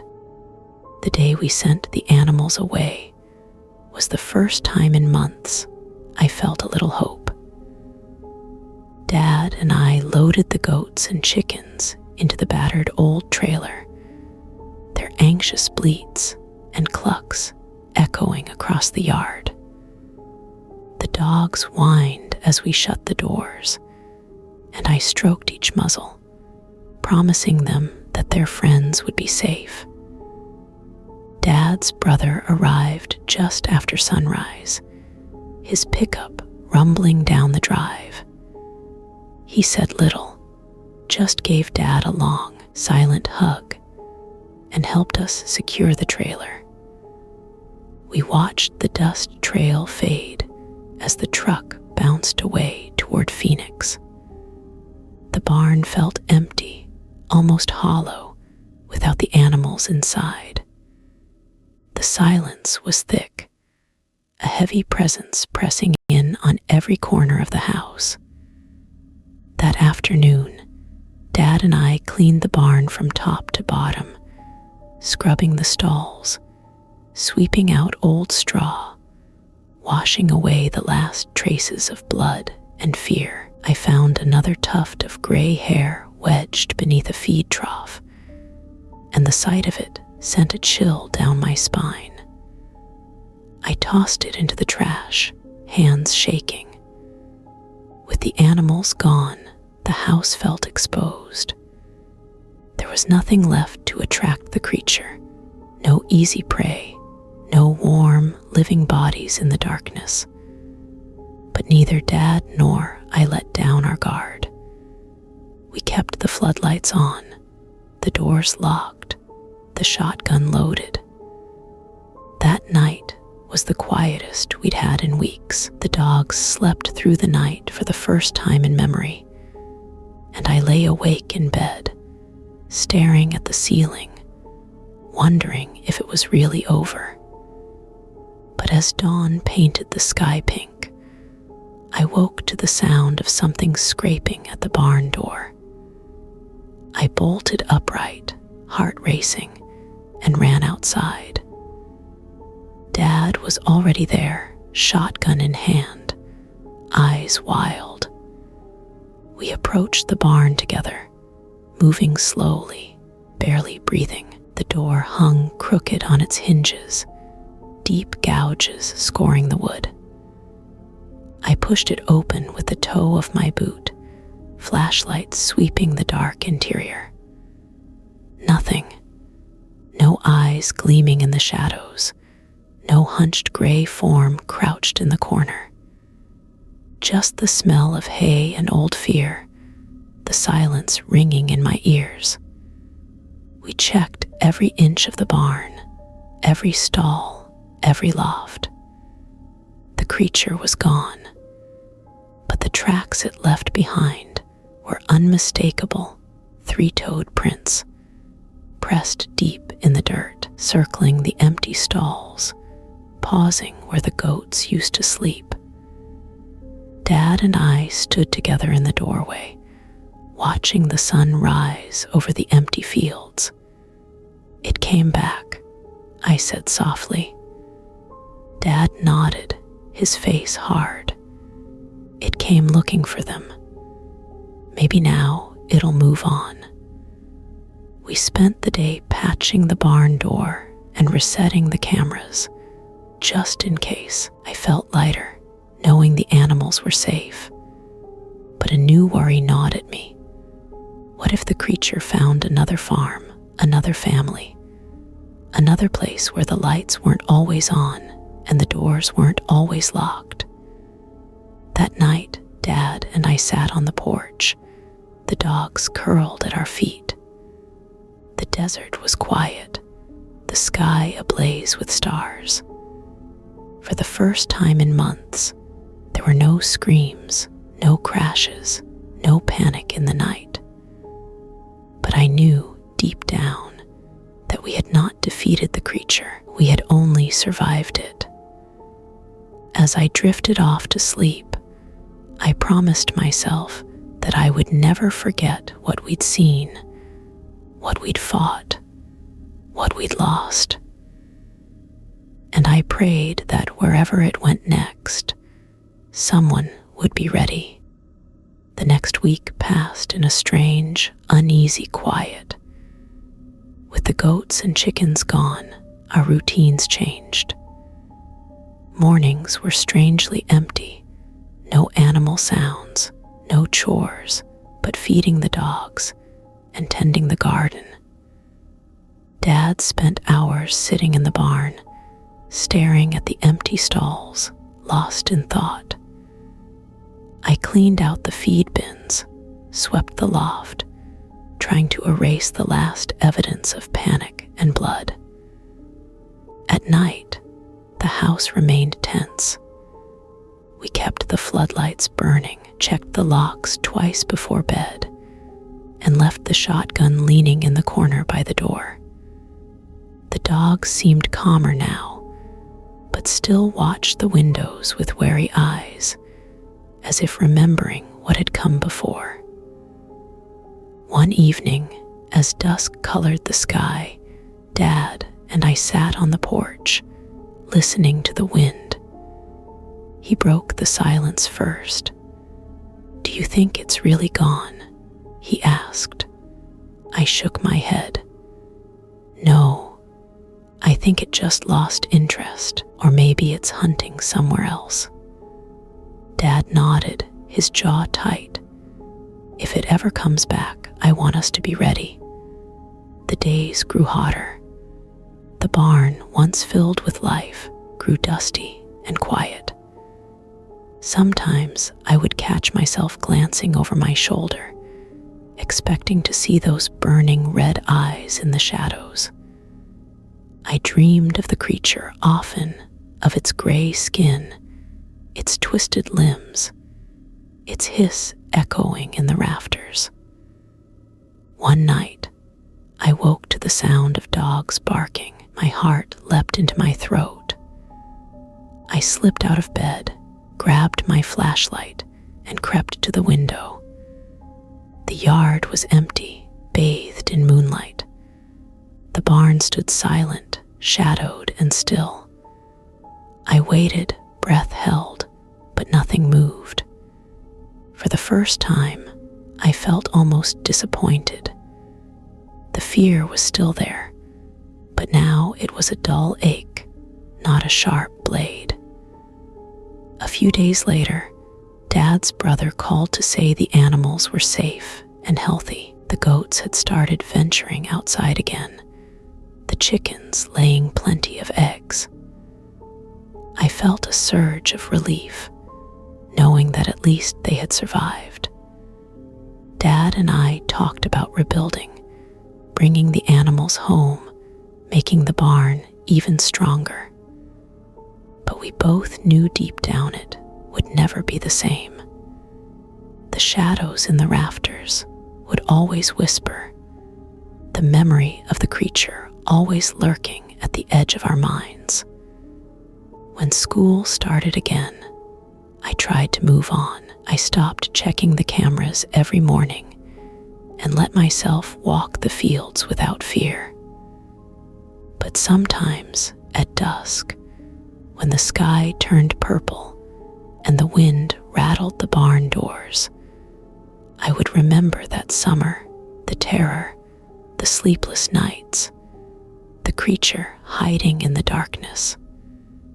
I know now that some things never really leave you. The land remembers. The animals remember. And so do I. If you ever find yourself on a lonely farm and your animals refuse to go inside, if your dogs bark at shadows and you wake to find bodies untouched, but for those twin marks, listen to your fear. Trust your instincts, and never, ever look away from the darkness. Because sometimes the things that hide in the barn are real. Story 5. Chupacabra encounters. Nobody could explain the bite marks. My name is Maria, and for most of my life, I've trusted what I could see, touch, and explain. My family's small farm is just north of Brownsville, Texas, where the land stretches flat and dry, and the sky is endless. We've always raised sheep and goats, a few dozen of each, along with chickens, a couple of stubborn old horses, and 2 dogs that never missed a chance to chase a rabbit or nap in the shade. Until the winter of 2019, our biggest worries were drought, the occasional coyote, and whether the pickup would start on cold mornings. But that December, everything changed.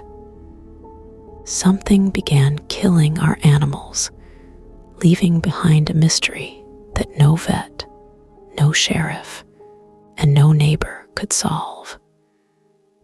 It started with one of our sheep. I found her just after sunrise, lying in the grass near the old fence line. There wasn't a drop of blood, not a single sign of a struggle. But she was cold and stiff, her eyes wide open. The only marks were 2 deep punctures at the base of her neck, perfect, round holes, too wide for a snake, too clean for a dog or wildcat. I called my father.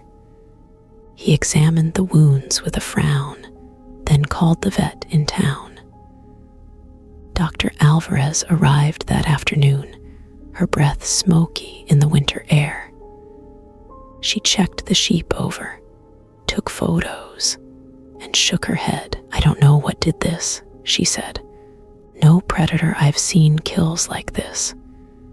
It almost looks surgical, like something drained the blood straight out. She sent samples to the lab, but the results came back normal. No poison, no strange bacteria, nothing but an animal with no blood left inside. The next night, another sheep died. Then it was a goat, then 2 more sheep. Every morning, I'd find a new body, always in the same spot, always with those perfect bite marks, always without a drop of blood spilled on the ground. We started locking the animals in the barn at night, but it didn't help. The deaths continued, as if the thing that hunted them could pass through wood and wire as easily as air. I lost sleep.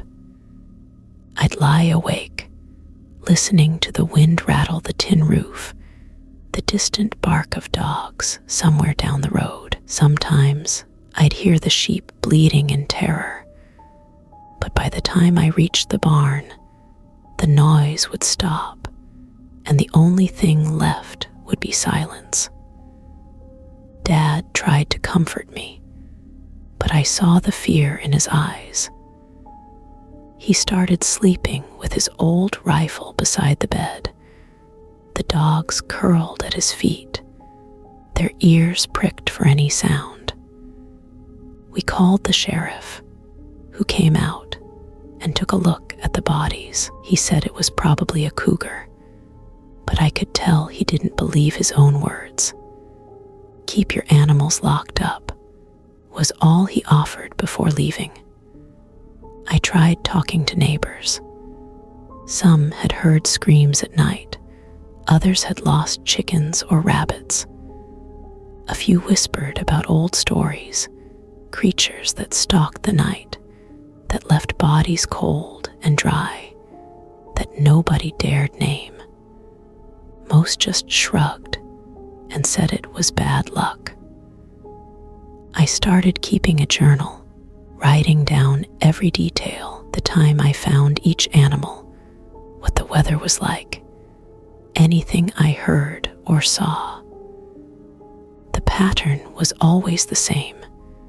Just before dawn, another animal dead, never any blood, always those 2 marks. One morning, I found my favorite goat, Luna, lying near the creek. She was the gentlest in the herd, always the first to nuzzle my hand. Her body was light, almost weightless, her eyes already glazed. The bite marks were deeper this time, and there was a faint trail of blood leading toward the brush. I followed it, heart hammering, until it disappeared in the tangled grass. I stood there for a long time, listening to the wind, feeling the weight of fear settle in my chest. That night, I slept with the dogs in my room and the shotgun across my lap.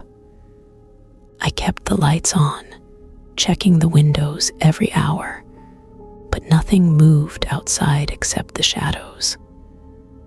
The next morning, the animals were all alive, but I knew the reprieve wouldn't last.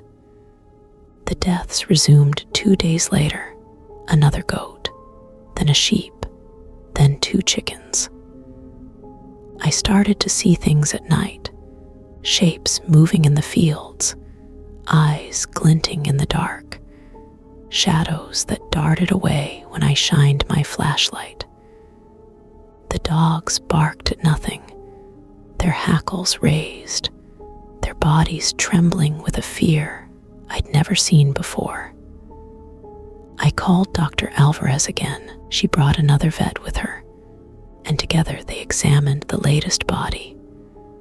They measured the bite marks, took more samples, and argued in low voices. After a while, they called me over. "These wounds aren't from any animal we know," Dr. Alvarez said quietly. "They're too far apart for a snake, too clean for a coyote or wildcat. And there's no sign of trauma, no broken bones, no torn flesh. Whatever is doing this is precise." I asked if it could be human, but they shook their heads. "We just don't know," the other vet said. That night, I sat up in the barn, the dogs at my feet, the shotgun across my knees. Every creak of the wood, every sigh of wind made my heart race. At some point, I must have dozed off because I woke with a start to the sound of the sheep bleating in terror. I jumped up, shining my flashlight into the stalls. The animals were pressed together, eyes wild, but nothing moved in the shadows. I checked every inch of the barn, every corner, every window and door. Nothing. But in the morning, another goat was dead. The same bite marks, the same empty, bloodless body. Nobody could explain the bite marks. Nobody could tell me what was killing my animals. But I knew deep down that something unnatural was stalking our farm. And I knew it wasn't finished. After that night, every sense I had seemed heightened, every sound a warning. The dogs and I started making rounds twice before midnight, flashlight beam cutting through the cold air, my breath hanging in a pale cloud before me. I learned to tell the difference between the sigh of wind in the grass and the whisper of something moving just out of sight. Dad changed too. He grew quieter, eyes shadowed, his hands always busy fixing, locking, checking. He lined the barn walls with fresh boards, patched every hole, and set up motion lights around the perimeter. At dinner, we ate in silence, listening for trouble. I tried to keep up with school, but my mind was always back at the farm. My friends noticed how tired I looked, how I jumped when someone slammed a locker or dropped a book. I wanted to tell them to unburden myself, but every time the words came to my lips, I stopped. Who would believe me? Even the adults didn't believe. The deaths slowed for a few days. I dared to hope it was over, that maybe whatever was killing our animals had moved on. I even let myself sleep through the night once, exhaustion finally overtaking fear. But hope didn't last. One morning, I found our rooster, El Rey, lying outside the coop. He'd always been a fighter, chasing off hawks and snakes. But now he was limp and cold, his feathers smooth, his eyes dull, the same 2 marks on his neck, the same lack of blood. The ground around him was undisturbed. No tracks, no struggle, just the rooster as if he'd been set down by careful hands. That was the morning I started to feel watched. Sometimes, out in the yard, I'd sense eyes on my back. When I turned, there was nothing but the empty sky, the silent fields. At night, I'd see movement in the shadows, something darting just beyond the reach of my flashlight. I told myself it was nerves, but the feeling grew stronger every day. Dad called in a hunter from town, a man named Mr. Vega, who had a reputation for catching wild dogs and coyotes. He walked the perimeter, studied the dead animals, took photos of the bite marks. "This isn't a dog," he muttered, squinting at the wounds. "And it's not a cat either. These marks, I don't know, never seen anything like it. He set traps around the barn, heavy metal cages baited with meat, snares hidden in the brush. But every morning, the traps were empty. No prints, no fur, no sign that anything had even come close. And still, the killings continued.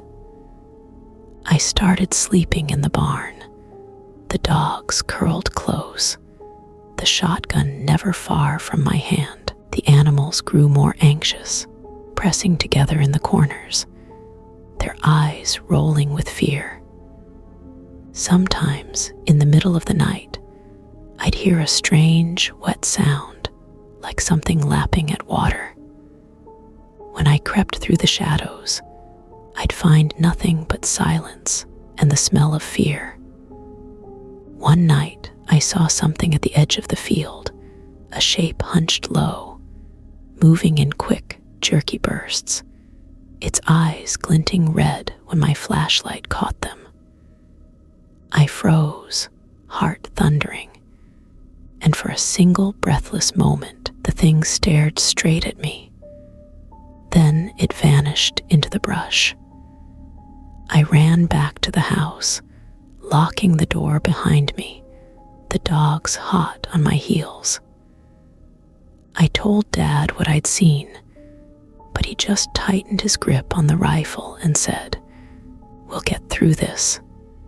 We always do." But I could see doubt in his eyes. The next morning, a neighbor called. They'd lost a goat, found it at dawn with the same bite marks, the same eerie lack of blood. Word began to spread. People whispered about the old stories, about chupacabras and monsters and hungry spirits. Some laughed it off, but most just locked their doors and stayed inside after dark. I kept my journal, filling pages with details, weather, moon phases, times of death, every odd sight and sound. I researched predators, diseases, even vampire bats, but nothing fit. No animal in Texas left wounds like these, killed without a trace, drained the blood so completely. The fear wore on all of us. Dad snapped at small things. The dogs growled at every gust of wind. I jumped at shadows, eyes gritty from lack of sleep. One morning, I found a trail of dried blood leading from the barn to the creek. I followed it, shotgun loaded, the dogs at my side. The trail ended at the water's edge, where the mud was marked with those strange three-toed prints.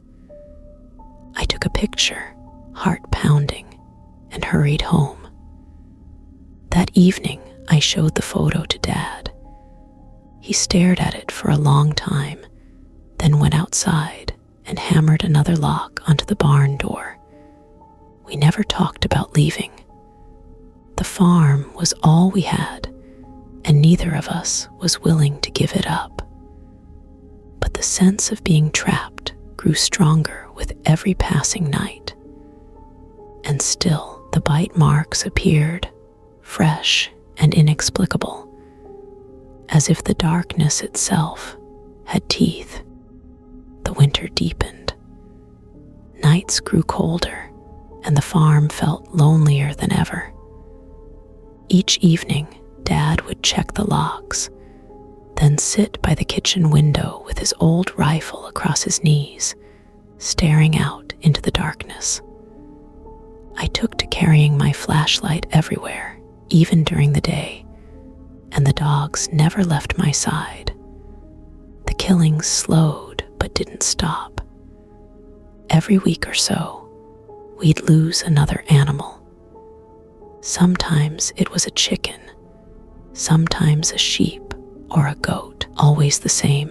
No struggle, no blood, just those perfect bite marks. tried to find comfort in the small victories, the nights when nothing died, the mornings when all the animals were alive, but the fear never faded. One Sunday morning, I found Dad outside, staring at the barn door. Fresh scratches marred the wood, deep and angry. Something had tried hard to get inside. The dogs sniffed at the marks and whined, tails tucked. "I heard it last night," Dad said quietly, not looking away from the door. "Thought it was just the wind at first, but it was something else, heavy, slow, like it knew we were watching." I felt a chill, remembering the red eyes at the edge of the field.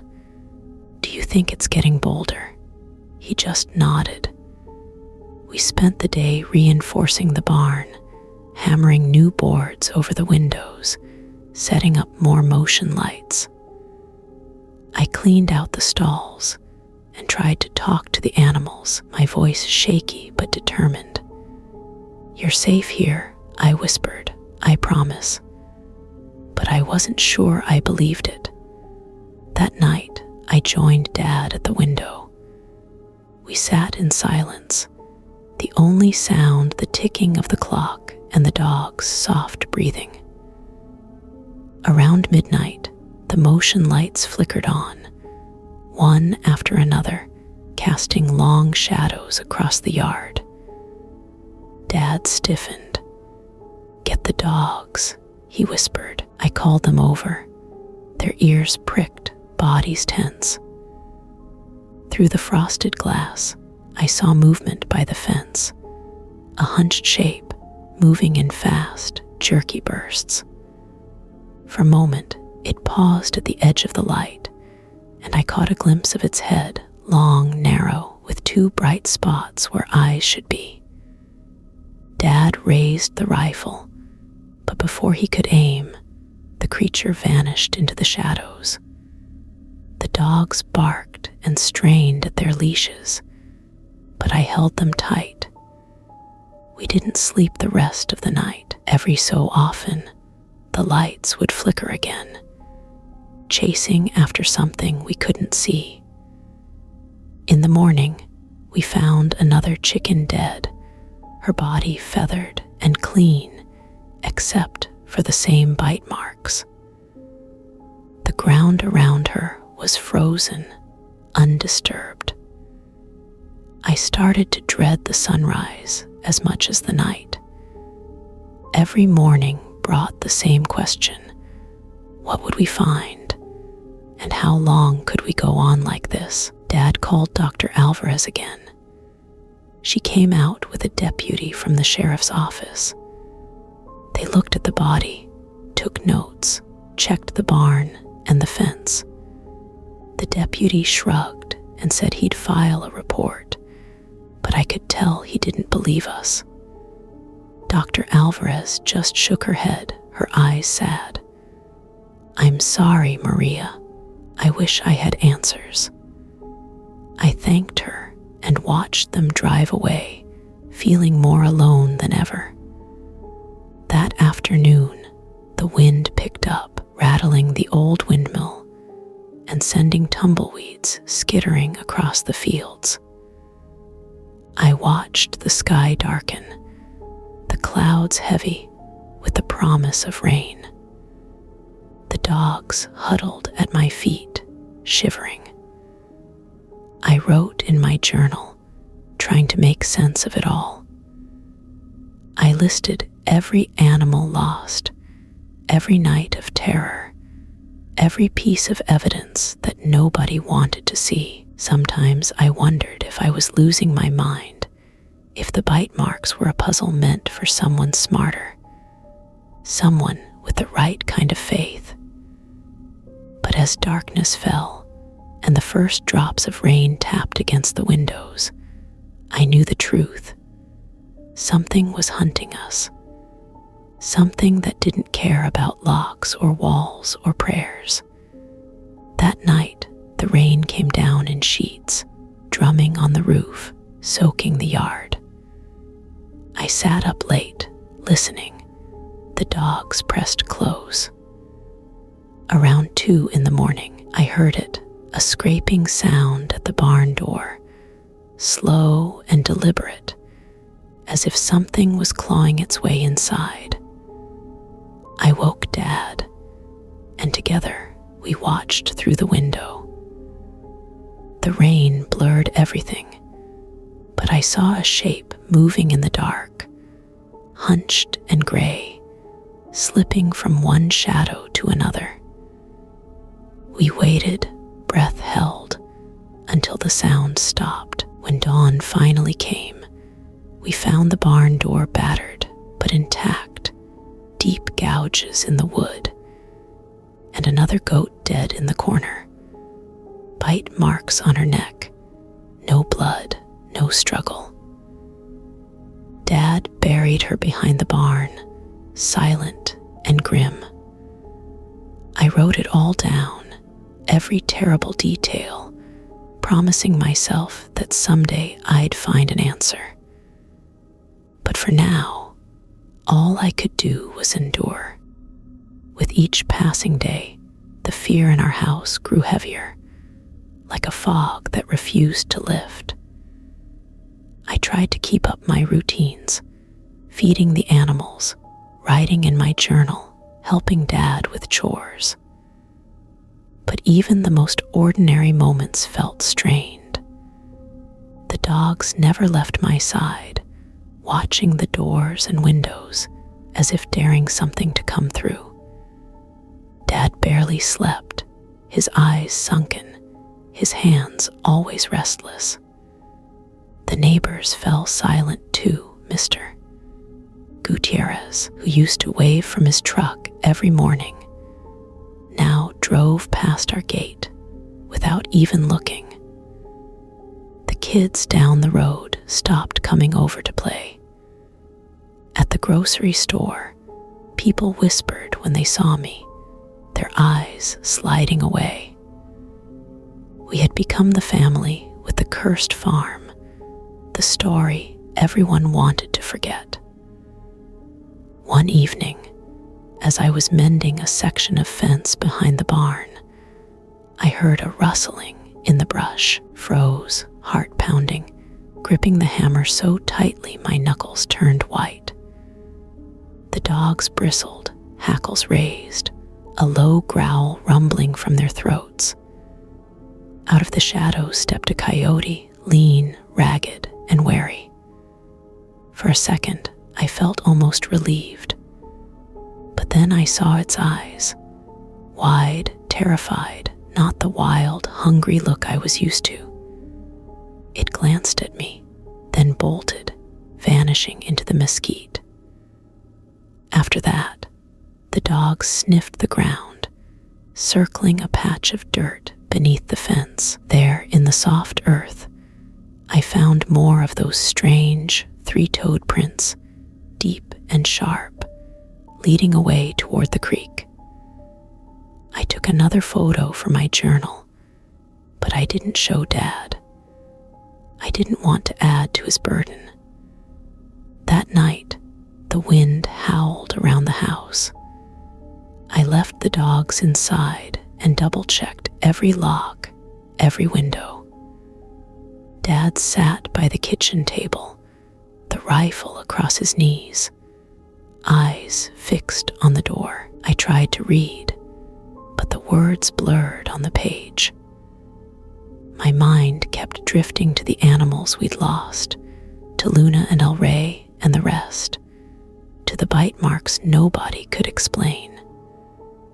Just after midnight, I heard the chickens squawking in terror. I grabbed my flashlight and ran to the coop, the dogs at my heels. The moon was bright, casting long, twisted shadows across the yard. The coop door was swinging open, the latch snapped clean off.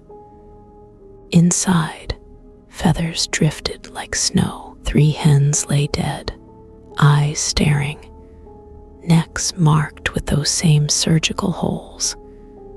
The rest huddled in a corner, trembling. Dad appeared behind me, breathless, shotgun raised. He swept the light across the coop, searching for any sign of movement. But whatever had come was gone. We buried the hens at dawn, our hands numb from cold and grief. Dad didn't speak, just pressed his lips together and patted my shoulder. After that, the attacks grew more frequent.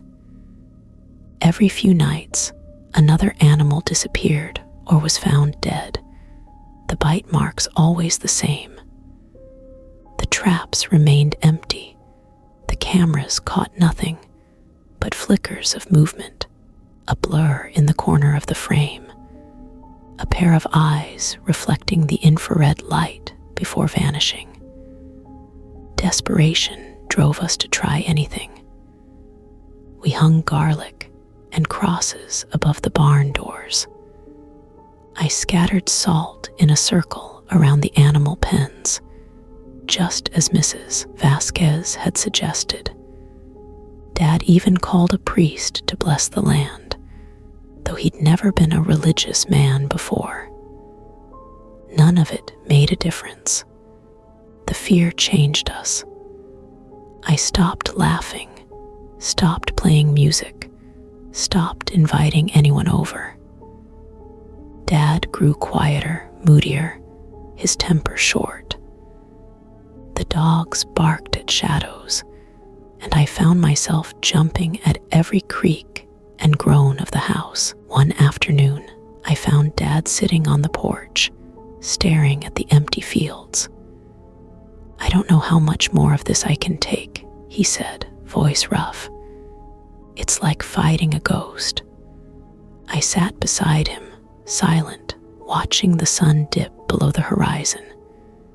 For a moment, I wondered what it would be like to leave, to pack our things, abandon the farm, and start over somewhere new.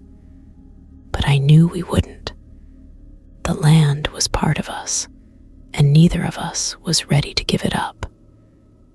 That night, I wrote in my journal, "Nobody can explain the bite marks. Nobody can help us. All we can do is endure." But as darkness fell and the dogs lay pressed against my feet, I wondered how much longer we could last. The days grew shorter and the cold pressed in harder. By late January, the farm felt like it was holding its breath. The animals, the dogs, even the birds in the trees seemed quieter, warier, as if they too sensed the invisible threat that stalked the nights. I found myself dreading sunset, watching the horizon for the first hints of dusk, with a knot twisting in my stomach. One afternoon, Dad and I drove into town for supplies. The feed store was nearly empty, and the few people inside avoided our eyes. When we paid at the counter, the owner, Mrs. Martinez, hesitated before handing me my change. "You take care out there, Maria," she said, her voice barely above a whisper. "We've lost 3 goats in the past week. Same thing, no blood, just holes. My husband won't talk about it, but I hear him praying at night." I nodded, feeling a strange mix of relief and dread. It wasn't just us. Whatever haunted our nights was moving through the whole valley. At home, I told Dad what Mrs. Martinez had said. He nodded, jaw clenched. "I heard old Mr. Gutierrez is selling his cattle. Says he can't protect them anymore. I don't blame him." That night, I tried to sleep, but every sound outside made my skin prickle. I kept the dogs in my room, the shotgun propped against the door. Around 2 in the morning, I heard the unmistakable sound of something moving outside, slow, deliberate, as if it knew exactly where it was going. I slipped from bed, careful not to wake Dad, and crept to the window. The moon was bright enough to see the yard, the barn, the line of trees beyond the fence. At first, I saw nothing. Then, near the old well, a shape detached itself from the shadows, low to the ground, long, with limbs that seemed to move in unnatural fits and starts. My heart pounded as I watched it pause by the barn. The dogs tensed but didn't bark, just stared, hackles raised. The creature lifted its head, and for a moment, its eyes caught the moonlight, two burning points fixed on the house. I ducked down, holding my breath, certain it had seen me. When I looked again, it was gone. I spent the rest of the night awake, listening for any sound. The dogs pressed closer, trembling. At dawn, I went outside. The yard was empty, but near the barn I found a patch of disturbed earth, three-toed prints, sharp and deep, leading toward the creek. Another chicken was dead, its body feather-light, eyes wide, the same bite marks at its neck. I buried it with the others, the row of graves now long enough to fill me with dread each time I passed. Dad and I spent the day reinforcing the barn again, adding new boards, extra locks, and another motion light. We set up an old radio in the chicken coop, hoping the sound of voices would keep predators away. But that night, the radio was silent. In the morning, we found it smashed on the ground, the cord ripped out, as if something had torn it free in anger. I started to realize that we weren't just fighting an animal. We were fighting something that understood us, that watched and waited, that learned our patterns and adapted. I wrote in my journal, "It knows us. It knows what we fear." That thought haunted me more than any story, any warning, any set of bite marks. As February arrived, I felt hope slipping away. The farm was quieter than ever, the animals subdued, the dogs never far from my feet. Dad stopped talking about the future, stopped talking about anything but chores and repairs. I kept writing, kept watching, kept hoping for a miracle, but the darkness always came, and with it, the thing that nobody could explain. February dragged on, each night colder and more restless than the last. I counted the days in my journal, marking each one with a silent prayer that we would make it through with no new losses. But the silence that fell over the farm was not peace. It was the tense, waiting hush before a storm. Dad and I barely spoke anymore. We moved around each other in the kitchen, eyes heavy with sleeplessness, each of us lost in our own thoughts. The dogs grew thinner, refusing to leave my side, their eyes tracking every movement outside the window. The sheep and goats, what few we had left, huddled together even in daylight, refusing to graze near the creek or under the mesquite where the shadows gathered thickest.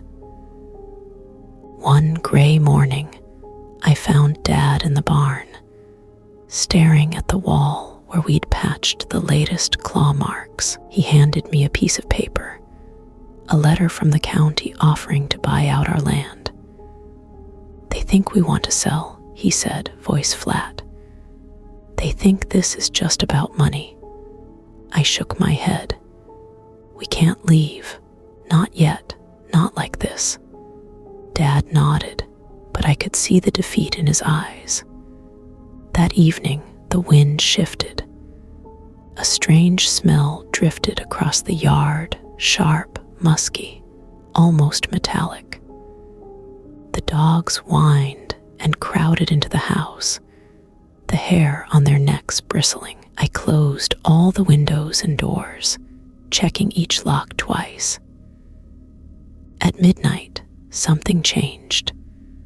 The motion light by the barn flickered, then died. I watched from my bedroom window, heart pounding, shotgun across my lap. In the moonlight, I saw it. The creature crawled along the fence line, low and purposeful, its body a blur of shadow and sinew. It paused by the barn door, sniffed the air, then looked straight at the house. Its eyes glowed, catching the moonlight, cold, calculating, not animal, not human. I wanted to scream, but the sound stuck in my throat. The dogs whimpered and pressed against my legs. The creature circled the barn, pausing at every window, every door. It seemed to test the boards, the locks, the patches we'd hammered in place. When it reached the chicken coop, it stopped and stood upright, stretching impossibly tall. For a heartbeat, it seemed to listen, as if it could hear my heartbeat thundering from inside the house. Then, with a sudden, fluid motion, it darted out of sight. I waited, frozen, for what felt like hours.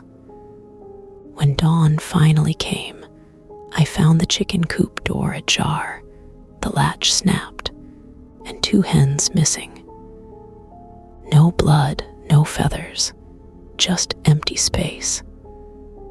Dad and I searched the property, finding only those same 3-toed prints near the barn, pressed deep into the soft ground. We sat on the porch together, silent, listening to the wind rattle the empty feeders. "It's never going to stop, is it?" Dad finally said. I shook my head, feeling tears sting my eyes. "I don't think so." That night, I burned sage in the barn, scattered salt at every door, and left the lights on in every room. I wrote in my journal, "We're being hunted, not as prey, but as a challenge. It wants us to know it's out there." For the next few nights, nothing happened. The animals survived. The dogs seemed calmer. Hope flickered weakly in my chest, but the fear never left, and I knew it was only a matter of time before the next attack. And I wondered, as I lay awake, if I would ever see the end of those perfect, impossible bite marks. A few quiet days passed, and for the first time in months, I let myself hope. Dad and I tried to fall back into old routines, fixing a sagging fence, painting the porch, even sitting together on the steps at sunset, with mugs of coffee warming our hands. The dogs began to act like themselves again, tails up, noses busy in the dirt. The animals seemed less fearful, venturing farther from the barn, grazing near the fence line. But that sense of normalcy was fragile. One afternoon, as I led the sheep out to pasture, I noticed the crows circling by the creek. I hurried over, heart pounding, the dogs racing ahead. There, half hidden in the reeds, was a young goat, limp and cold. Her eyes were wide, her body untouched except for the same 2 holes at her neck, precise, almost delicate, as if placed there by careful hands. No blood, no sign of a struggle. The ground was undisturbed, except for a single line of those three-toed prints, leading from the water's edge back toward the trees. I buried her alone, not wanting Dad to see. My hands shook as I patted down the earth, the dogs whining at my feet. That night, the fear returned in full force. I locked every door, checked every window, and sat up with the dogs curled against me. Dad joined me in the living room, the rifle across his knees. Around midnight, the motion light by the back porch flickered on. We both froze. The dogs growled low, ears pinned back. I crept to the window and peered out. A shape moved at the edge of the yard, low to the ground, gliding more than walking. Its eyes flashed in the light, bright as burning coals. The creature paused, sniffed the air, then turned and disappeared into the dark. We stayed up until dawn, nerves frayed, listening for any sign that it would return. The animals survived the night, but the damage was done. The old fear had burrowed back beneath our skin. The next morning, Dad found another set of prints by the creek, deeper and more erratic than before, as if the creature had lingered there, searching for something it couldn't find. I wrote in my journal, "It comes and goes as it pleases. We are nothing but a puzzle for it to solve." The attacks became sporadic, unpredictable. Some weeks, nothing happened. Other times, we'd lose 2 or 3 animals in as many days. We tried everything, new traps, electric fencing, even motion-triggered alarms that blared through the night. Nothing worked. The creature seemed to learn to adapt, to avoid every snare we set. Neighbors called less often now, most of them having lost too much or moved away. The valley felt emptier, lonelier, as if the darkness itself was winning. Dad's health suffered. He grew thin, his hands shaking, his eyes haunted.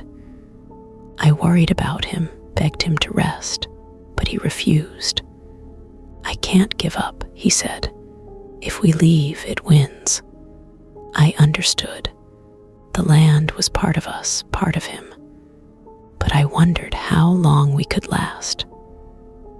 One evening, as the sun set gold over the fields, I walked the farm alone, thinking about all we'd lost. I paused by the row of graves behind the barn, tracing each name in the fading light. The dogs sat beside me, silent. A cold wind picked up, carrying the scent of dust and rain. In that moment, I felt the weight of every unanswered question, every night spent waiting for something I couldn't see. I realized then that some mysteries aren't meant to be solved. Some nightmares never end. They just become part of the land, woven into the bones of the earth. That night, I wrote, "Nobody can explain the bite marks. Maybe nobody ever will, but we endure because that's what we do. We endure." March arrived with storms and a strange, restless energy in the air. The nights grew warmer, but the sense of oppression on the farm deepened. The attacks became less frequent, but each one felt more personal, almost like a warning.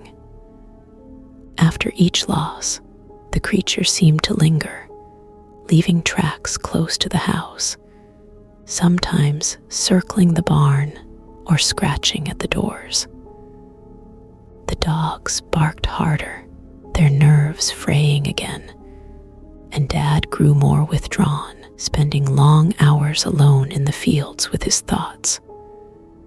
One night, I woke to the sound of claws scraping the window above my bed. I froze, barely daring to breathe. The dogs whined, pressed against me, trembling. I listened as the scratching moved along the wall, then faded into silence. When I finally found the courage to look, all I saw was a smear of something dark on the glass, blood or mud, or something else entirely. The next morning, Dad found prints in the garden, three-toed, pressed deep into the wet soil, leading straight to the house and back again. That day, we kept the animals locked up, refusing to let them out even as the sun shone bright and warm. I tried to distract myself with chores, scrubbing the porch, cleaning the barn, baking bread I could barely bring myself to eat. I called Mrs. Martinez to check on her, and she told me they'd lost another goat, this time in broad daylight. My husband saw something, she whispered. Said it was gray, fast, and its eyes. He hasn't slept since. That evening, Dad sat me down at the kitchen table.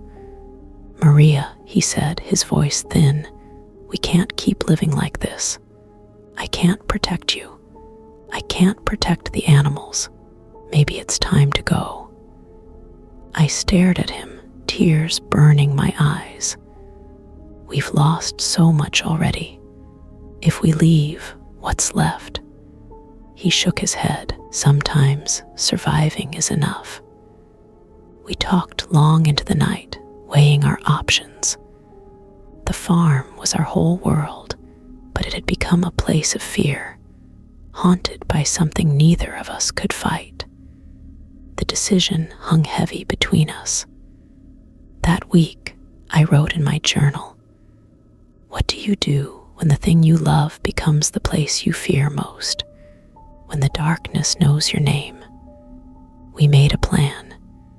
If there was one more attack, if the creature came for us instead of the animals, we would leave. We packed a few boxes, set aside what little savings we had, readied the truck. But the creature seemed to sense our resolve. For several nights, nothing happened. The animals survived. The dogs relaxed. Hope crept in again, fragile and dangerous. Then, just before dawn on a quiet Saturday, I heard the sheep crying out. I ran to the barn, shotgun in hand, heart hammering. Inside, I found 2 ewes dead, their bodies limp and pale, the same impossible bite marks on their necks. Something had torn the latch from the door. The air was thick with the coppery scent of blood, and in the corner, pressed into the straw, were fresh, deep prints, 3 toes, bigger than any I'd seen before. I fell to my knees, overcome with grief and exhaustion. Dad found me there, and for the first time, I saw tears in his eyes. "We're done," he said softly. "We have to go, Maria." I nodded, my hands shaking. We buried the sheep together, then went inside and began to pack for real. As I looked out the window at the barn, I knew we would never have answers. The bite marks would remain a mystery, a wound in the story of our lives. But we had survived, and sometimes that was the only answer you could hope for. The day we left the farm was overcast and strangely quiet. Dad and I loaded our belongings into the pickup, packing what little we could carry: clothes, photo albums, a few tools, the battered shotgun. The dogs jumped into the cab without hesitation, as if they understood this was not just another ride to town. I walked the property one last time, saying goodbye to the land I'd grown up on. I paused by the barn, running my fingers over the patched boards and the old, sun-faded paint. The graves behind the barn seemed to stretch farther than ever, each one a memory, each one a question that would never be answered. Dad waited by the truck, his face drawn and tired. "Ready?" he asked. I nodded, swallowing the lump in my throat as we drove away.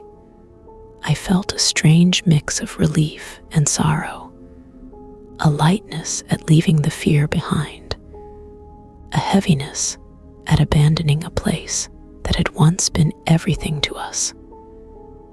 We stayed with my aunt in San Benito for a while.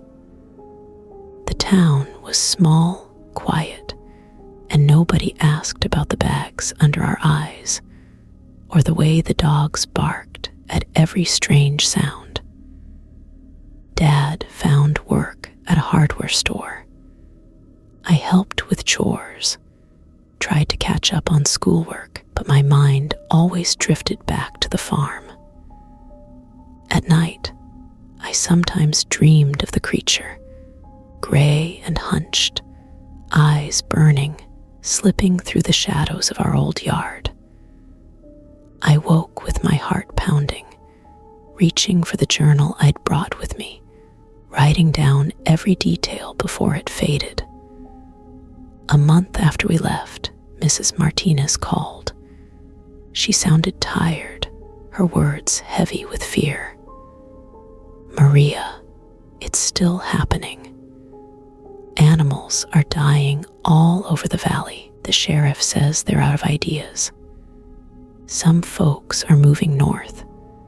Others are just giving up." I thanked her for calling, promised to visit if we could. When I hung up, I realized the fear had followed us, an invisible thread tying us to the darkness we tried to escape. Dad never talked about the farm. He focused on work, on fixing things around my aunt's house, on pretending the past was gone. But sometimes I caught him staring out the window, lost in thought, and I knew he was back there in his mind, walking the fields, checking the logs, burying another animal. I kept up my journal, filling pages with memories, with questions, with the ache of not knowing. I wrote about the bite marks, about the way nobody could explain them, about the sense that something ancient and hungry still haunted the land we'd left behind. As spring turned to summer, the nightmares faded a little. The dogs relaxed, sleeping through the night, tails wagging when I called. Dad smiled more, even laughed sometimes. We began to heal piece by piece, though the scars would never fully disappear. Sometimes, when the wind was right, I'd catch a whiff of sage and mesquite and remember home, not as a place of terror, but as a place of strength, of endurance, of love. I wondered if anyone would ever solve the mystery, if the bite marks would ever be explained. But deep down, I knew some stories aren't meant to have neat endings. Some monsters remain nameless. Some wounds never close. All you can do is survive, carry your story with you, and hope that the darkness stays away, at least for a while. As summer deepened in San Benito, Dad and I settled into a new kind of life. We missed the farm every day, the smell of rain on dry earth, the calls of our animals, the sense of purpose that came with caring for our own land. But the fear had loosened its grip. The dogs grew fat and lazy, content to nap in the sun without the constant threat that had shadowed them for so long. Still, I could never quite let go of the past. At night, I sometimes sat on the porch with my journal open, writing under the weak glow of the porch light.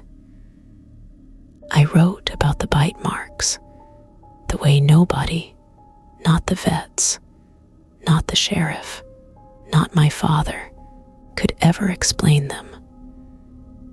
I wrote about the creature I'd glimpsed in the moonlight, about the feeling of being watched, about that long winter when hope seemed as scarce as rain.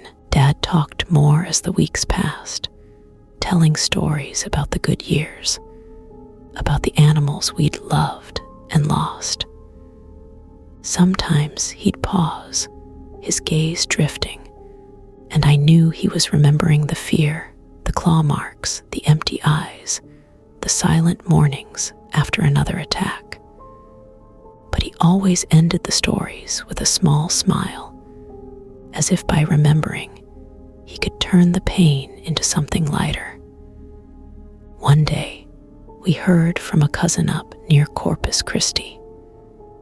"You ever have trouble with your animals?" she asked Dad on the phone, her voice tight. "We lost 2 goats last week. No blood, just holes in their necks. Sheriff says it's a wild dog, but I know better." Dad's eyes met mine as he listened. When he hung up, he was quiet for a long time before saying, "It's not just us. Maybe it never was." We mailed my old journal to her, every page filled with details, sketches, and theories. "Maybe it'll help," I wrote on the inside cover. "Or maybe you'll just know you're not alone." I sometimes wondered if the story would ever end, if one day the creature would just disappear, or if families like mine would keep carrying this secret fear from town to town, generation to generation. Maybe, I thought, that's how legends are born, out of wounds that never heal, mysteries that never resolve. But we survived. We endured. And I learned that sometimes the only answer to a mystery is to keep living, to keep telling the truth, and to hold on to hope even when the darkness presses close. If you ever find yourself walking a lonely pasture at dawn, and you see an animal lying too still in the grass, and you find marks you can't explain, remember our story. Remember that you're not alone. And remember that, sometimes, surviving is answer enough. Story 6. Chupacabra Encounters. The Chupacabra came back every night. My name is Louis, and I grew up in a small village outside Monterrey, Mexico, a place where the mountains rise blue in the distance, and the air smells of dust, warm grass, and wood smoke. My father and I kept goats and chickens on our land, just like our neighbors.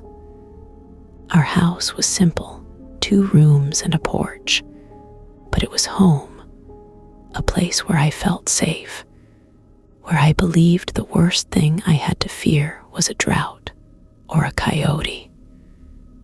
That changed the summer I turned 15. It started, as these stories always do, with something small. A single chicken gone missing, a goat acting skittish at dusk, my father muttering about fixing the old fence again. We thought it was just the usual trouble, wild dogs, maybe a fox or an owl. We never imagined it would become a nightmare. The first real sign that something was wrong came one humid Thursday morning. We found one of our goats, a friendly brown doe we called Esperanza, lying in the dirt. She looked as if she'd just fallen asleep, but when I knelt beside her, I saw the two neat holes at her throat and the way her body was strangely limp, drained of its warmth. There was no blood, no sign of a struggle, just those marks, too wide for a snake, too clean for a dog. I called for my father, my hands shaking. He was silent for a long time after he saw her. Finally, he said, "We'll bury her tonight, and we'll keep the rest in the barn after dark." That night, we locked up the goats and brought the chickens into the shed. My father sat on the porch with his old revolver, eyes fixed on the yard, while I lay in bed, listening to the wind and the distant call of cicadas. I slept badly, waking at every creak of the house, every rustle of leaves outside. In the morning, we found another goat dead, her body in the same unnatural pose, the same wounds. The dogs barked and circled the barn, hackles raised, but refused to go inside. My father grew more anxious. He called our uncles to help reinforce the fences, hammered new boards over the barn door, and set out traps baited with meat. That night, he kept a lantern burning by his chair on the porch, the revolver always within arm's reach. I stayed up with him, staring out at the darkness, asking questions he couldn't answer. We heard nothing but the wind. But just before dawn, when the sky was still dark, the goats began to bleat in terror. My father and I rushed to the barn, lanterns swinging. The dogs howled, snapping at the air. I saw a shadow slip through the far corner of the yard, something low to the ground, moving with a speed and silence that made my skin crawl. We found another goat dead, her neck marked with those same holes, her body cold and empty. The rest of the animals were huddled together, eyes wide and rolling. After that, the attacks came every night. No matter what we did, locks, traps, lights, even prayers, the thing kept coming back. Each morning, we'd find another animal drained. Never any blood, never a sound in the night except the rising panic of the goats. My father sent for a veterinarian from the city. She arrived with her assistant, examined the bodies, and shook her head. "No animal I know does this," she said. "It's like something is drinking their blood and leaving the rest. Maybe a bat, but these marks." She trailed off, tracing the wounds with a gloved finger, her eyes troubled. She took samples and promised to call if she found anything. Days passed, and the attacks continued. Our herd dwindled, hope draining away with every loss. The neighbors started talking. Some said it was a disease, others whispered about witches, curses, or something far older that haunted these hills. My uncle crossed himself whenever we spoke of it. My grandmother burned sage and sprinkled holy water at our doors, but nothing stopped the attacks. One night, determined to catch the thing in the act, my father and I stayed awake in the barn. We sat in the dark, holding our breath, the dogs lying at our feet, their bodies tense and trembling. Hours passed, the silence broken only by the occasional stamp of a goat's hoof or the flutter of wings against the roof. Just before dawn, we heard it, a soft, wet sound, like something lapping at water. I held my breath, my heart pounding in my chest. My father flicked on his lantern, and in the weak yellow light, we saw it. A creature crouched over one of the goats, its skin gray and hairless, its body twisted and thin, its mouth pressed to the animal's neck. For a moment, it looked up at us. Its eyes glowed red in the lantern light, and its lips were stained dark. My father fired his revolver, the shot deafening in the closed space. The creature shrieked, a sound that made the dogs whimper and my blood run cold, then vanished into the shadows, slipping through a gap in the boards. We ran outside, searching the yard, but there was nothing. No blood, no tracks, only the echo of that terrible scream ringing in our ears. After that night, I knew the Chupacabra was real, and it would keep coming back until there was nothing left. After that night, nothing on the farm felt ordinary. My father and I moved through our days like men living on borrowed time, checking locks and patching holes, taking turns staying awake after dark. The goats were different now, nervous, always watching the corners, never straying far from one another. Even the chickens, usually noisy and bold, kept to the shadows, sometimes refusing to leave the coop at all. Word spread through the village. Don Mateo, who lived up the road, came by to ask about our losses, his face gray with worry. "We lost 2 chickens last night," he said, voice low. "Same thing, blood gone, no sign of a fight. My wife says it's a demon, like in the old stories." Others came too, some to offer help, some just to hear what we'd seen. Most listened with wide eyes, crossing themselves when we described the bite marks, the way the animals were found. A few shook their heads, saying it was just coyotes or a sickness that would pass. But most of us knew better. The veterinarian called us back, but she had no answers. "The samples are clean," she said. "No disease, no poison. It's as if something just took the blood. I'm sorry, Louis.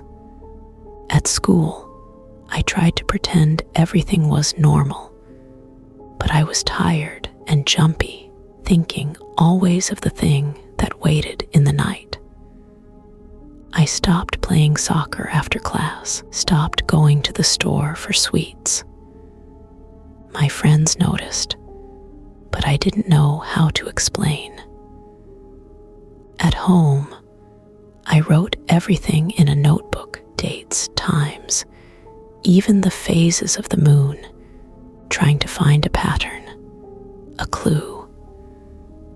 But the only pattern was that the Chupacabra came back every night. Some evenings, we heard it before it struck, a soft scrape against the barn wall, a hiss like steam rising from a kettle, the sudden panic of goats or chickens. Other times, there was nothing until dawn, when we would find a new body, always cold, always dry, always with those 2 perfect holes. We tried everything.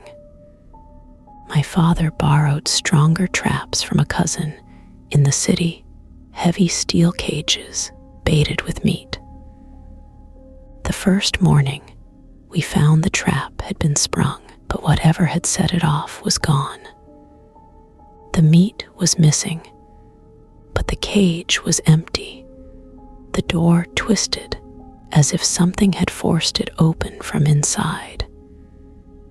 We hung garlic and crosses in every doorway, burned sage in the barn, sprinkled salt across the thresholds. My grandmother prayed over the pens, her voice trembling as she asked for protection. But nothing worked. The attacks kept coming. One night, we decided to set up a watch with our neighbors. 4 men, armed with rifles and flashlights, hid around the barn while my father and I waited inside. The goats were restless, stamping and snorting, their eyes rolling in fear. The hours dragged. Then, just before dawn, it happened. A shadow slipped through the gap in the fence, moving faster than I thought possible. The men outside shouted. Their flashlights caught the creature for an instant, a gray, hunched form, eyes burning red, mouth open in a silent snarl.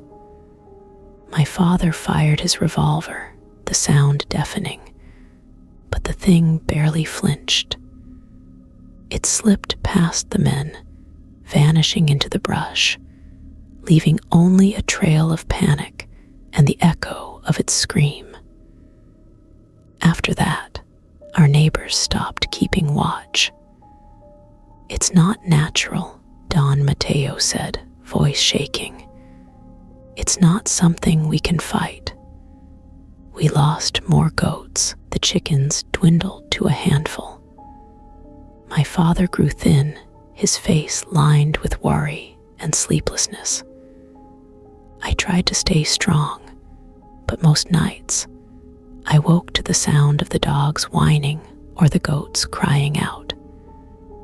Sometimes, I thought I saw the creature in my dreams, eyes glowing, mouth stained dark, waiting just beyond the reach of the lantern light. One afternoon, I found my father staring at the barn, his hands clenched into fists.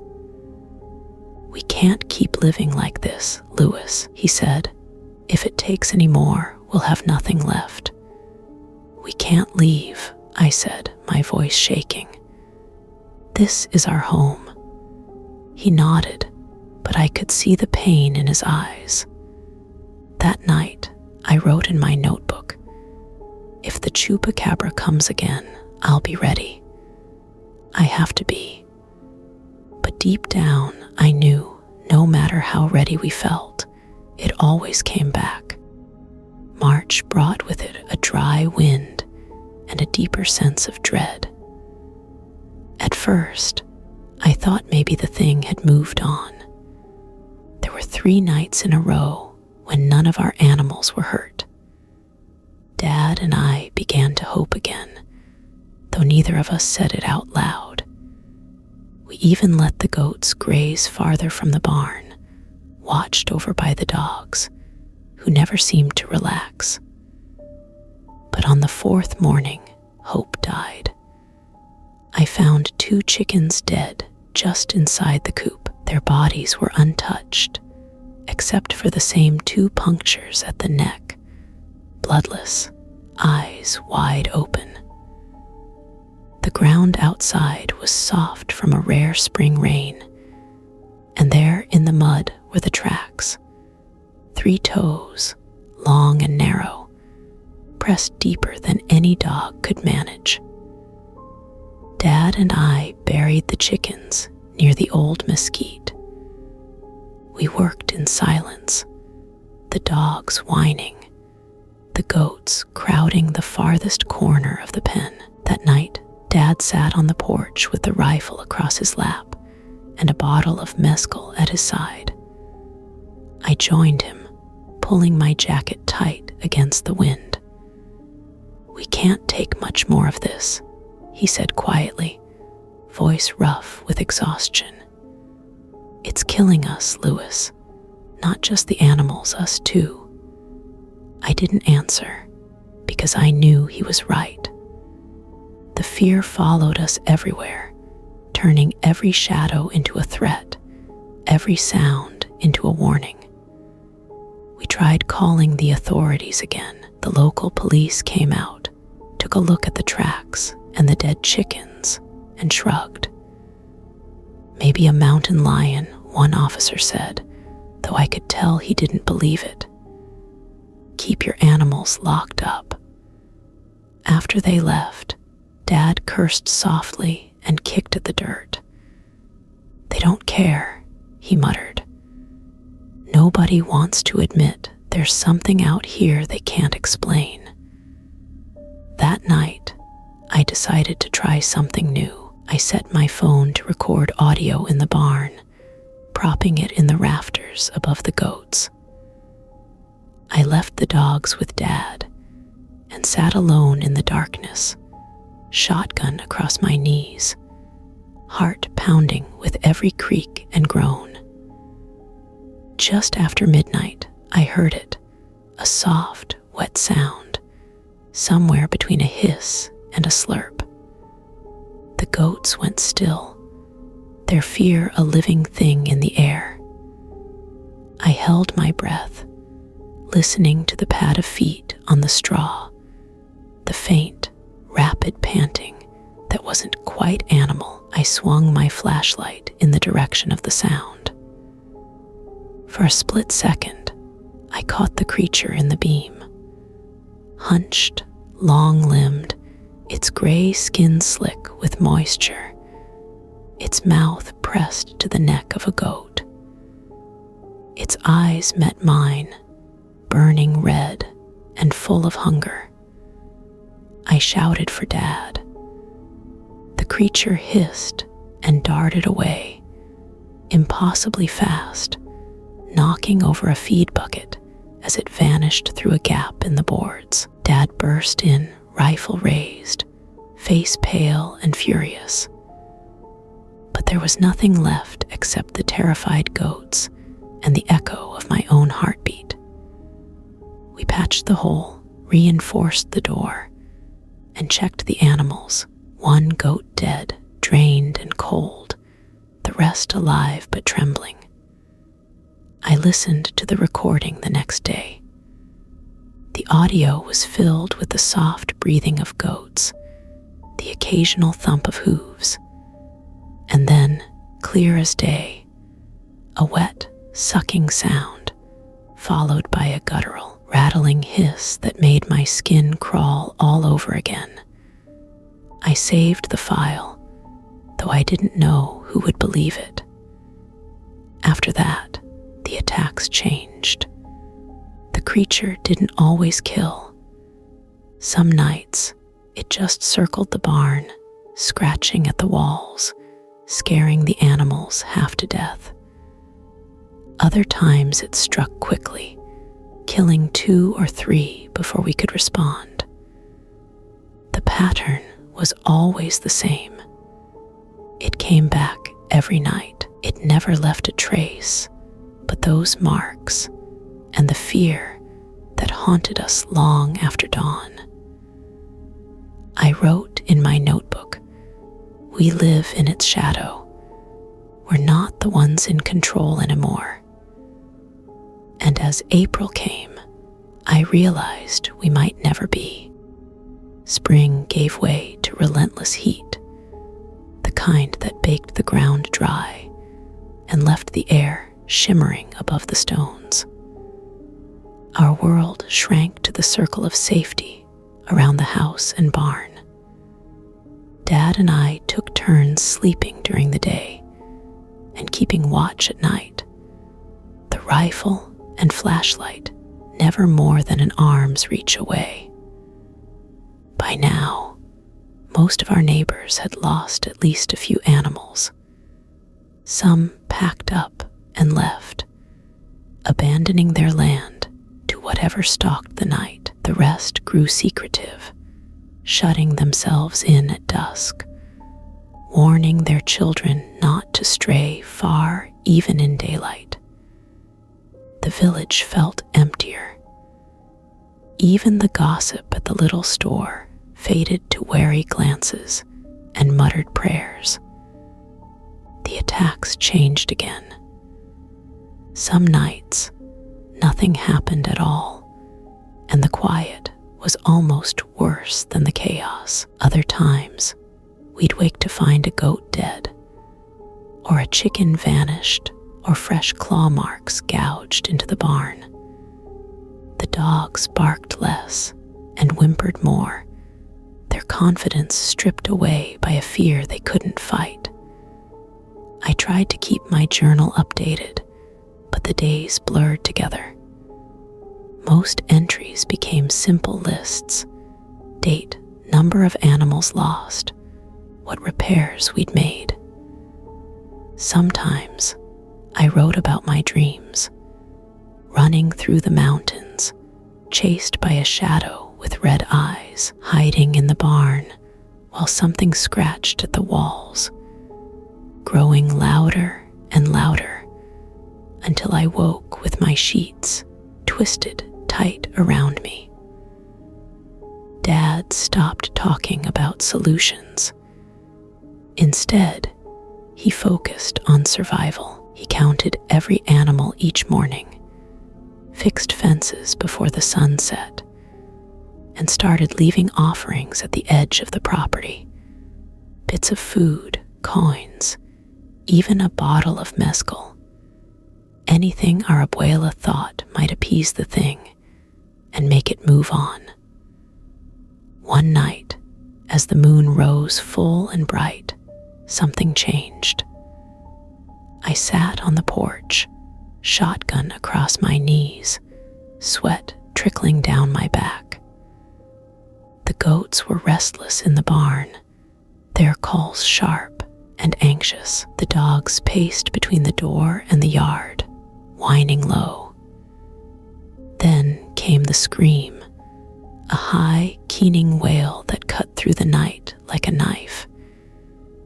It was the same sound I'd heard that first night, but closer, louder, more desperate. The dogs cowered. My skin crawled. Dad rushed out, rifle ready. We stood together, backs to the wall, scanning the yard for movement. In the moonlight, I saw it. The creature, standing just beyond the fence, its gray skin gleaming, eyes glowing with an unnatural light. It stared at us for a long moment, mouth opening to reveal rows of needle teeth.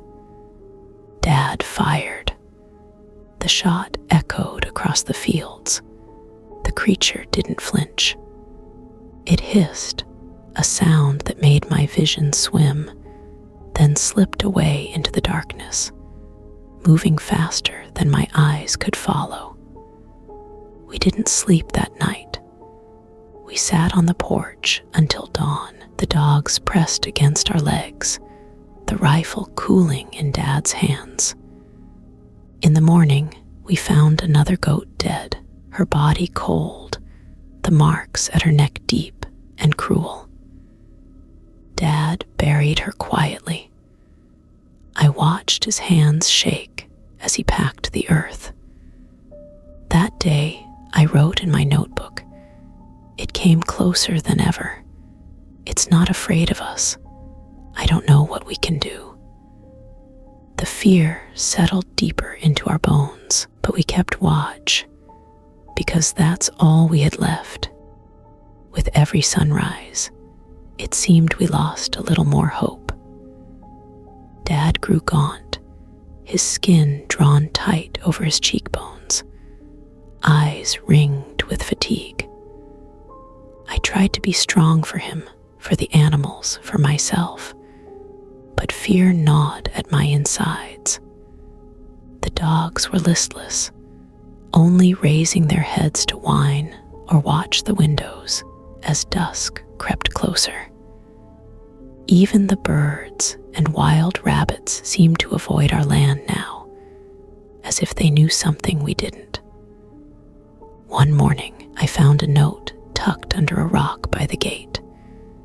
It was from Don Mateo. Lost another rooster.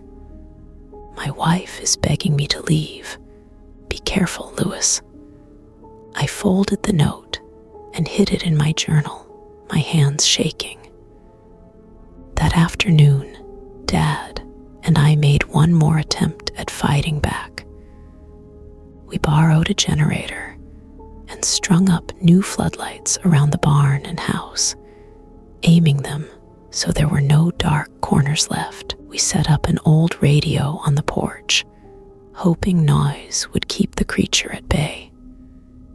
I even carved a cross from mesquite wood and hung it above the barn door, just as Abuela had taught me. That night, we waited.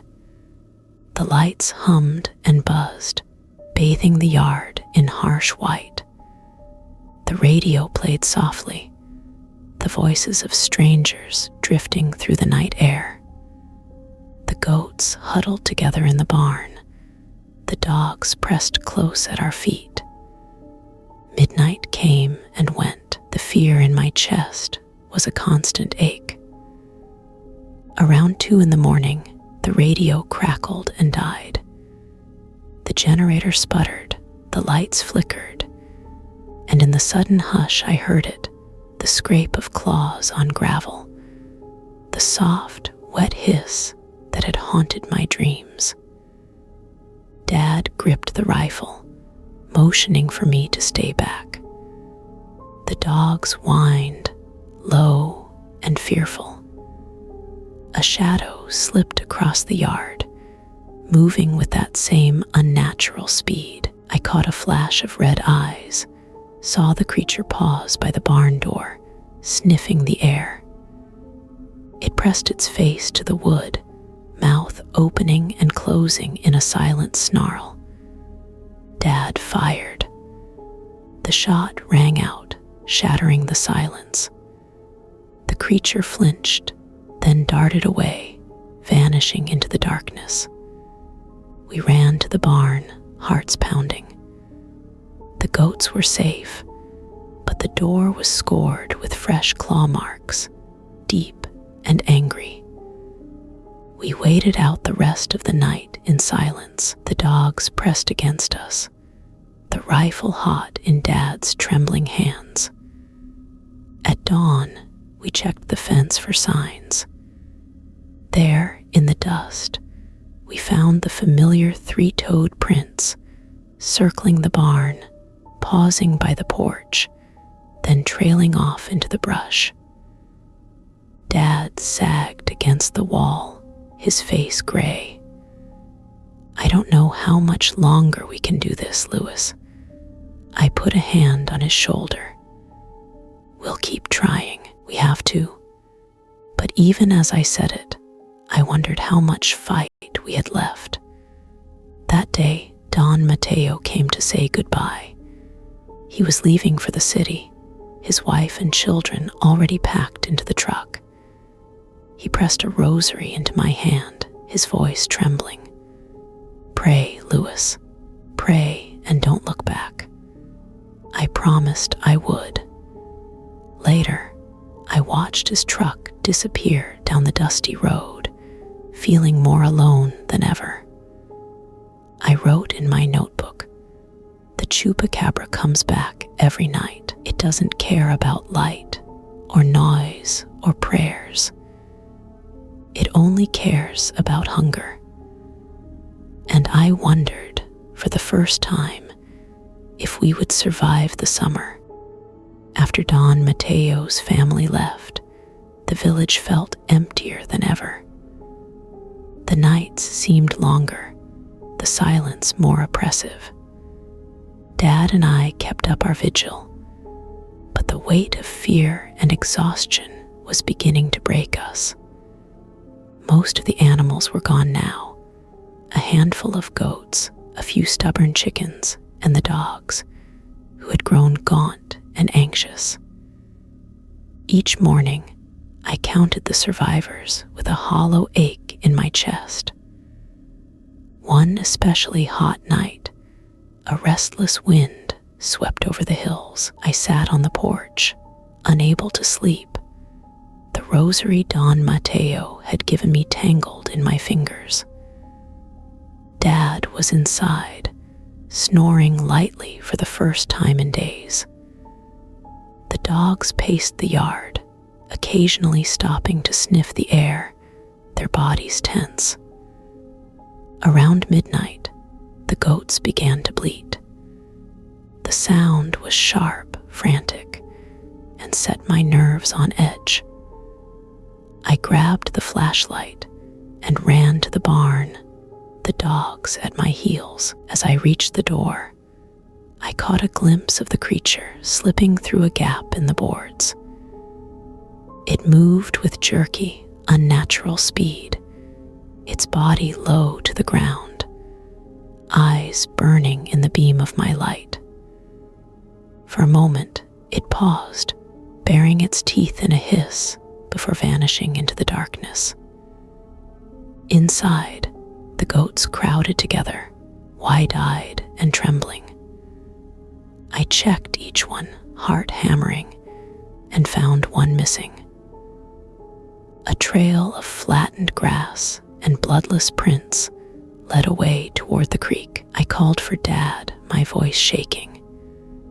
He staggered out, rifle in hand, and together we followed the trail as far as we dared. At the water's edge, we found the missing goat, cold, limp, the same 2 holes at its neck. Dad knelt beside her, shoulders slumped. "It's always the same, Lewis, always the same." We buried the goat in silence, the dogs whimpering, the dawn breaking pale over the hills. The attacks grew bolder after that. The creature came earlier, sometimes just after sunset, sometimes circling the house before darkness had fully settled. We spotted it more often, just a fleeting shape at the edge of the yard, a flash of red eyes in the trees, a scrape of claws against wood. The dogs grew more frantic, barking until their voices were hoarse, refusing to sleep. I tried everything, more lights, more prayers, even a charm from the village healer, but nothing worked. Dad's health faded. He ate little, barely left the porch, his hands trembling when he tried to hold the rifle. I took on more of the chores, determined to keep us going, but I felt the weight of the struggle pressing down on me. One afternoon, a letter arrived from my uncle in Monterey. "Come stay with us," he wrote. "There's nothing left for you there but trouble. You're not the only family suffering. Please, Lewis." Dad read the letter and sat staring at it for a long time. "Maybe he's right," he said at last. "Maybe it's time." I didn't want to leave, but I knew he was right. The land was killing us as surely as the creature was. We spent that night sitting together on the porch, watching the stars. The dogs lay at our feet, finally calm for a few hours. I listened to the wind in the trees and wondered if I would ever feel safe again. But the Chupacabra came back that night, as it always did. We heard it moving in the grass, saw the glint of its eyes near the barn. This time, it didn't kill, just circled the house, scratching at the walls, letting us know it was still there. I wrote in my notebook, "It will never stop. It will never leave. But maybe, if we leave first, it will forget us." In the morning, Dad called my uncle. We would leave at the end of the week. I felt relief. but also a grief so deep it made my chest ache. Our home, our land, our animals, lost to something nobody could explain, nobody could fight. But at least, for the first time in months, we had a plan. We had hope. And sometimes, hope is all you can carry. The last days on the farm passed in a kind of daze, every hour heavy with goodbye. Dad and I packed our few belongings, working in silence, the weight of what we were leaving behind pressing on our shoulders. The dogs stayed close, uneasy, as if sensing the change. I walked the fields for the last time, pausing by the old mesquite tree where we'd buried so many animals. The graveyard stretched longer than I wanted to remember. We gave what was left of our chickens to a neighbor who was staying, an older man who said he'd lived through worse. But I saw the fear in his eyes. The goats, just 3 of them, we loaded into our uncle's truck when he arrived, their heads pressed together, silent and resigned. The night before we left, Dad and I sat on the porch. The air was still, the only sound the creak of the wooden boards and the distant call of a nightjar. The village was dark, most homes shuttered, no lights but the faint orange glow from our own windows. "Do you think it will follow us?" I asked. Dad shook his head, but I saw doubt flicker across his face. "No, Lewis. I think it stays with the land, with the animals. We'll be safe in the city." We fell silent, both of us listening for any sign of the creature. The dogs whined, but did not bark. I clutched the rosary Don Mateo had given me, whispering a prayer to whatever might be listening.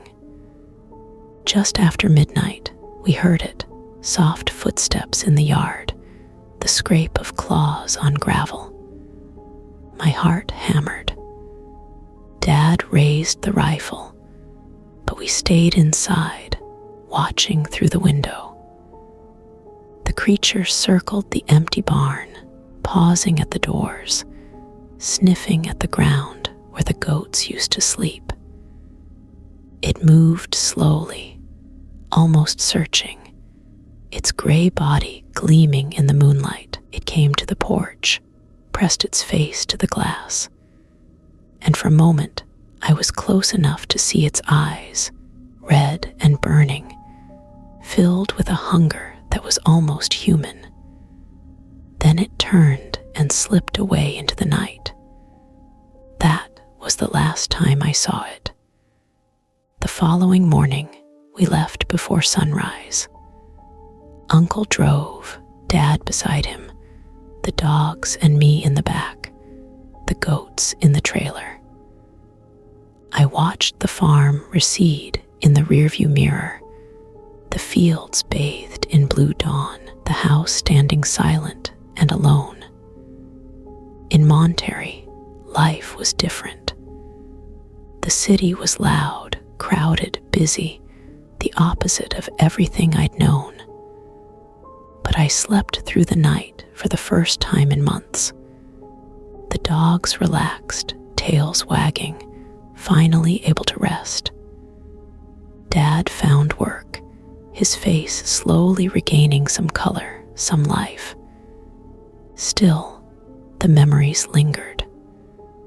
I dreamed of the Chupacabra, gray, silent, hungry. Sometimes I woke gasping, reaching for the notebook I'd carried with me, filling page after page with everything I remembered.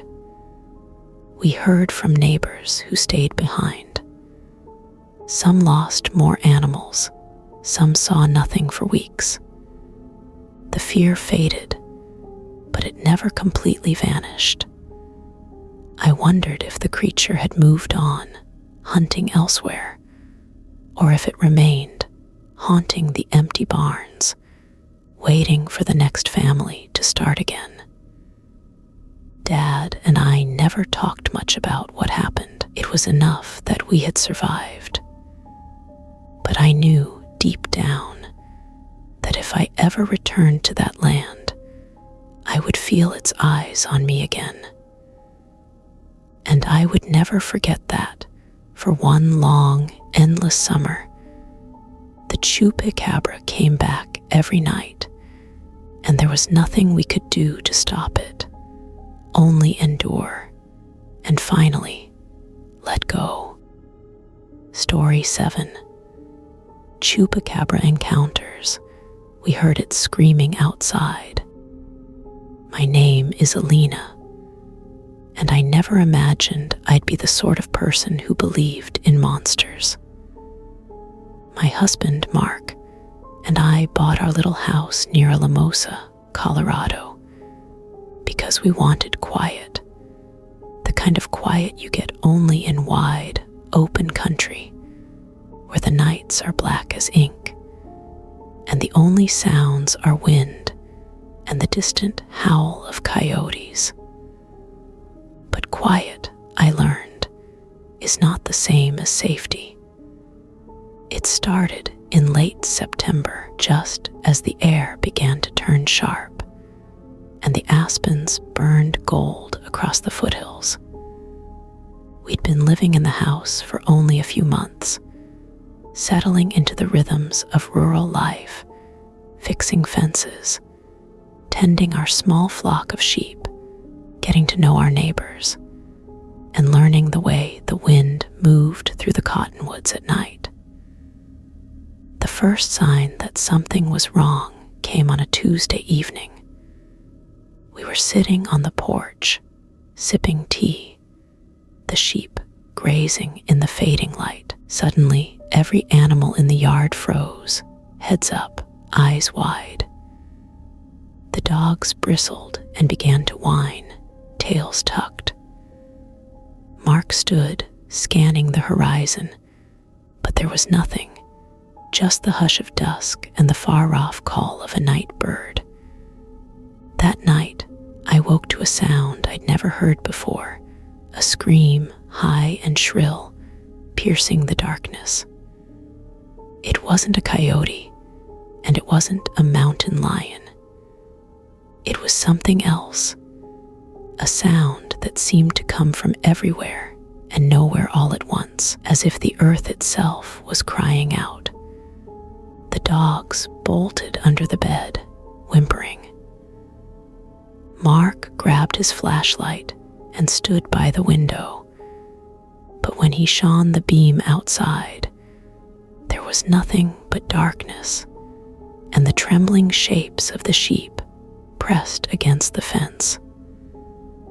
The screams came again the next night, and the next, always just after midnight, always lasting for several minutes, always leaving the dogs shaking and the sheep silent. We called the sheriff, who told us it was probably a fox or a bobcat. But I'd heard those before, and this was different. This was colder, sharper, and it made something primal in me want to hide. Then the sheep started dying. The first one was Daisy, a gentle ewe who'd follow me around the yard. I found her early one morning, lying in the dew-wet grass, eyes wide, mouth open as if in a silent scream. There was no blood, no sign of a struggle, just 2 puncture wounds at the base of her neck, neat and round, spaced too far apart for a snake, too precise for any predator I knew.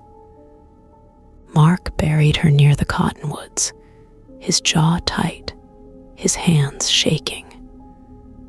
"We'll lock them in the barn at night," he said. "It's just a coyote. We'll keep them safe." But locking them in didn't help. The next night, Another sheep was dead, found in the same position, the same wounds, no blood. The screams continued, each one fraying my nerves a little more. I started leaving the lights on, clutching the dogs close, jumping at every creak of the house. Mark set up motion-activated cameras around the yard, and for a while, all we caught were the usual suspects: raccoons, deer, the occasional stray cat. But the sheep kept dying, and the screams kept coming, and I started to dread the fall of night. We stopped sleeping. Mark drank too much coffee, his hands always jittery, his eyes ringed with shadows. The neighbors whispered about our troubles, but no one could help. Some suggested it was a wildcat. Others said it was just bad luck. A few old-timers crossed themselves and muttered about old things that haunted the valley. One night, the screams came earlier, just after sunset. The sky was still streaked with color when the sound rose outside, so loud I felt it in my bones. The dogs yelped and ran for the basement. Mark and I stood together in the hallway, staring at the door, the hair on the back of my neck standing up. When it finally stopped, I crept to the window and looked out. The sheep huddled together against the barn, eyes glowing in the porch light.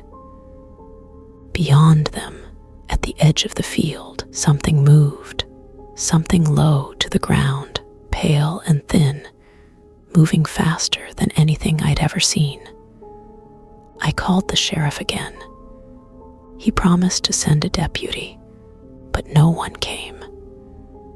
The next morning, we found 2 more sheep dead. No blood, no struggle, just the same bite marks. Mark finally admitted what I'd known for days. This was no ordinary predator.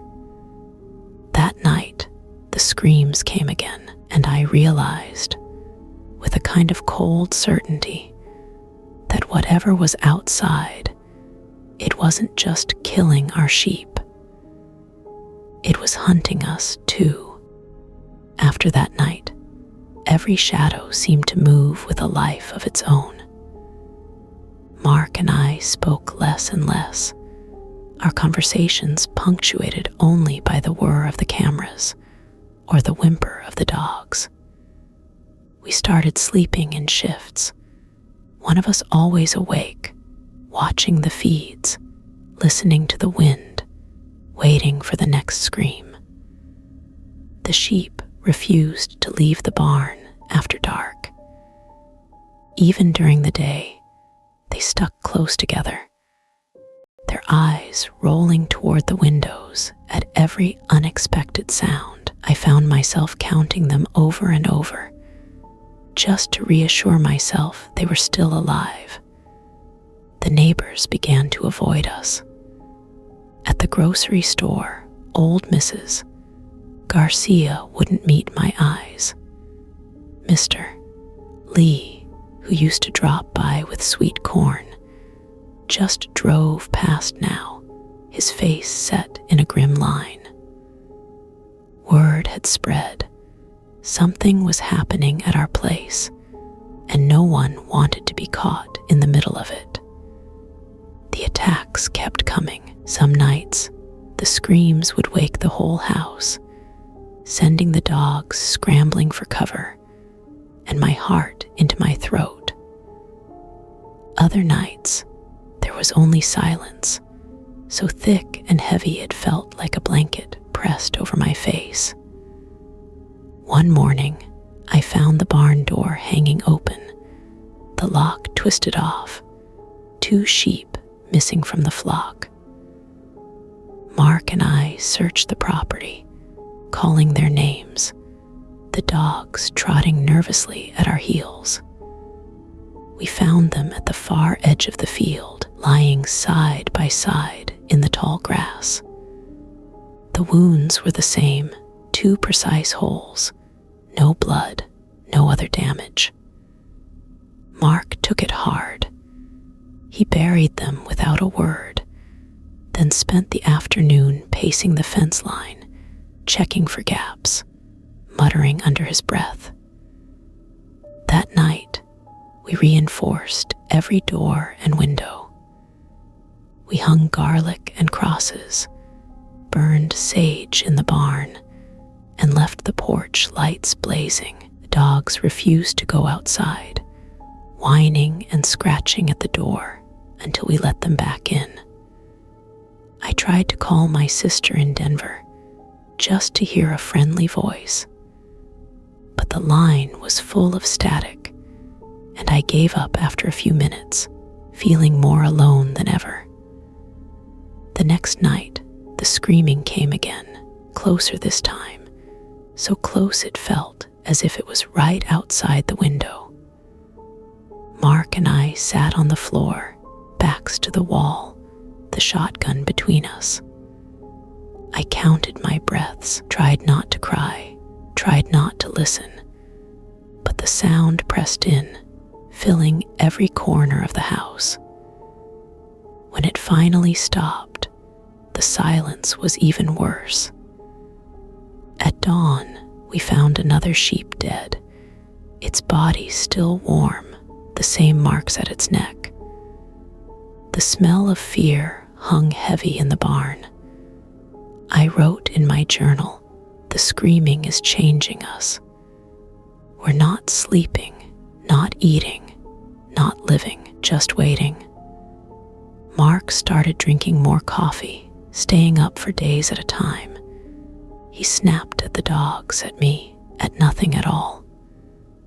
I tried to keep things normal, cooking, cleaning, tending the sheep, but every task felt pointless, every day a little darker than the last. One afternoon, I caught a glimpse of something moving in the windbreak by the creek. I froze, the hair on my arms prickling.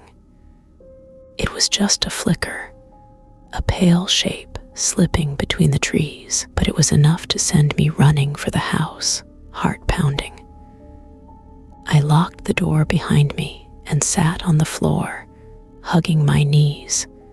The dogs pressed close.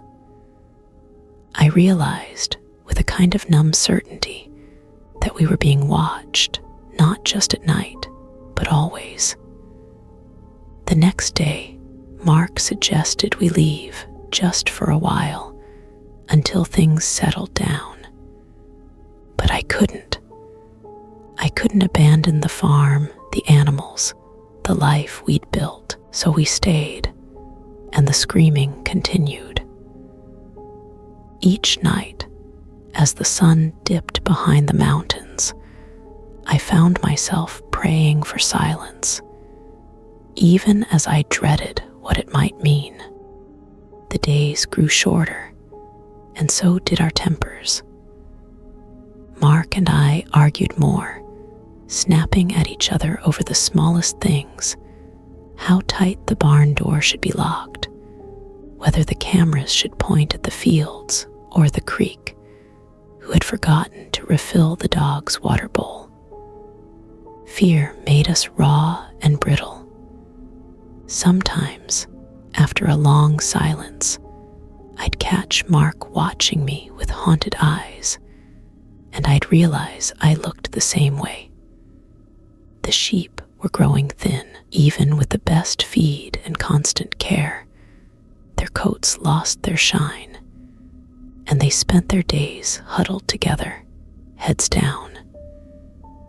Every morning, I counted them with dread, bracing myself for another loss. The dogs, once playful and eager to roam, now followed me everywhere, tails tucked, ears pinned at every sound. One morning, I found more than just another dead sheep. I found tracks, three-toed, sharp, unlike anything I'd ever seen in Colorado. They circled the barn, pressed deep in the mud, then vanished into the tall grass. I took photos, showed Mark, but he only shook his head. "I don't know what to do anymore, Alina," he whispered. "We're outmatched. It's not a wolf. It's not a person. Nothing makes sense." He tried calling animal control, but they offered no help, just told us to reinforce the fences and keep the animals inside at night. That night, it rained hard, the kind of storm that rattles the windows and turns the yard to rivers of mud.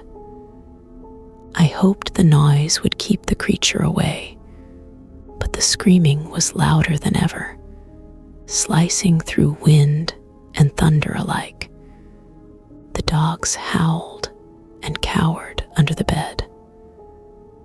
Mark paced the hallway with the shotgun, flinching at every flash of lightning. When the rain stopped, I crept to the window. The yard glittered with puddles. The sheep were clustered in the farthest corner of the barn, pressed so tightly together I thought they might crush each other. Across the mud, I saw the tracks again, fresh, deep, leading straight to our back door. I locked every window and sat awake until dawn, my heart hammering. Mark finally collapsed on the couch, exhausted and defeated. That morning, we found the barn door scratched, the wood splintered and scored. 2 more sheep were dead, bitten and drained, their bodies left in the most distant stall. No blood, no mess, just the same impossible wounds. I started to write everything down, the times of the screams, the weather, the tracks, the order of the attacks. I tried to find patterns, to make sense of the horror that had overtaken our lives.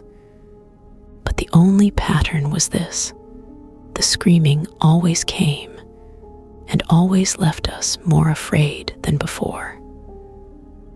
Word spread in town. People looked at us with pity or suspicion or both. Some neighbors admitted they'd heard the screams too, but most just talked about moving away, putting their houses up for sale, leaving us behind with the thing that haunted the night. One day, Mark said quietly, "We can't keep living like this. If we don't leave soon, something's going to break." I knew he was right, but where would we go? And what if the screaming followed us? That night, for the first time, I didn't pray for silence. I prayed for a sign, something to tell me what to do, some hope in the darkness. But all I heard was the wind, and just as the clock struck midnight, that terrible, unearthly scream, echoing across the fields, louder, closer, more desperate than ever. We didn't leave, not yet. Something about the land, the house, the battered barn that still stood despite everything, it all held us in place, even as each night chipped away at our courage. Mark and I tried to fight the exhaustion, tried to be vigilant, but our nerves were shot.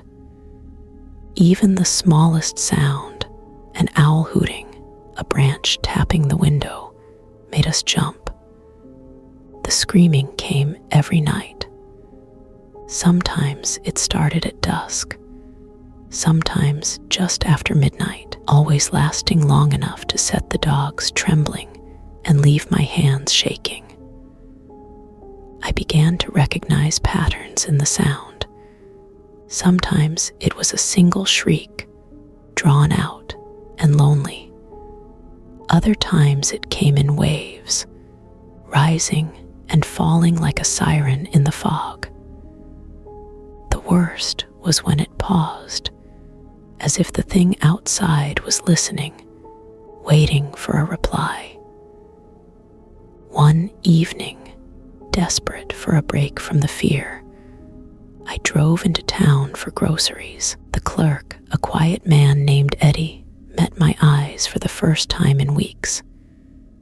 "You heard it too, haven't you?" he whispered, glancing over his shoulder. "That scream. My wife wants to leave, but I can't sell the house. Nobody's buying." I nodded, not trusting myself to speak. He slid a small crucifix across the counter. "Take it for luck, or whatever." When I got home, I hung the crucifix over the front door, then sat outside on the porch steps, staring into the gathering dusk. Mark joined me, silent, his shoulders slumped. "We can't keep going like this," he finally said. "I feel like I'm losing my mind." I reached for his hand, squeezed it. "We'll decide soon, but not tonight." That night, the screams came early, before the sun had even disappeared behind the mountains. The dogs bolted under the bed. The sheep stampeded in the barn, their cries joining the thing's unearthly wail. Mark and I huddled by the front door, shotgun between us, the crucifix glinting in the lamplight. Suddenly, there was a crash at the barn. We heard wood splinter, sheep bleating in terror, the dogs barking and then falling silent. Mark leapt to his feet, but I grabbed his arm. "Don't go out there," I whispered. "Not this time." We waited, breathless, listening as the screaming faded into the distance, replaced by the low, guttural sounds of something moving through the yard. The minutes dragged past. At last, near dawn, silence settled once again. When the sun rose, we found 3 sheep dead, their bodies cold and strangely light, drained and marked as always. The barn door had been ripped half off its hinges. The tracks, 3-toed, deep and erratic, traced a path around the house, pausing by every window. I realized then that it wasn't just hunting the sheep, it was hunting us, testing our defenses, circling closer each night. We spent the day repairing the barn, moving the surviving sheep to the most secure stall, stringing garlic and crosses everywhere. But I knew deep down that none of it would matter. The next night, I sat by the window, shotgun across my lap, listening to the wind and the soft, shuddering breaths of the dogs at my feet. Just after midnight, the screaming returned, louder and longer than ever. It echoed through the fields, rattling the windows, pressing in on all sides. I closed my eyes and prayed, not for silence, not for answers, but for the strength to face whatever came next. The following days blurred into a haze of dread and exhaustion.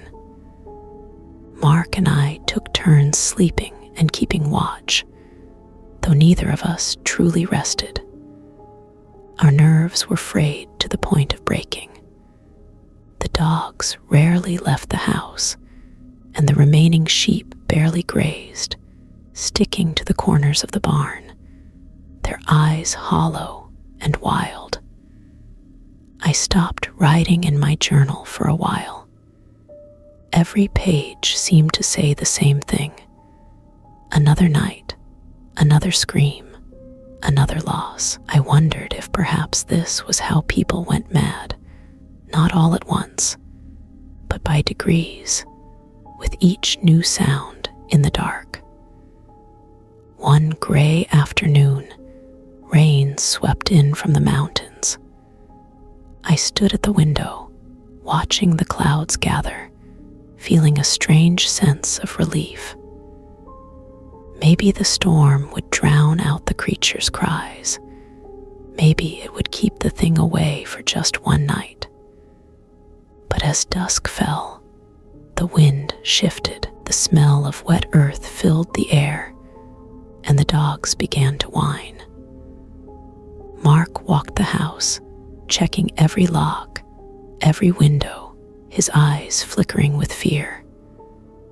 That night, the screaming started earlier than ever. It cut through the rain, sharper and more desperate, echoing off the tin roof and the empty fields. The sheep wailed in terror, their cries muffled by the walls of the barn. The dogs hid under the kitchen table, shivering. Lightning struck close by, filling the house with a blinding white flash. In that instant, I saw a shape standing at the edge of the yard, low to the ground, limbs too long, eyes burning in the storm's glow. I gasped, and Mark rushed to my side. "There," I whispered, pointing. Another flash. The shape was gone. We sat together, frozen, as thunder boomed. The storm raged for hours, but the screaming never stopped, rose and fell. Sometimes so close I thought the thing might be scratching at the door, sometimes fading into the distance, only to return, louder and more insistent.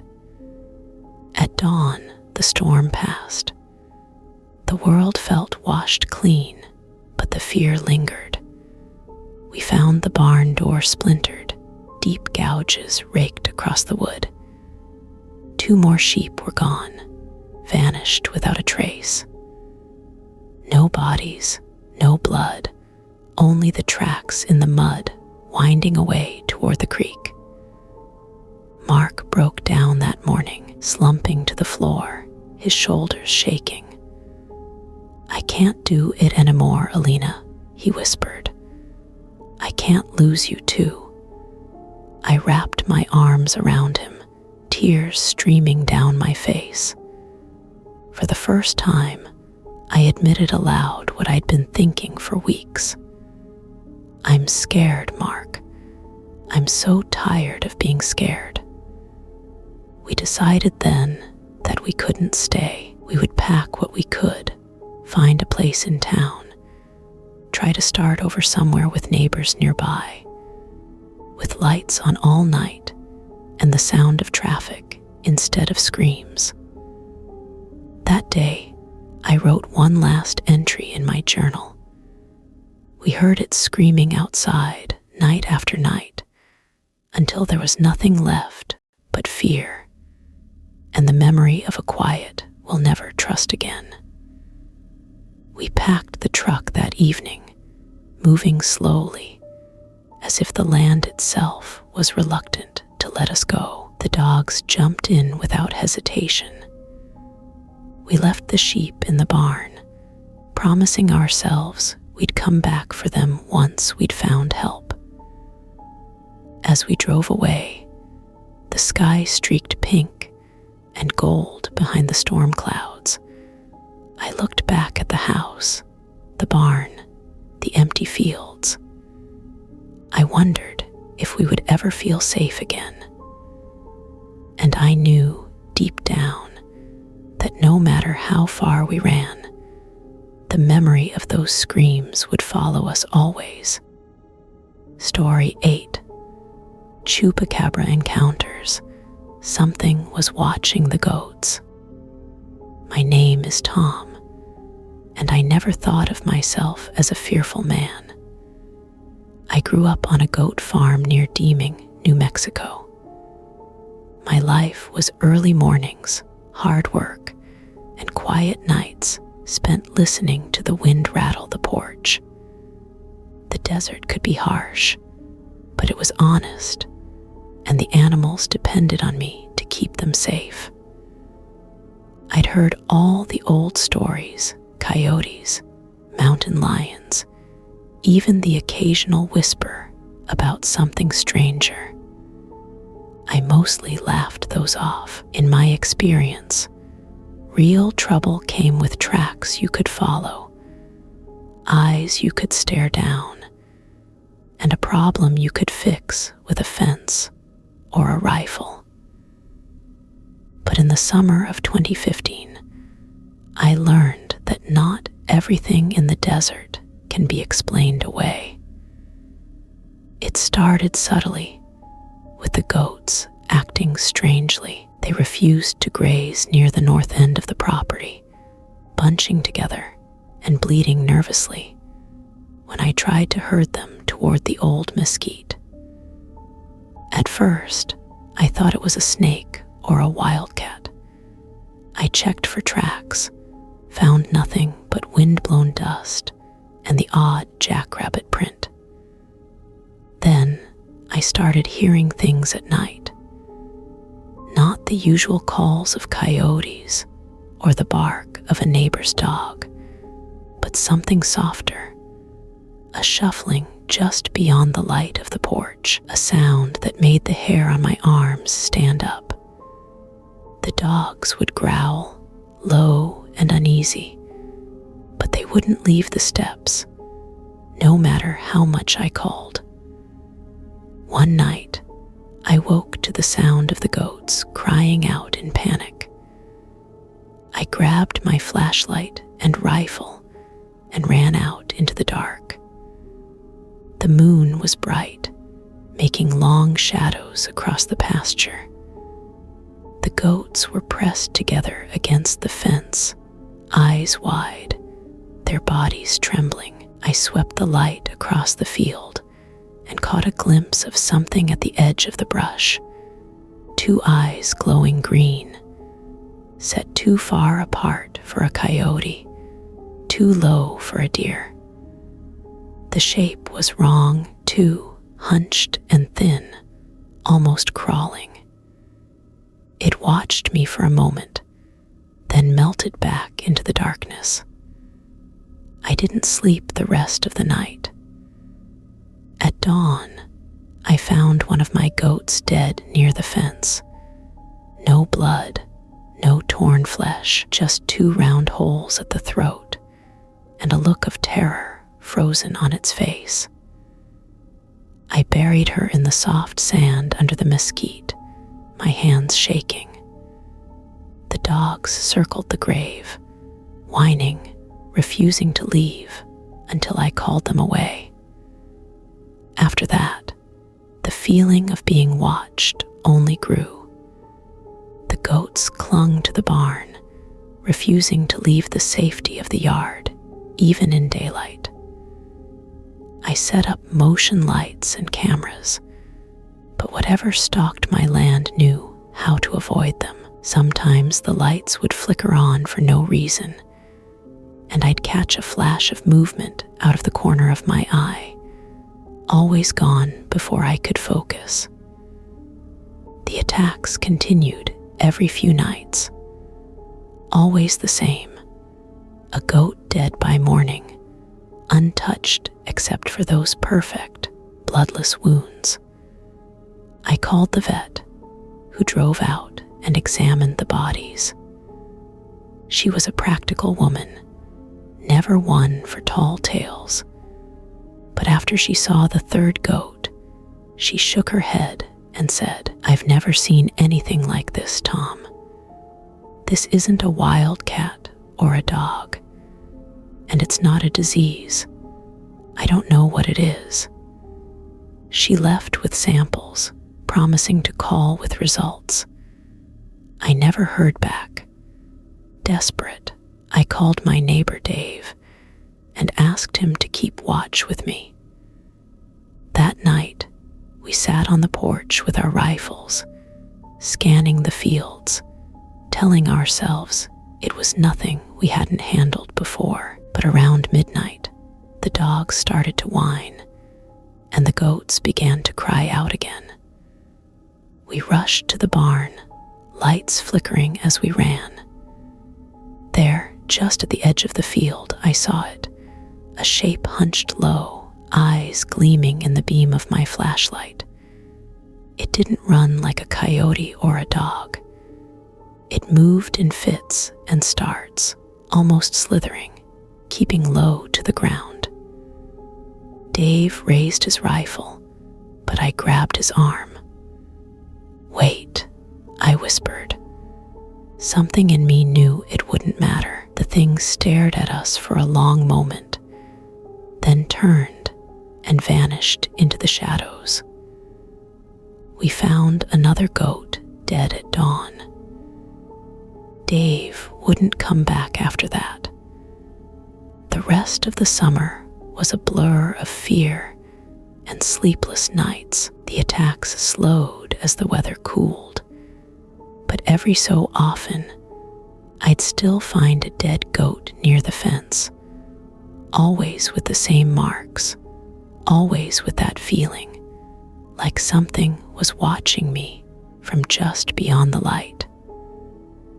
I never caught the thing that haunted my farm. I never figured out what it was or how to stop it. But I learned to trust the fear in my gut, to listen when the goats grew restless and the dogs refused to follow. And I learned that in the desert, sometimes the worst things aren't what you see, but what you know is watching you from the darkness. After that summer, even the brightest days couldn't quite chase away the feeling that something was wrong. I tried to go back to normal, mending fences, tending the garden, checking the goats twice as often as before. But the sense of being watched never left me. The dogs, once fearless, now flinched at every shadow. They slept in the house or on the porch, never venturing far from the light. I started noticing little things out of place. Tools moved from where I'd left them, small stones arranged in strange patterns near the barn, tufts of grass pressed flat, as if something heavy had lain there during the night. Sometimes, I'd find the goats pressed together in the corner of the yard, staring out into the dark, their bodies trembling with a fear I couldn't soothe. I tried to talk to neighbors, but most just looked uncomfortable, muttering about coyotes or suggesting I needed more sleep. Only old Mrs. Sanchez, who lived at the end of the road, listened without judgment. "There's always been things in this land," she said softly, her eyes distant. "Not all of them want to be seen. If your animal sense something, you listen." One evening, as the sun bled red across the desert, I sat on the porch with a cup of coffee, watching the goats graze close to the barn. The air was heavy, the silence deep.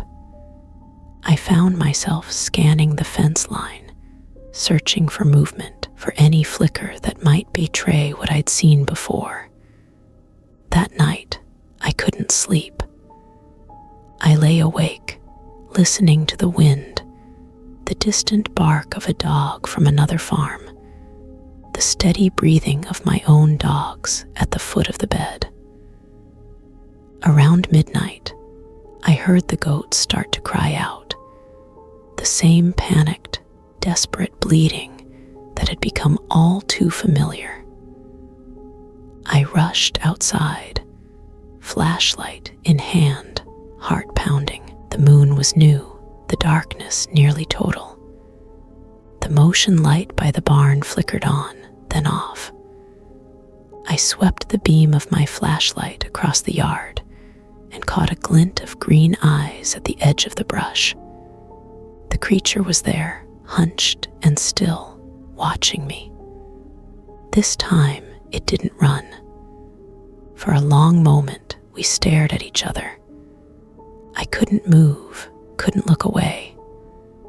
The dogs stayed behind me, growling low but refusing to approach. Finally, the creature slipped away, melting into the shadows as silently as it had come.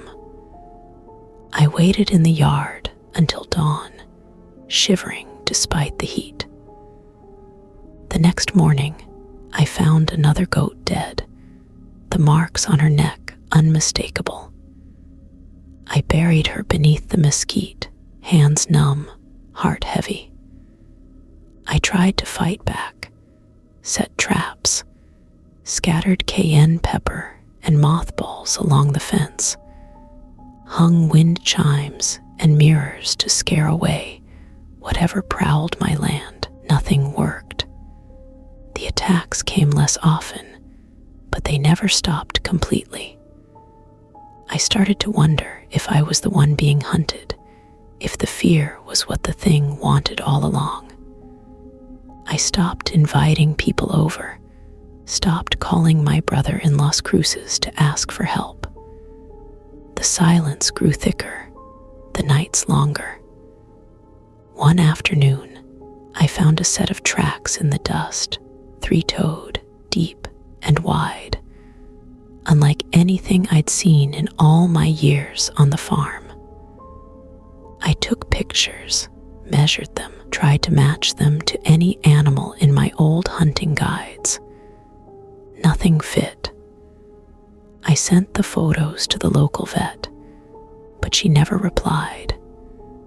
When I called, the receptionist just said, "She's out sick," and hung up quickly. That night, I tried to stay awake, sitting in the kitchen with a pot of coffee, the dogs at my feet, and the shotgun across my knees. The goats were restless, their cries echoing through the house. Sometime before dawn, I must have drifted off, because I woke to the sound of the dogs barking, frantic and terrified. I ran to the door just in time to see a shadow moving along the fence line, faster than anything I'd ever seen. The dogs refused to chase it, backing away, tails tucked. When the sun rose, the goats were alive, but the feeling of being watched was stronger than ever. I wrote in my journal, maybe it's not just the goats it's watching. Maybe it's me. The fear became part of my routine. I checked the goats every few hours, always counting, always waiting for something to be wrong. I walked the fence line twice a day, looking for new tracks or signs of entry. Sometimes, I'd find nothing but empty dust.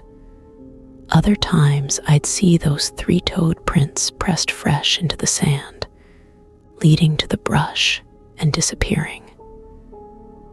The dogs grew more anxious, sleeping in fits and starts, barking at nothing, refusing to be left alone, even in the daylight. I started keeping them inside with me whenever possible, letting them sleep by the door. Their nervousness infected me. I flinched at the creak of floorboards, the tap of a branch at the window, even the sound of my own footsteps on the porch. One night, I decided I'd had enough. I set up a lawn chair in the barn, shotgun across my lap. The dogs curled at my feet, the goats huddled in the far corner, eyes wide. Their bodies pressed so tightly together, I worried they'd stop breathing. I sat there listening to their soft bleats, the distant hum of insects, the wind rattling the tin roof. I waited for hours, barely blinking, willing myself to stay awake. Around 2 a.m, the dogs started to growl, low and steady. The air felt colder, heavier, as if something unseen was pressing down on us. I gripped the shotgun tighter and aimed my flashlight at the open doorway. A shadow moved along the far wall, a shape hunched and wrong, crawling rather than walking, its limbs bending at impossible angles. I saw the eyes first, reflecting green, then the outline of its narrow head, the flash of long, white teeth. The creature paused, sniffing the air. It crawled closer, silent as a ghost. The dogs whimpered, shrinking behind my legs. I raised the gun, heart racing, but something in me froze. I couldn't pull the trigger. The thing turned, its gaze meeting mine. For a moment, I felt a cold, prickling sensation crawl up my spine, as if it was looking into me, reading every fear I'd ever had. Then it turned and slipped out of the barn, vanishing into the darkness. I sat there, shaking, until the first light of dawn crept through the cracks in the boards. The dogs finally relaxed, and the goats began to stir. I checked every inch of the barn and yard for signs, but found only the usual prints, fading quickly in the morning sun. After that night, I stopped trying to catch the thing. I focused instead on keeping the goats as safe as I could, reinforcing the barn, adding more lights, keeping the dogs close, never letting my guard down. But the feeling of being watched never faded. One morning, I found a pile of stones stacked neatly by the barn door. I hadn't put them there, and neither had any neighbor. I knocked them over, but the next day, the pile was back, higher, more carefully balanced. I started to wonder if the creature was playing some kind of game, or leaving a message I couldn't understand. The summer dragged on, hot and relentless. Sometimes weeks would pass without a loss. Then suddenly 2 goats would die in a single night. The same marks, no blood, nothing but fear left in their wake. I tried calling the sheriff, but he just shrugged. "Not much I can do about monsters, Tom," he said, half joking, half afraid. I wrote in my journal, "I think it knows I'm watching for it. I think it wants me to know it's watching me too." Weeks slipped by, each day blurring into the next beneath the relentless New Mexico sun. I found myself jumping at every sound, flinching at the sight of shadows stretched across the yard at dusk. I tried to keep up with chores, mending fences, hauling water, patching the roof, but my mind was always half on the goats, half on the feeling that something unseen was watching my every move. The attacks slowed, but never stopped. Sometimes a month would pass without incident. Then, out of nowhere, I'd find a goat dead near the fence. The same perfect puncture wounds, no blood, no struggle. The dogs grew old before their time, their muzzles graying, their eyes always darting to the corners of the yard. I started carrying my shotgun everywhere, even in daylight, and left the porch lights burning all night. One evening, I heard something tapping at the barn window. I froze, listening. The dogs whined, pressing against my legs. For a long minute, there was only silence. Then the tapping came again, slow, deliberate, like someone drumming long fingers against the glass. crept to the window, shotgun in one hand, flashlight in the other. The glass was fogged from the heat inside, but I saw a shape pressed close, too tall, too thin, its head angled oddly as it peered in at the goats. I flicked on the light, and for a heartbeat, our eyes met through the fogged glass, green and cold, bright as jewels in the darkness. The creature didn't move. It just stared, unblinking, as if memorizing every detail of my face. I raised the gun, but by the time I swung open the door, it was gone. No sound, no sign, just the night and the steady whimper of the dogs at my heels. I slept in the barn that night, the dogs curled tight beside me. The goats settled eventually, but I never did. I kept the light on, my eyes fixed on the window, waiting for the shape to return. In the morning, I found another pile of stones stacked by the door, taller and more intricate than before. There were 3 tufts of gray hair caught on a nail, and the faintest trace of those 3-toed prints in the dust.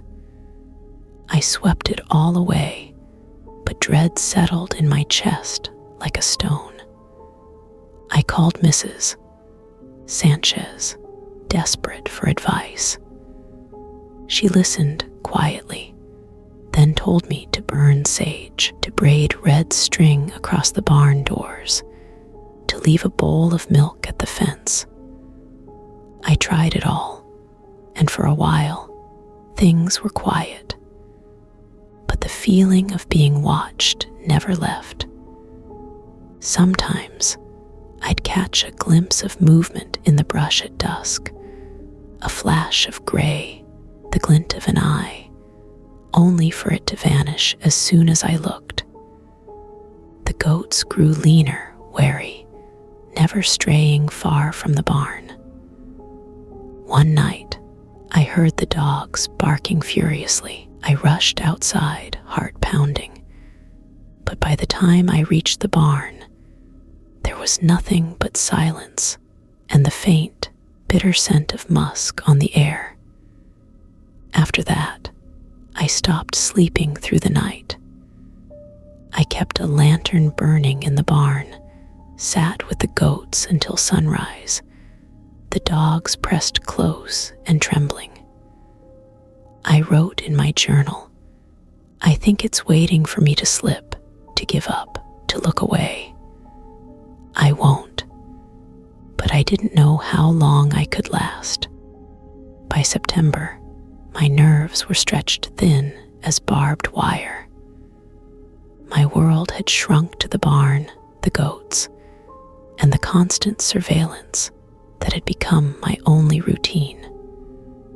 I stopped leaving the property except for essential supply runs. I barely spoke to anyone on the phone. Even the dogs seemed to sense the shift, never letting me out of their sight, always sleeping with their noses pressed to the door. The attacks became random. A week of quiet, then 2 goats gone in one night. Sometimes it was a full-grown doe. Sometimes a kid barely old enough to stand. Always the same marks. Always that dreadful silence in the morning. Always the feeling that I had missed some crucial warning.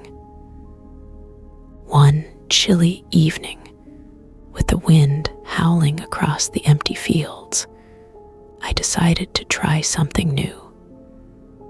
I set up an old baby monitor in the barn, hoping to catch any sounds I might miss while inside the house. I put the receiver on my nightstand and lay in bed, shotgun within reach, dogs snoring softly at my feet. Around 2 a.m., the monitor crackled to life. First, the goat's anxious bleats, then a low, guttural hiss that made my skin crawl. I bolted upright, heart pounding, and grabbed the gun and flashlight. The dogs bounded ahead of me, tense and silent. I crept into the barn, light sweeping every corner. The goats were huddled in terror, their eyes wide and glassy. The air was cold, thick with the smell of fear, and something sharp and metallic. I saw nothing at first, but then I caught it, crouched at the farthest stall, half hidden in shadow. Its eyes gleamed green, its mouth twisted in a snarl. I raised the gun, but the creature darted through a gap in the boards, vanishing so fast my mind struggled to process what I'd seen. I fired after it, the blast echoing in the night, but I knew I hadn't hit anything. The dogs refused to leave the barn for hours. I sat with them in the straw, shotgun across my knees, jumping at every creak of the timbers. At dawn, another goat was dead, the marks on her neck deep and nearly black. I buried her in silence, my hands numb, the dogs whimpering at my side. That day, I called Mrs. Sanchez again. She listened to my story and said quietly, "You're doing everything you can, Tom. Sometimes these things just have to pass." "But what if it never does?" I asked. She hesitated. "Then you keep fighting, and you don't let it take your spirit too." Her words stayed with me. I kept burning sage, kept the red string braided across the doors, kept the lights burning all night. I wrote in my journal, "It wants me to give up. I won't."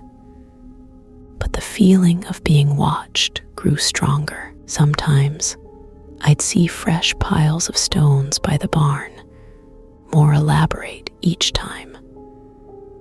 Once, I found a feather tied to the latch, knotted with a bit of red thread, as if the creature was mocking my efforts. I started to wonder if the thing stalking my goats was trying to send me a message. Or maybe it just wanted me to know that, no matter what I did, it was always there, just out of reach, just out of sight, watching. As October settled in, bringing longer nights and a chill to the desert air, I felt the weight of the creature's gaze more than ever. The goats were thin and nervous, their coats rough, their eyes always watching the shadows. Even the oldest dogs, who'd once chased coyotes without a second thought, now refused to leave the barn after dark. I barely slept. Most nights, I sat in the straw with my back against the barn wall, shotgun in my lap, lantern burning low. The baby monitor crackled on the nightstand in my bedroom. But I was rarely more than a dozen yards away from the animals. I read old books by flashlight, scribbled frantic notes in my journal, tried to convince myself that vigilance alone could keep us safe. One night, a thick fog rolled in from the river, muffling every sound and making the world feel smaller. I couldn't see more than a few feet past the barn door. The goats were restless, shifting and muttering, their bodies pressed tightly together. The dogs sat at my feet, ears pricked, every muscle tense. Around midnight, the monitor hissed with static, then fell abruptly silent. The goats froze, silent as stones. I held my breath, listening so hard my ears rang. Then I heard it, A soft tap, tap, tap on the tin roof. I swung the flashlight upward, but the fog swallowed the beam. The tapping moved, slow and deliberate, from one end of the barn to the other. The dogs growled but didn't bark. I left the lantern burning and slipped outside, shotgun raised, heart hammering. The air was thick, wet, and cold against my skin. I circled the barn, following the tapping sound, but saw nothing. When I returned, the dogs were staring at the far wall, hackles raised. The next morning, I found more three-toed prints in the mud, circling the barn, pausing at every door and window. The pile of stones was larger than ever, balanced in a way that shouldn't have been possible. At the top was a single, perfect goat horn, one I recognized from a kid that had died weeks before. That was the first time I seriously considered leaving. I called my brother in Las Cruces, told him everything, voice trembling. He listened, then said, "You can come here, bring the dogs. You don't have to fight alone." I didn't want to give up. I didn't want to let the creature win. But each night was harder than the last. My hands shook when I tried to eat. I jumped at every sound. The fear was changing me, making me a stranger in my own home. The attacks grew more erratic, sometimes nothing for a week. Then 2 goats gone in one night, the same wounds, the same silence. Dogs grew thin, refusing food, always watching, always waiting. One evening, I walked to the fence at dusk and looked out over the empty fields. The sky was turning purple, the mountains lost in shadow. I whispered, "I know you're there, feeling foolish, but also desperate for some kind of answer." The wind picked up, carrying the scent of sage and dust. For a moment, I thought I saw a shape move at the edge of the light, a flash of gray, the glint of an eye. Then nothing. That night, I wrote in my journal, "I am not alone here. Something is watching, waiting. I don't know how much longer I can last." But I held on, because sometimes holding on is all you can do. By Halloween, I was running on fumes, the fear and sleeplessness wearing me down to a shadow of myself. Even the goats seemed to sense it, skittish, thin, always pressed to the far wall of the barn, as if trying to disappear into each other's warmth. The dogs had lost weight, their coats dull, their eyes haunted. I caught myself muttering to them sometimes, as if words alone could keep the darkness at bay. Neighbors had started asking questions. A few, like Mrs. Sanchez, brought food or left notes at my gate. "Stay strong, Tom," or "Don't let it win." Others just kept their distance, eyes wide, voices hushed when they drove by. Everyone in the valley knew something was wrong, but nobody wanted to say the word out loud. One night, as a cold wind rattled the tin roof, I heard 3 knocks at the door.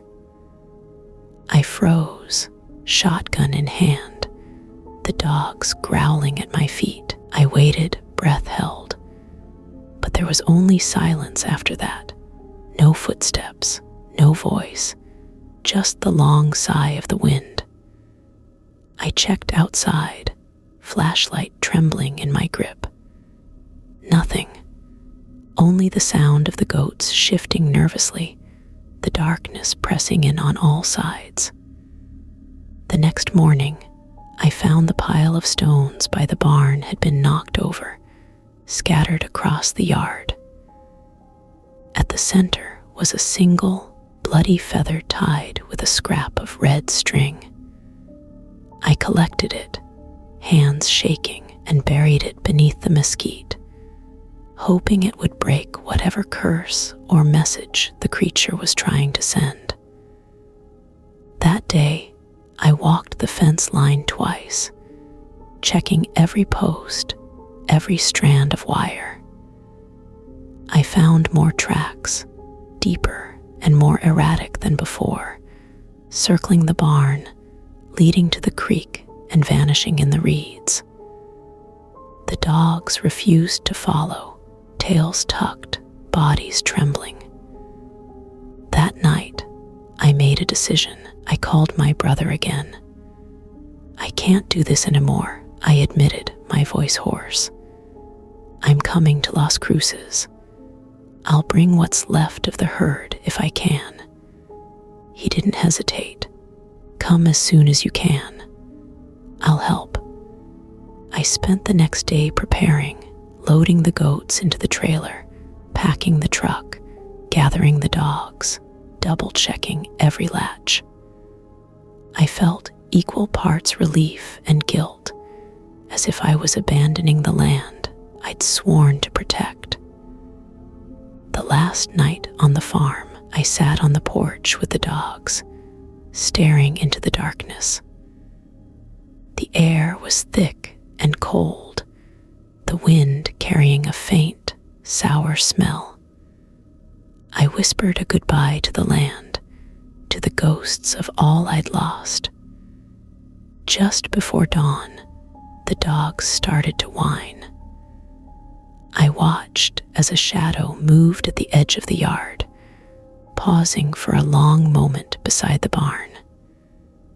Two green eyes glinted back at me, unblinking, full of a cold, knowing hunger. Then it was gone, melting into the desert as the first light crept over the horizon. I drove away that morning with the goats, the dogs, and the weight of every sleepless night pressing on my shoulders. As I pulled onto the highway, I looked in the rearview mirror one last time. The barn stood silent, empty, the windows reflecting the rising sun. I knew I'd never truly leave the fear behind, but I'd survived. And sometimes, that's all a man can do. If you ever find yourself alone at night, feeling eyes watching you from the darkness, trust your gut, keep your animals close, and don't wait for proof. Some things in the desert are real, whether you see them or not. Story 9. Chupacabra Encounters. The tracks led into the desert. My name is Javier, and the desert near El Paso, Texas, has always been home. I grew up with the endless sky above and the sand stretching out in every direction, the kind of place where you learn to read tracks in the dust before you learn to ride a bike. My family's ranch is a stubborn patch of green in the midst of all that brown. A few dozen head of cattle, some goats, chickens, and a pair of old blue heelers that never let a coyote close. It was the fall of 2014 when the trouble started. One of those dry years when every sunrise meant more dust and less grass. At first, it was just little things. A goat missing here or there, a chicken gone without a trace. We blamed coyotes or maybe thieves, even though there were no tracks at the fence line, no holes dug beneath the wire. Then, one morning, I found something odd by the north pen. The ground was marked with a set of tracks, I'd never seen before. 3 long toes, each ending in a sharp point, spaced far apart. They were too big for a dog, too narrow for a cat, and there were no claw marks like a coyote or bobcat would leave. I called my father over. He knelt beside the prints, tracing them with a calloused finger. "Not a coyote," he said, voice low. "Not anything I know." That afternoon, we followed the tracks as far as we could. They led away from the pens, across the dry arroyo, past the old windmill, and into the open desert. We kept going until the ground turned to rock and the prints faded. There was nothing around us but creosote and sun-baked stones. The silence was thick, the kind that presses on your ears. That night, I couldn't sleep.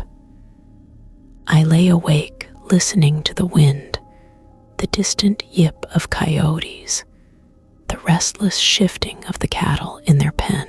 The feeling that something was watching settled heavy on my chest. The next morning, we found one of the calves dead by the water trough. The body was stiff, eyes wide open, mouth frozen in a silent cry. There was no blood, no wounds except for 2 neat holes at the base of the neck.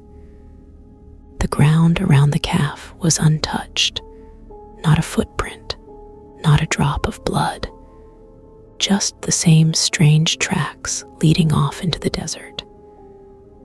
We buried the calf and checked the rest of the herd. The animals were jittery, crowding together, refusing to graze near the fence line. The dogs whined and barked at shadows, their ears flattened. My father called the sheriff, who came out and took a look. He shrugged, said it was probably a bobcat or a sick dog, but I could see the unease in his eyes.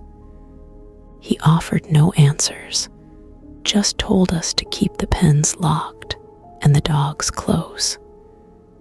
The days passed and the losses mounted. Goats, chickens, even a barn cat, all found dead, always with the same wounds, always bloodless, always those tracks leading away into the sand. I started keeping a journal, writing down every detail, the weather, the phase of the moon, when and where each animal was found, the direction the tracks pointed. I tried to find a pattern, something I could use to predict the next attack, but the only thing that stayed the same was the direction of the tracks, always west, always vanishing into the desert. One night, desperate for answers, I decided to follow the tracks as soon as I found them. I set my alarm for just before dawn, left the dogs at home, and set out on foot with a flashlight, a canteen, and my father's old revolver tucked in my belt. The morning was cold, the sky streaked with pink. I found the tracks by the goat pen, fresh, pressed deep into the sand. I followed them past the windmill, across the arroyo, and out into the open desert. The silence grew heavier with every step. After a mile, the tracks veered toward a cluster of boulders. I ducked behind a rock, heart pounding, and waited. The sun crept higher, painting the world gold and white. And then I saw it. A shape moved between the stones, low to the ground, gray and thin, with limbs that seemed too long for its body. It paused, head lifting, and I saw its eyes flash red in the morning light. I didn't move. I didn't breathe. The creature sniffed the air, then melted away into the rocks, vanishing as if it had never been there at all. I waited until I was sure it was gone, then hurried home, my legs shaking. I told my father what I'd seen, but he just nodded, his face grim. "Some things you don't chase," he said. "Some things you let the desert keep." After that, we reinforced the pens, brought the animals in at night, and slept with the dogs inside. The attacks slowed, but never stopped completely. Every so often, we'd find fresh tracks by the fence, always leading away, always into the desert.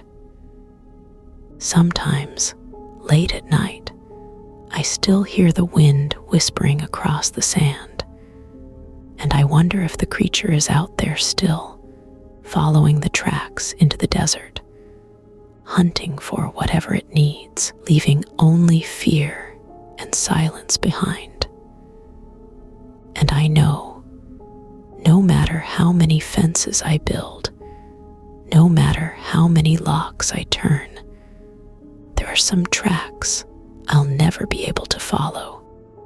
After that morning, I couldn't shake the image of that creature, gray, hunched, those impossible red eyes.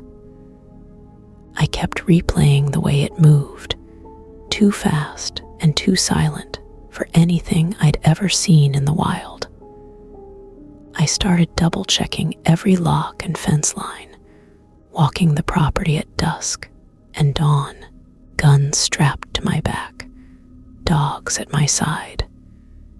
The sense of being watched never faded, even in the brightest sun.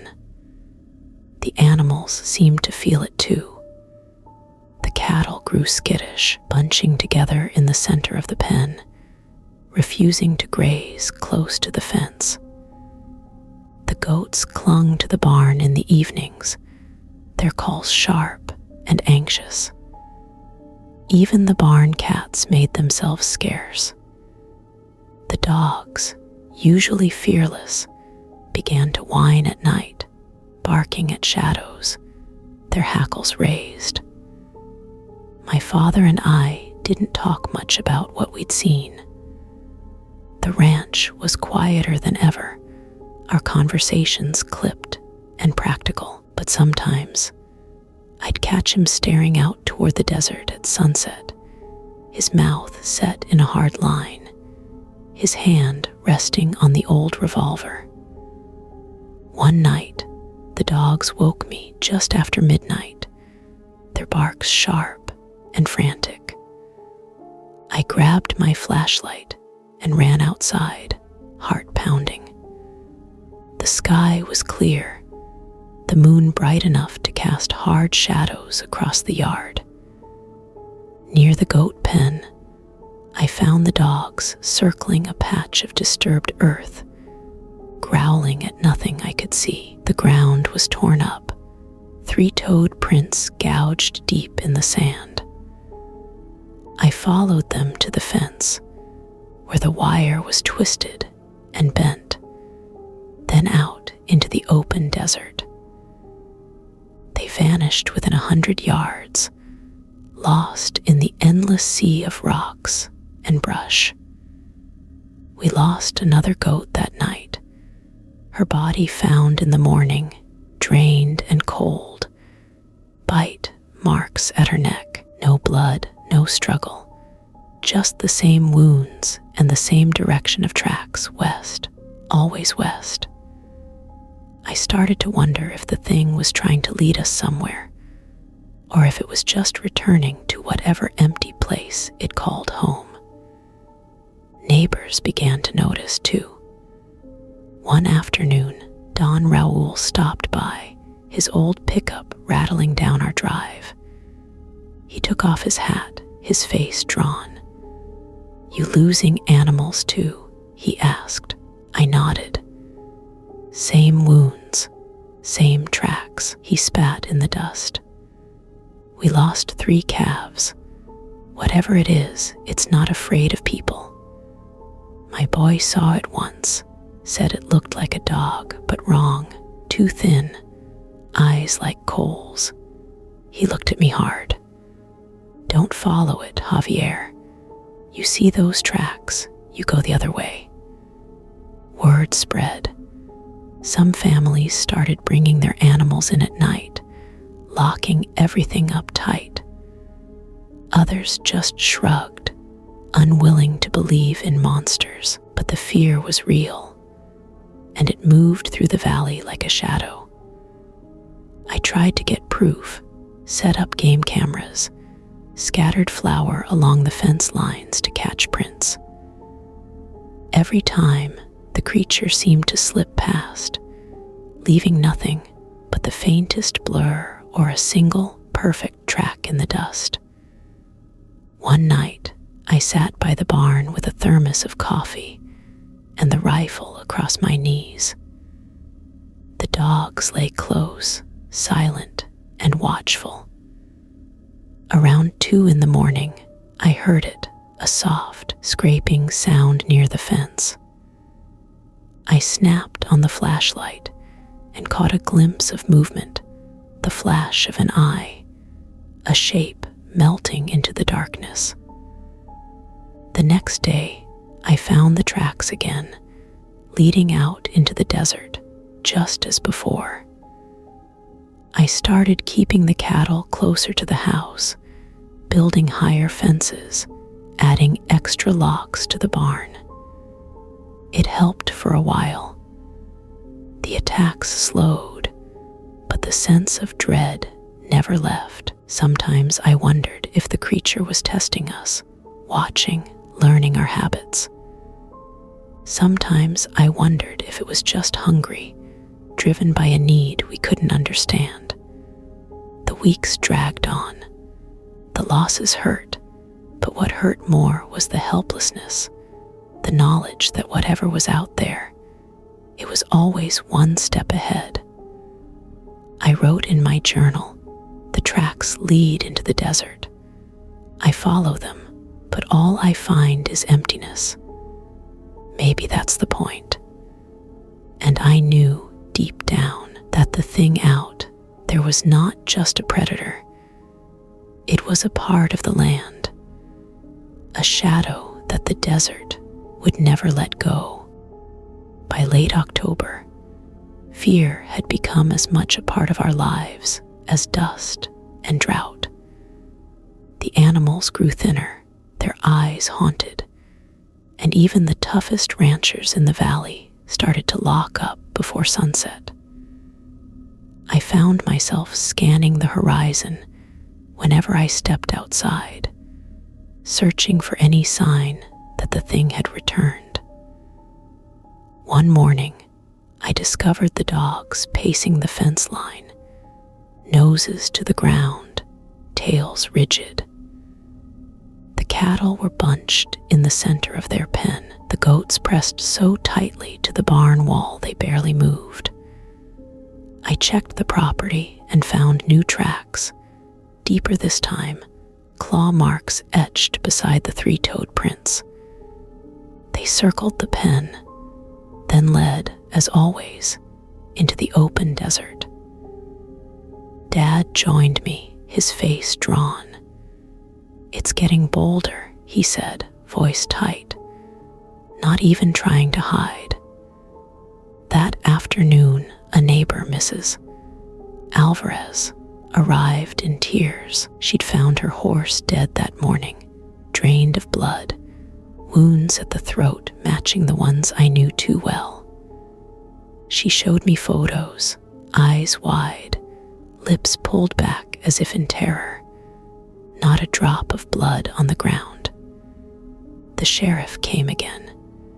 He took notes, muttered about some kind of sick animal, and promised to send a wildlife officer.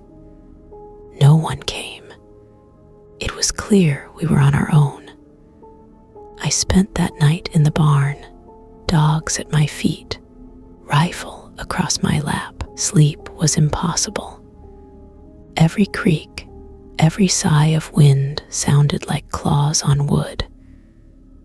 I tried to keep myself awake by writing in my journal, but my hand shook too much to form the words. Just after midnight, something thudded against the outside of the barn. The dogs leapt to their feet, barking furiously.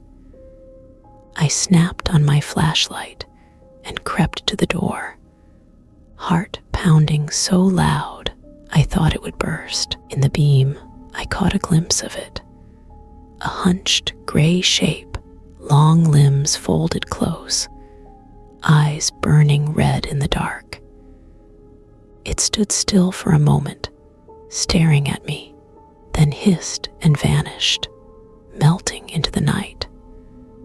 The dogs refused to settle for hours. I sat in the straw, shotgun ready, listening to their low whines and the pounding of my own heart. At dawn, I found more tracks at the barn door, and farther out, a half-eaten jackrabbit, drained just like the goats, the same wounds at the neck. I buried it, my hands numb, my mind racing.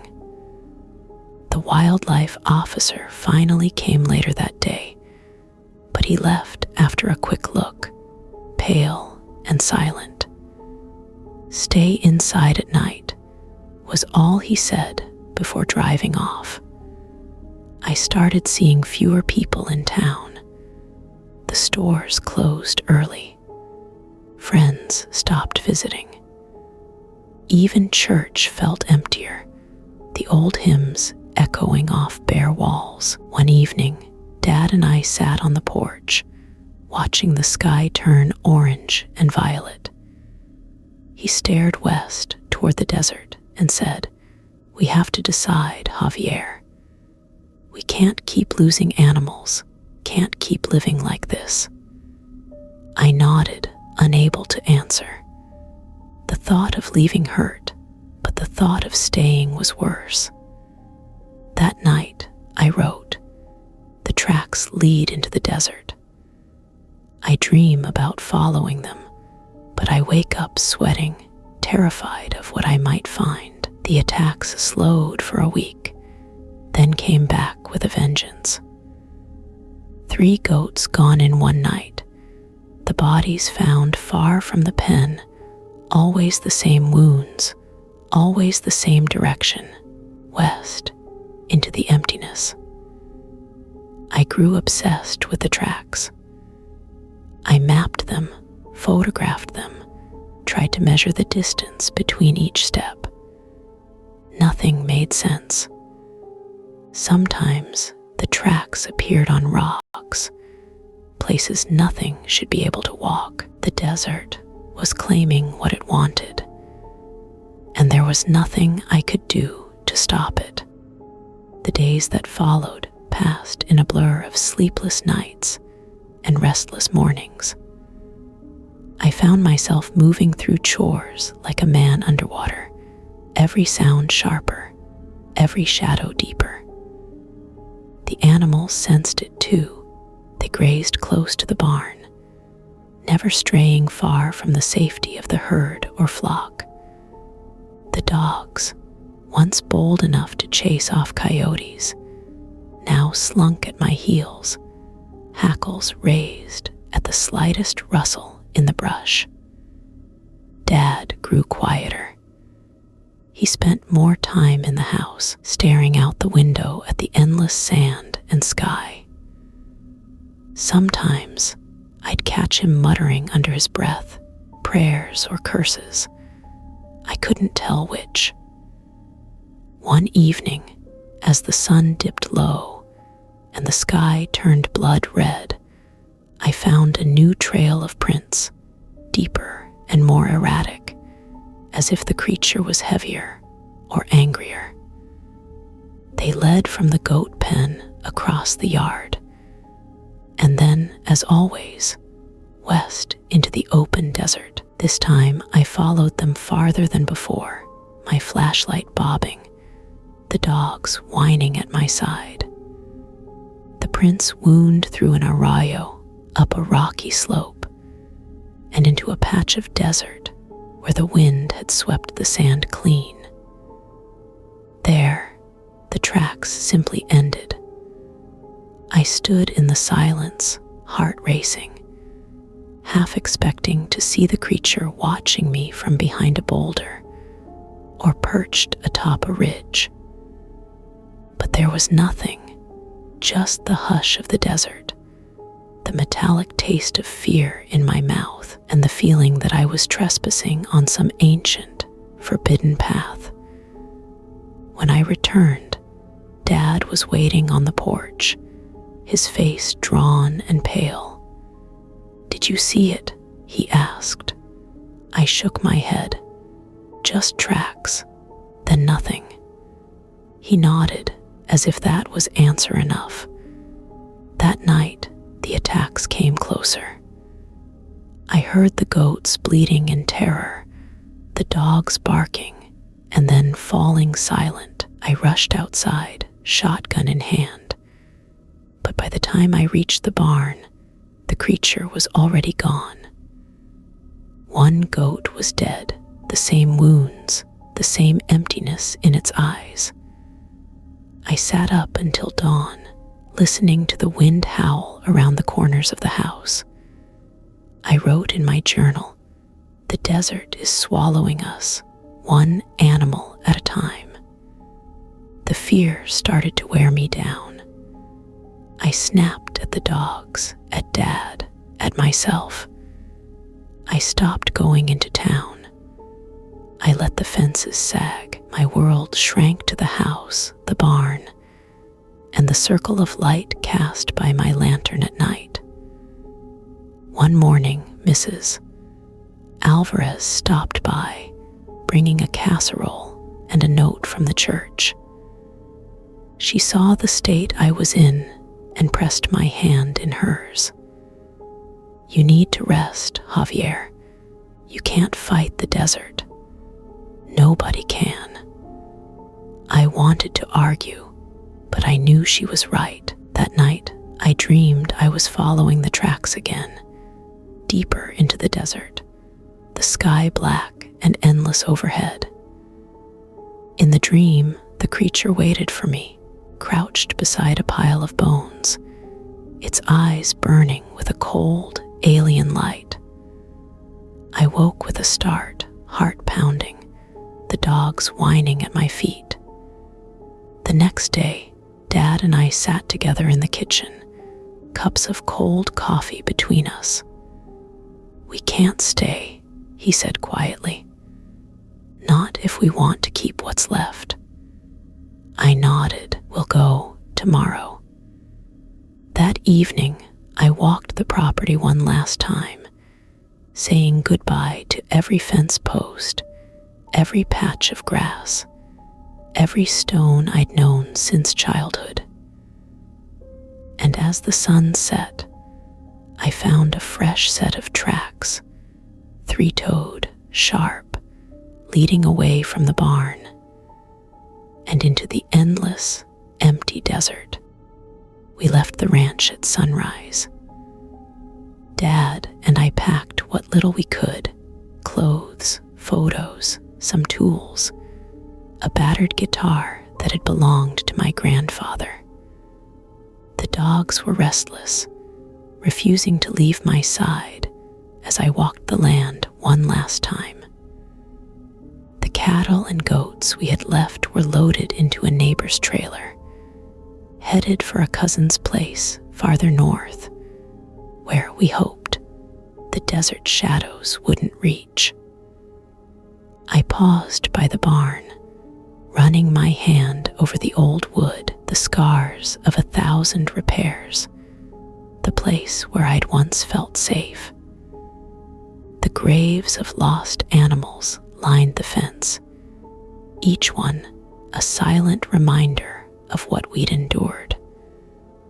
I whispered a goodbye I knew only I would hear.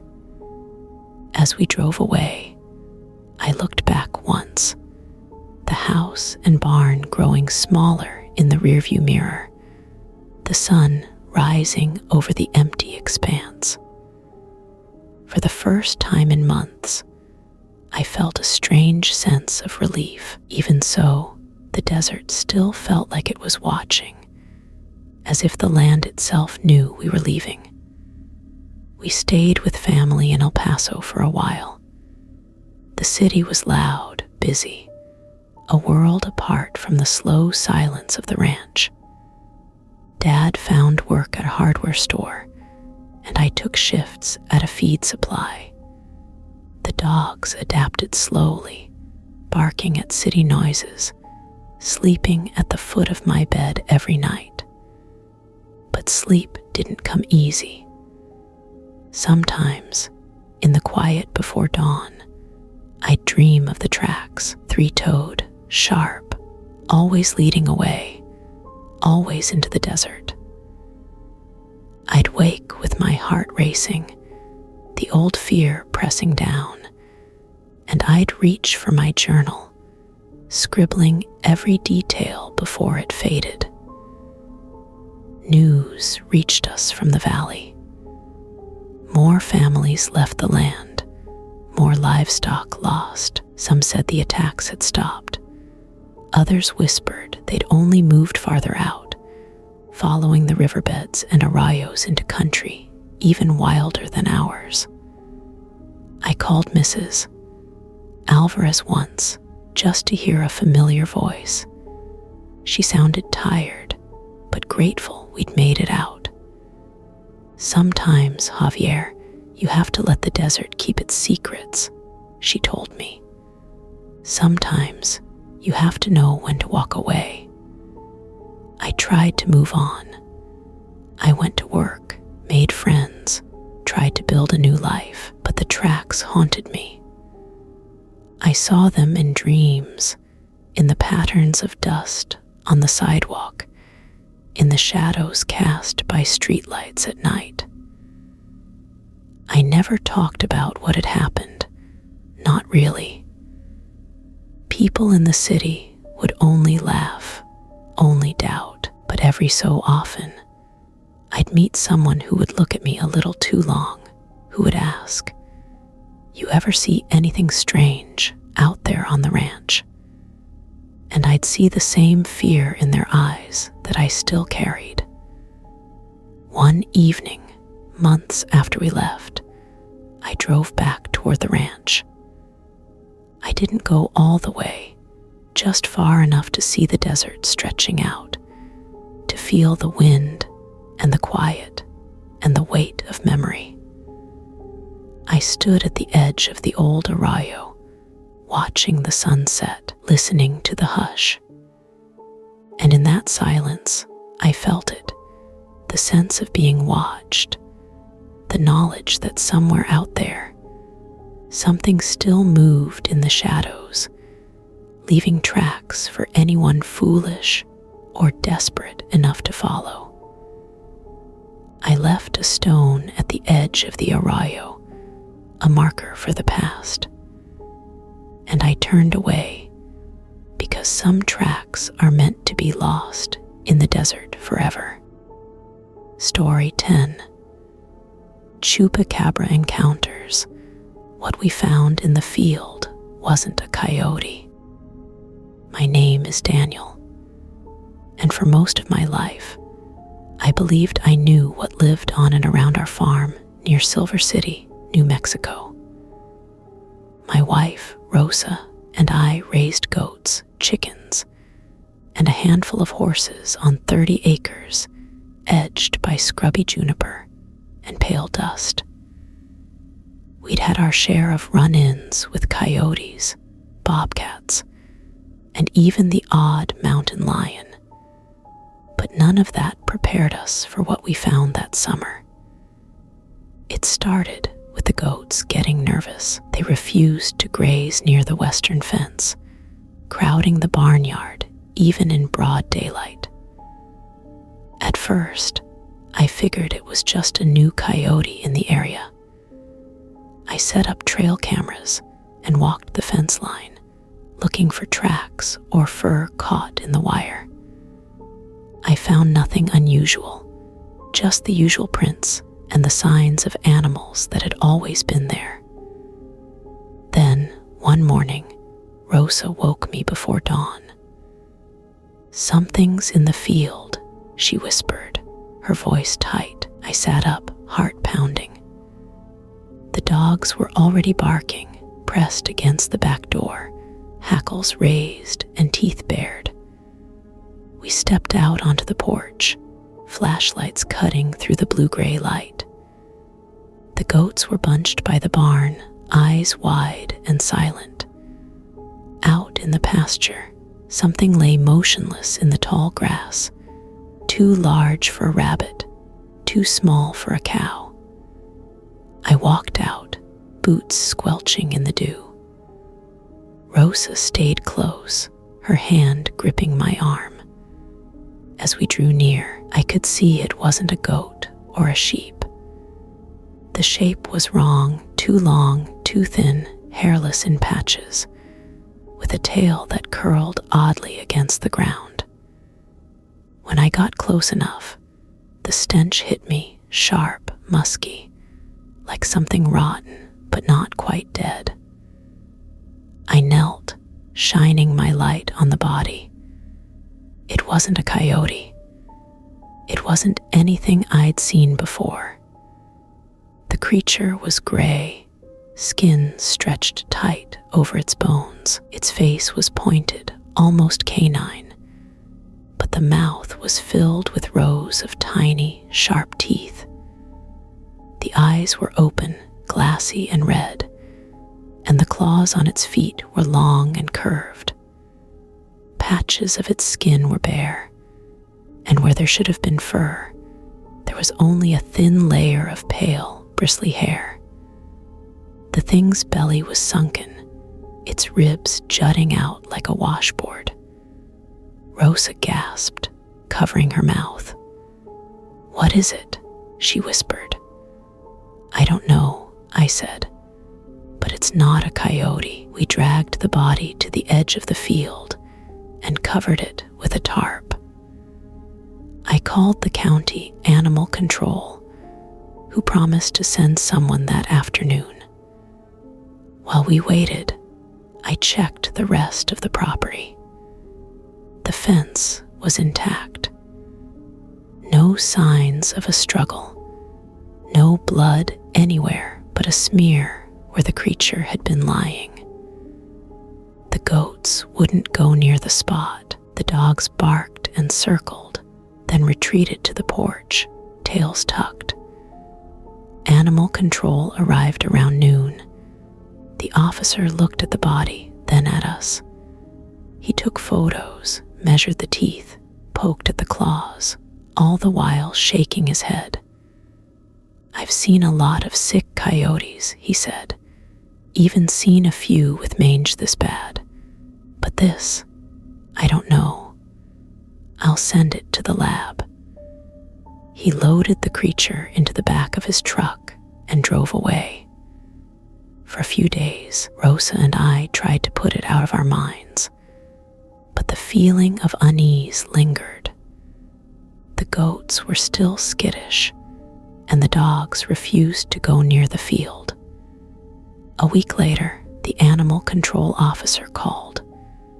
"Lab says it's a coyote," he told me, his voice uncertain. "Just a strange one. Some kind of mutation, maybe. That's all they'll say." But I knew better. 2 nights after the body was taken, I woke to the sound of the goats screaming. I ran outside, shotgun in hand, Rosa behind me. The night was thick with fog, and the air was cold against my skin. The dogs were barking at the western fence. I shone my light and saw movement, something low, pale, and fast, slinking along the fence line, eyes reflecting red in the beam. It paused, staring back at me with a hunger that made my blood run cold. Then it was gone, slipping into the brush, as if it had never been there at all. The next morning, I found one of the goats dead, drained of blood, 2 neat holes at her neck. No blood, no tracks, just the same old fear clawing at my chest. Rosa and I didn't speak of it. We reinforced the barn, kept the animals locked up at night, and tried to carry on. But the attacks continued. Every few nights, another goat dead, no blood, always the same marks. The dogs grew thin, refusing to eat. Rosa stopped sleeping, her eyes hollow, her hands shaking as she moved through the chores. Animal control stopped answering my calls. The neighbors wouldn't come near. Even the mailman started leaving our letters at the end of the drive. One afternoon, Rosa found a pile of stones stacked by the barn door, each one smeared with something dark. She brought them to me, her hands trembling. "It's a warning," she whispered. "It's telling us to leave." I didn't want to believe her, but the fear was always there, growing stronger every night.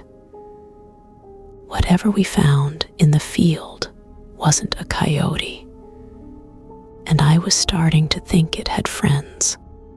After that day, nothing on the farm felt right.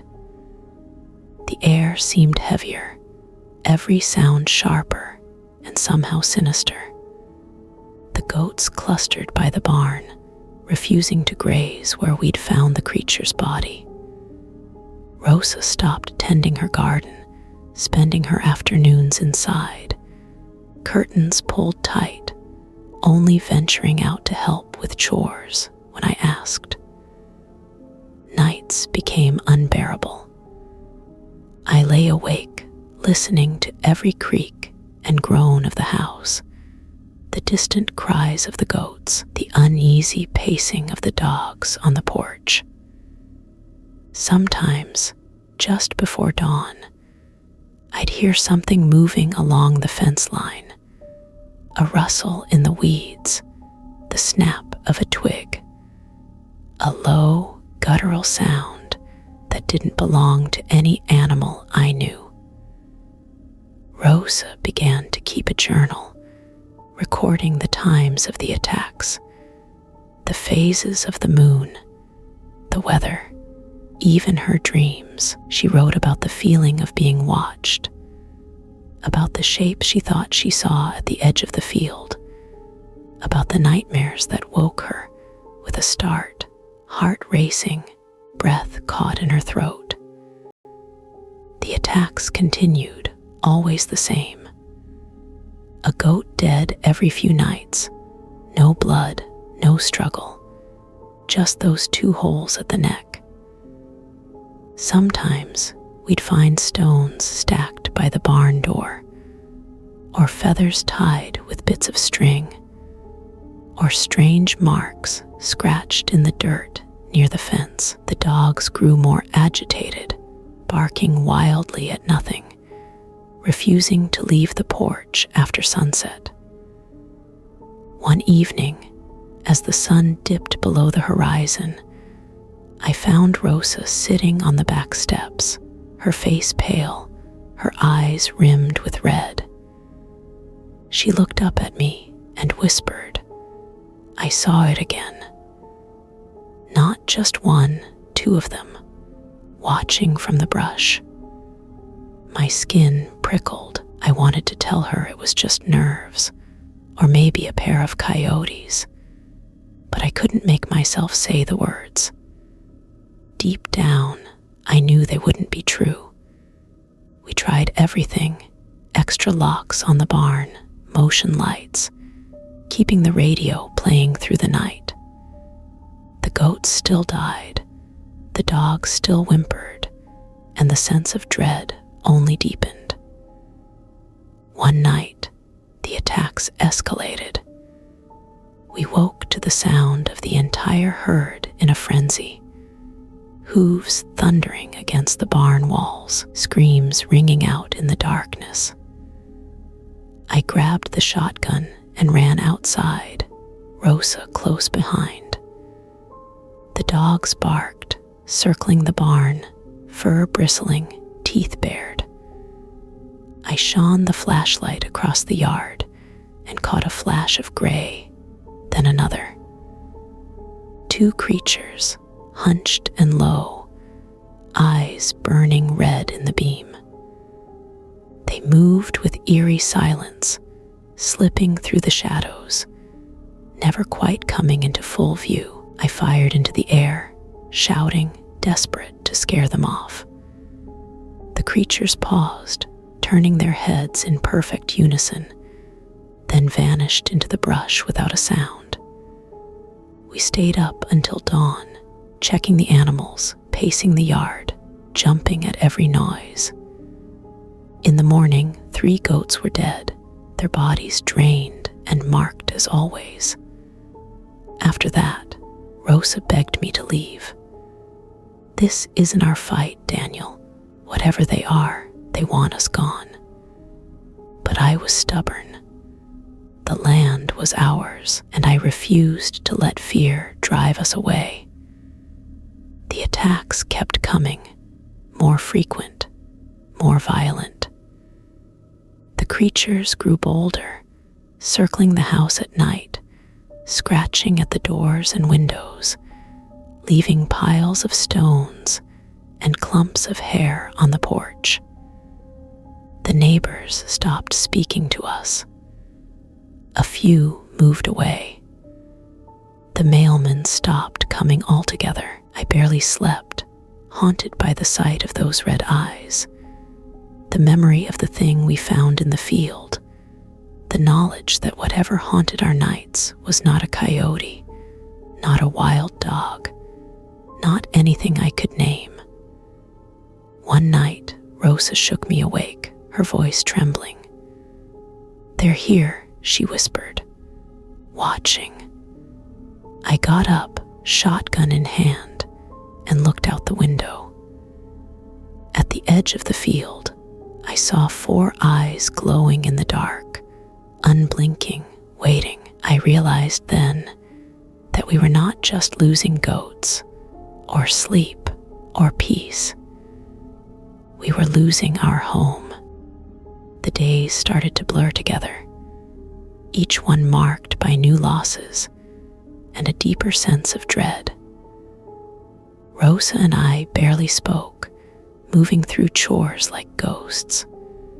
We kept the goats locked up, but still, every few nights, we'd find another body, cold, drained, marked by those perfect punctures. The dogs grew thinner, refusing food, eyes fixed on the windows long after sunset. One morning, as I checked the barn, I saw something that made my blood run cold. The walls were covered in scratches, long, deep gouges that hadn't been there the night before. The door latch was twisted, almost torn from its hinges. I called Rosa, and we stared together at the marks, neither of us saying what we were both thinking. Whatever was out, there was getting stronger or angrier, or both. Rosa spent more time in the house, curtains closed, clutching her journal as if it could protect her. She stopped eating, stopped sleeping, her hands shaking as she wrote page after page of fear and frustration. Sometimes I'd find her standing at the window, watching the field, her lips moving in silent prayers. I tried calling animal control again, desperate for help, but they didn't answer. I called the sheriff, left messages, but no one returned my calls. The neighbors were gone. The mail stopped coming. We were alone, left to face whatever haunted our land with only each other, and the dogs for company. One night, desperate for answers, I set up every light I could find, lanterns, spotlights, floodlights, illuminating the yard so bright it looked like midday. Rosa and I sat on the porch with the dogs, shotguns across our laps, waiting for something to happen. Just after midnight, the goats started bleating in terror. The dogs sprang up, barking at the fence line. I saw movement, a flash of gray, then another, then another. 3 creatures moving together, circling the barn, their eyes glowing red as they caught the light. Rosa clung to my arm, her breath coming in short, ragged bursts. "Don't go out there," she whispered, but I couldn't stay still. I fired a shot into the air, hoping to scare them off. They stopped, turning as one to face us, their eyes burning, their bodies hunched and wrong. For a long moment, they just stared, unblinking, as if daring us to come closer. Then, as silently as they'd appeared, they melted back into the shadows, vanishing beyond the reach of the lights. We stayed up until dawn, too afraid to sleep. In the morning, we found 2 goats dead, bodies cold and bloodless. The barn door was scratched, the latch twisted even further. Rosa broke down that day. She sobbed in my arms, her body shaking with fear and exhaustion. "We have to leave, Daniel, please. I can't do this anymore." I held her, feeling the same fear, the same defeat, but I still couldn't bring myself to go. The land was all we had, all we'd ever known. That night, as we lay in bed, I heard something tapping at the window, a slow, deliberate sound. I didn't move, didn't breathe, just listened as the tapping moved from one window to the next, circling the house. When the sun rose, we found muddy prints on the porch, 3 toes, sharp and deep, leading away from the house and toward the field where it had all started. Rosa looked at me, her eyes hollow. "It's not going to stop, Daniel. Not until we're gone, or until there's nothing left." I knew she was right, but I also knew that, whatever we'd found in the field that morning, it was not alone, and it was not a coyote. After that night, I felt as if I was living in a dream from which I could not wake. The days were full of dread, the nights a trial of endurance. Rosa faded before my eyes, her hair lost its shine, her hands grew thin and restless, and her eyes stayed fixed on the horizon, waiting for the sun to set so she could start fearing again. The attacks grew more frequent.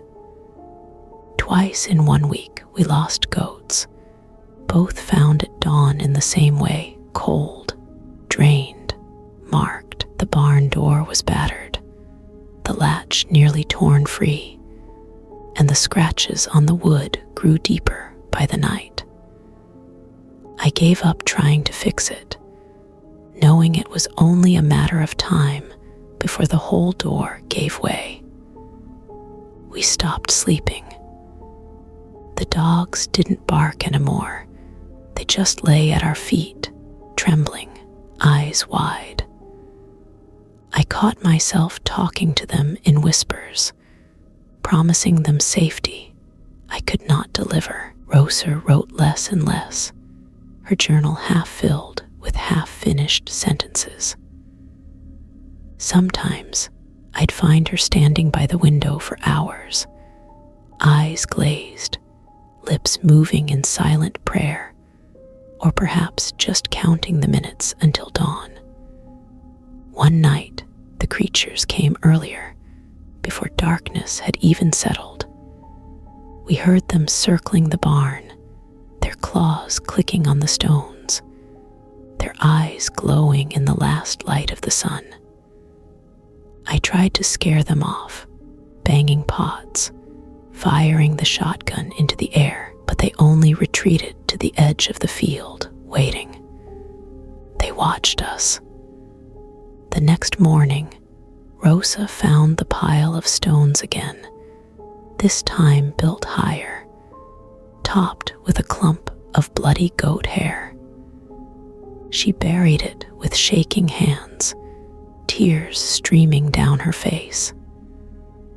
That afternoon, I sat on the porch, shotgun across my knees, watching the shadows creep across the yard. For the first time, I thought of leaving, not just for a night, but for good.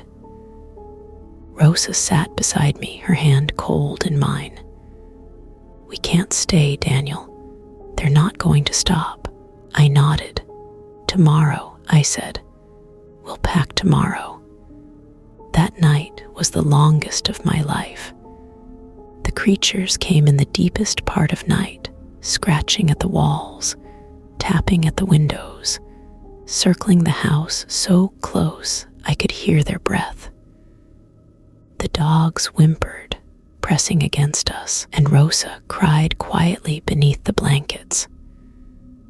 Just before dawn, the creatures finally left, their tracks winding away into the field. We did not sleep. As the sun rose, we packed what little we could carry: clothes, photo albums, the dogs, Rosa's journal. We left food and water for the goats, promising ourselves we'd come back for them when we could. I took one last look at the barn, the battered door, the piles of stones, the empty field where it had all begun. In that moment, I knew I would never return. We drove away in silence, the dogs pressed close, Rosa's hand gripping mine. We stayed with friends in town, moving twice before settling in a small apartment where the only sounds at night were the distant hum of cars and the wind in the trees. Rosa never slept well again. I dreamed of red eyes at the window, of claws scratching at the walls, of the cold certainty that what we'd found in the field was not a coyote, not a wild dog, not anything that belonged to the world I thought I knew. Sometimes, in the early hours before dawn, I wake to the memory of those unblinking eyes watching from the darkness. And I wonder if, somewhere out there, the creatures are still waiting for us, or for someone else foolish enough to stay. Our new life in town was quieter, but the fear never really left us. Rosa and I tried to settle in, tried to find comfort in the noise of neighbors and the steady glow of streetlights. The dogs adjusted first, curling up on the rug and sleeping through the night. But I still found myself waking before dawn, heart racing, listening for a scream or the sound of claws on wood. We never went back to the farm. It was sold a few months after we left, and the new owner fenced off the western field, planted sunflowers where the goats used to graze. I sometimes wondered if he ever saw anything out there, if the red eyes ever watched him from the edge of the brush before melting away into the night. Rosa tried to let go, but the past clung to her. She started seeing a counselor, filling new journals with stories and sketches of what we'd seen. Sometimes she'd wake me in the night, whispering that the creatures were near, that thought she'd seen them at the window again, waiting. We kept in touch with a few of our old neighbors. Mrs. Flores called once to say her chickens had started dying again, found cold with strange marks at their necks. Another family lost a dog. Everyone had their own theory: a rabid coyote, a wildcat, a prankster. But I heard the fear in their voices, the way they hesitated before hanging up. I took to walking the streets at night, just to convince myself that nothing waited in the shadows here. But sometimes, under a street lamp, I'd see a small pile of stones or a tuft of hair caught on a fence, and my skin would crawl. The feeling of being watched never fully faded. Rosa and I learned to live with it. We made new routines, found new joys, but always kept the doors locked and the windows closed tight after dark. I never stopped checking on the dogs, never stopped listening for the sound of something moving just outside the light. And sometimes, when the world is quiet and the moon is high, I'll remember that morning in the field, the way the creature looked, the way it didn't run, the way its eyes seemed to promise that it would never be gone for long. If you ever find something in your field that isn't a coyote, if your animals grow restless, if you wake to the sound of tapping at your window, believe your fear. Don't wait for proof. Don't wait for answers.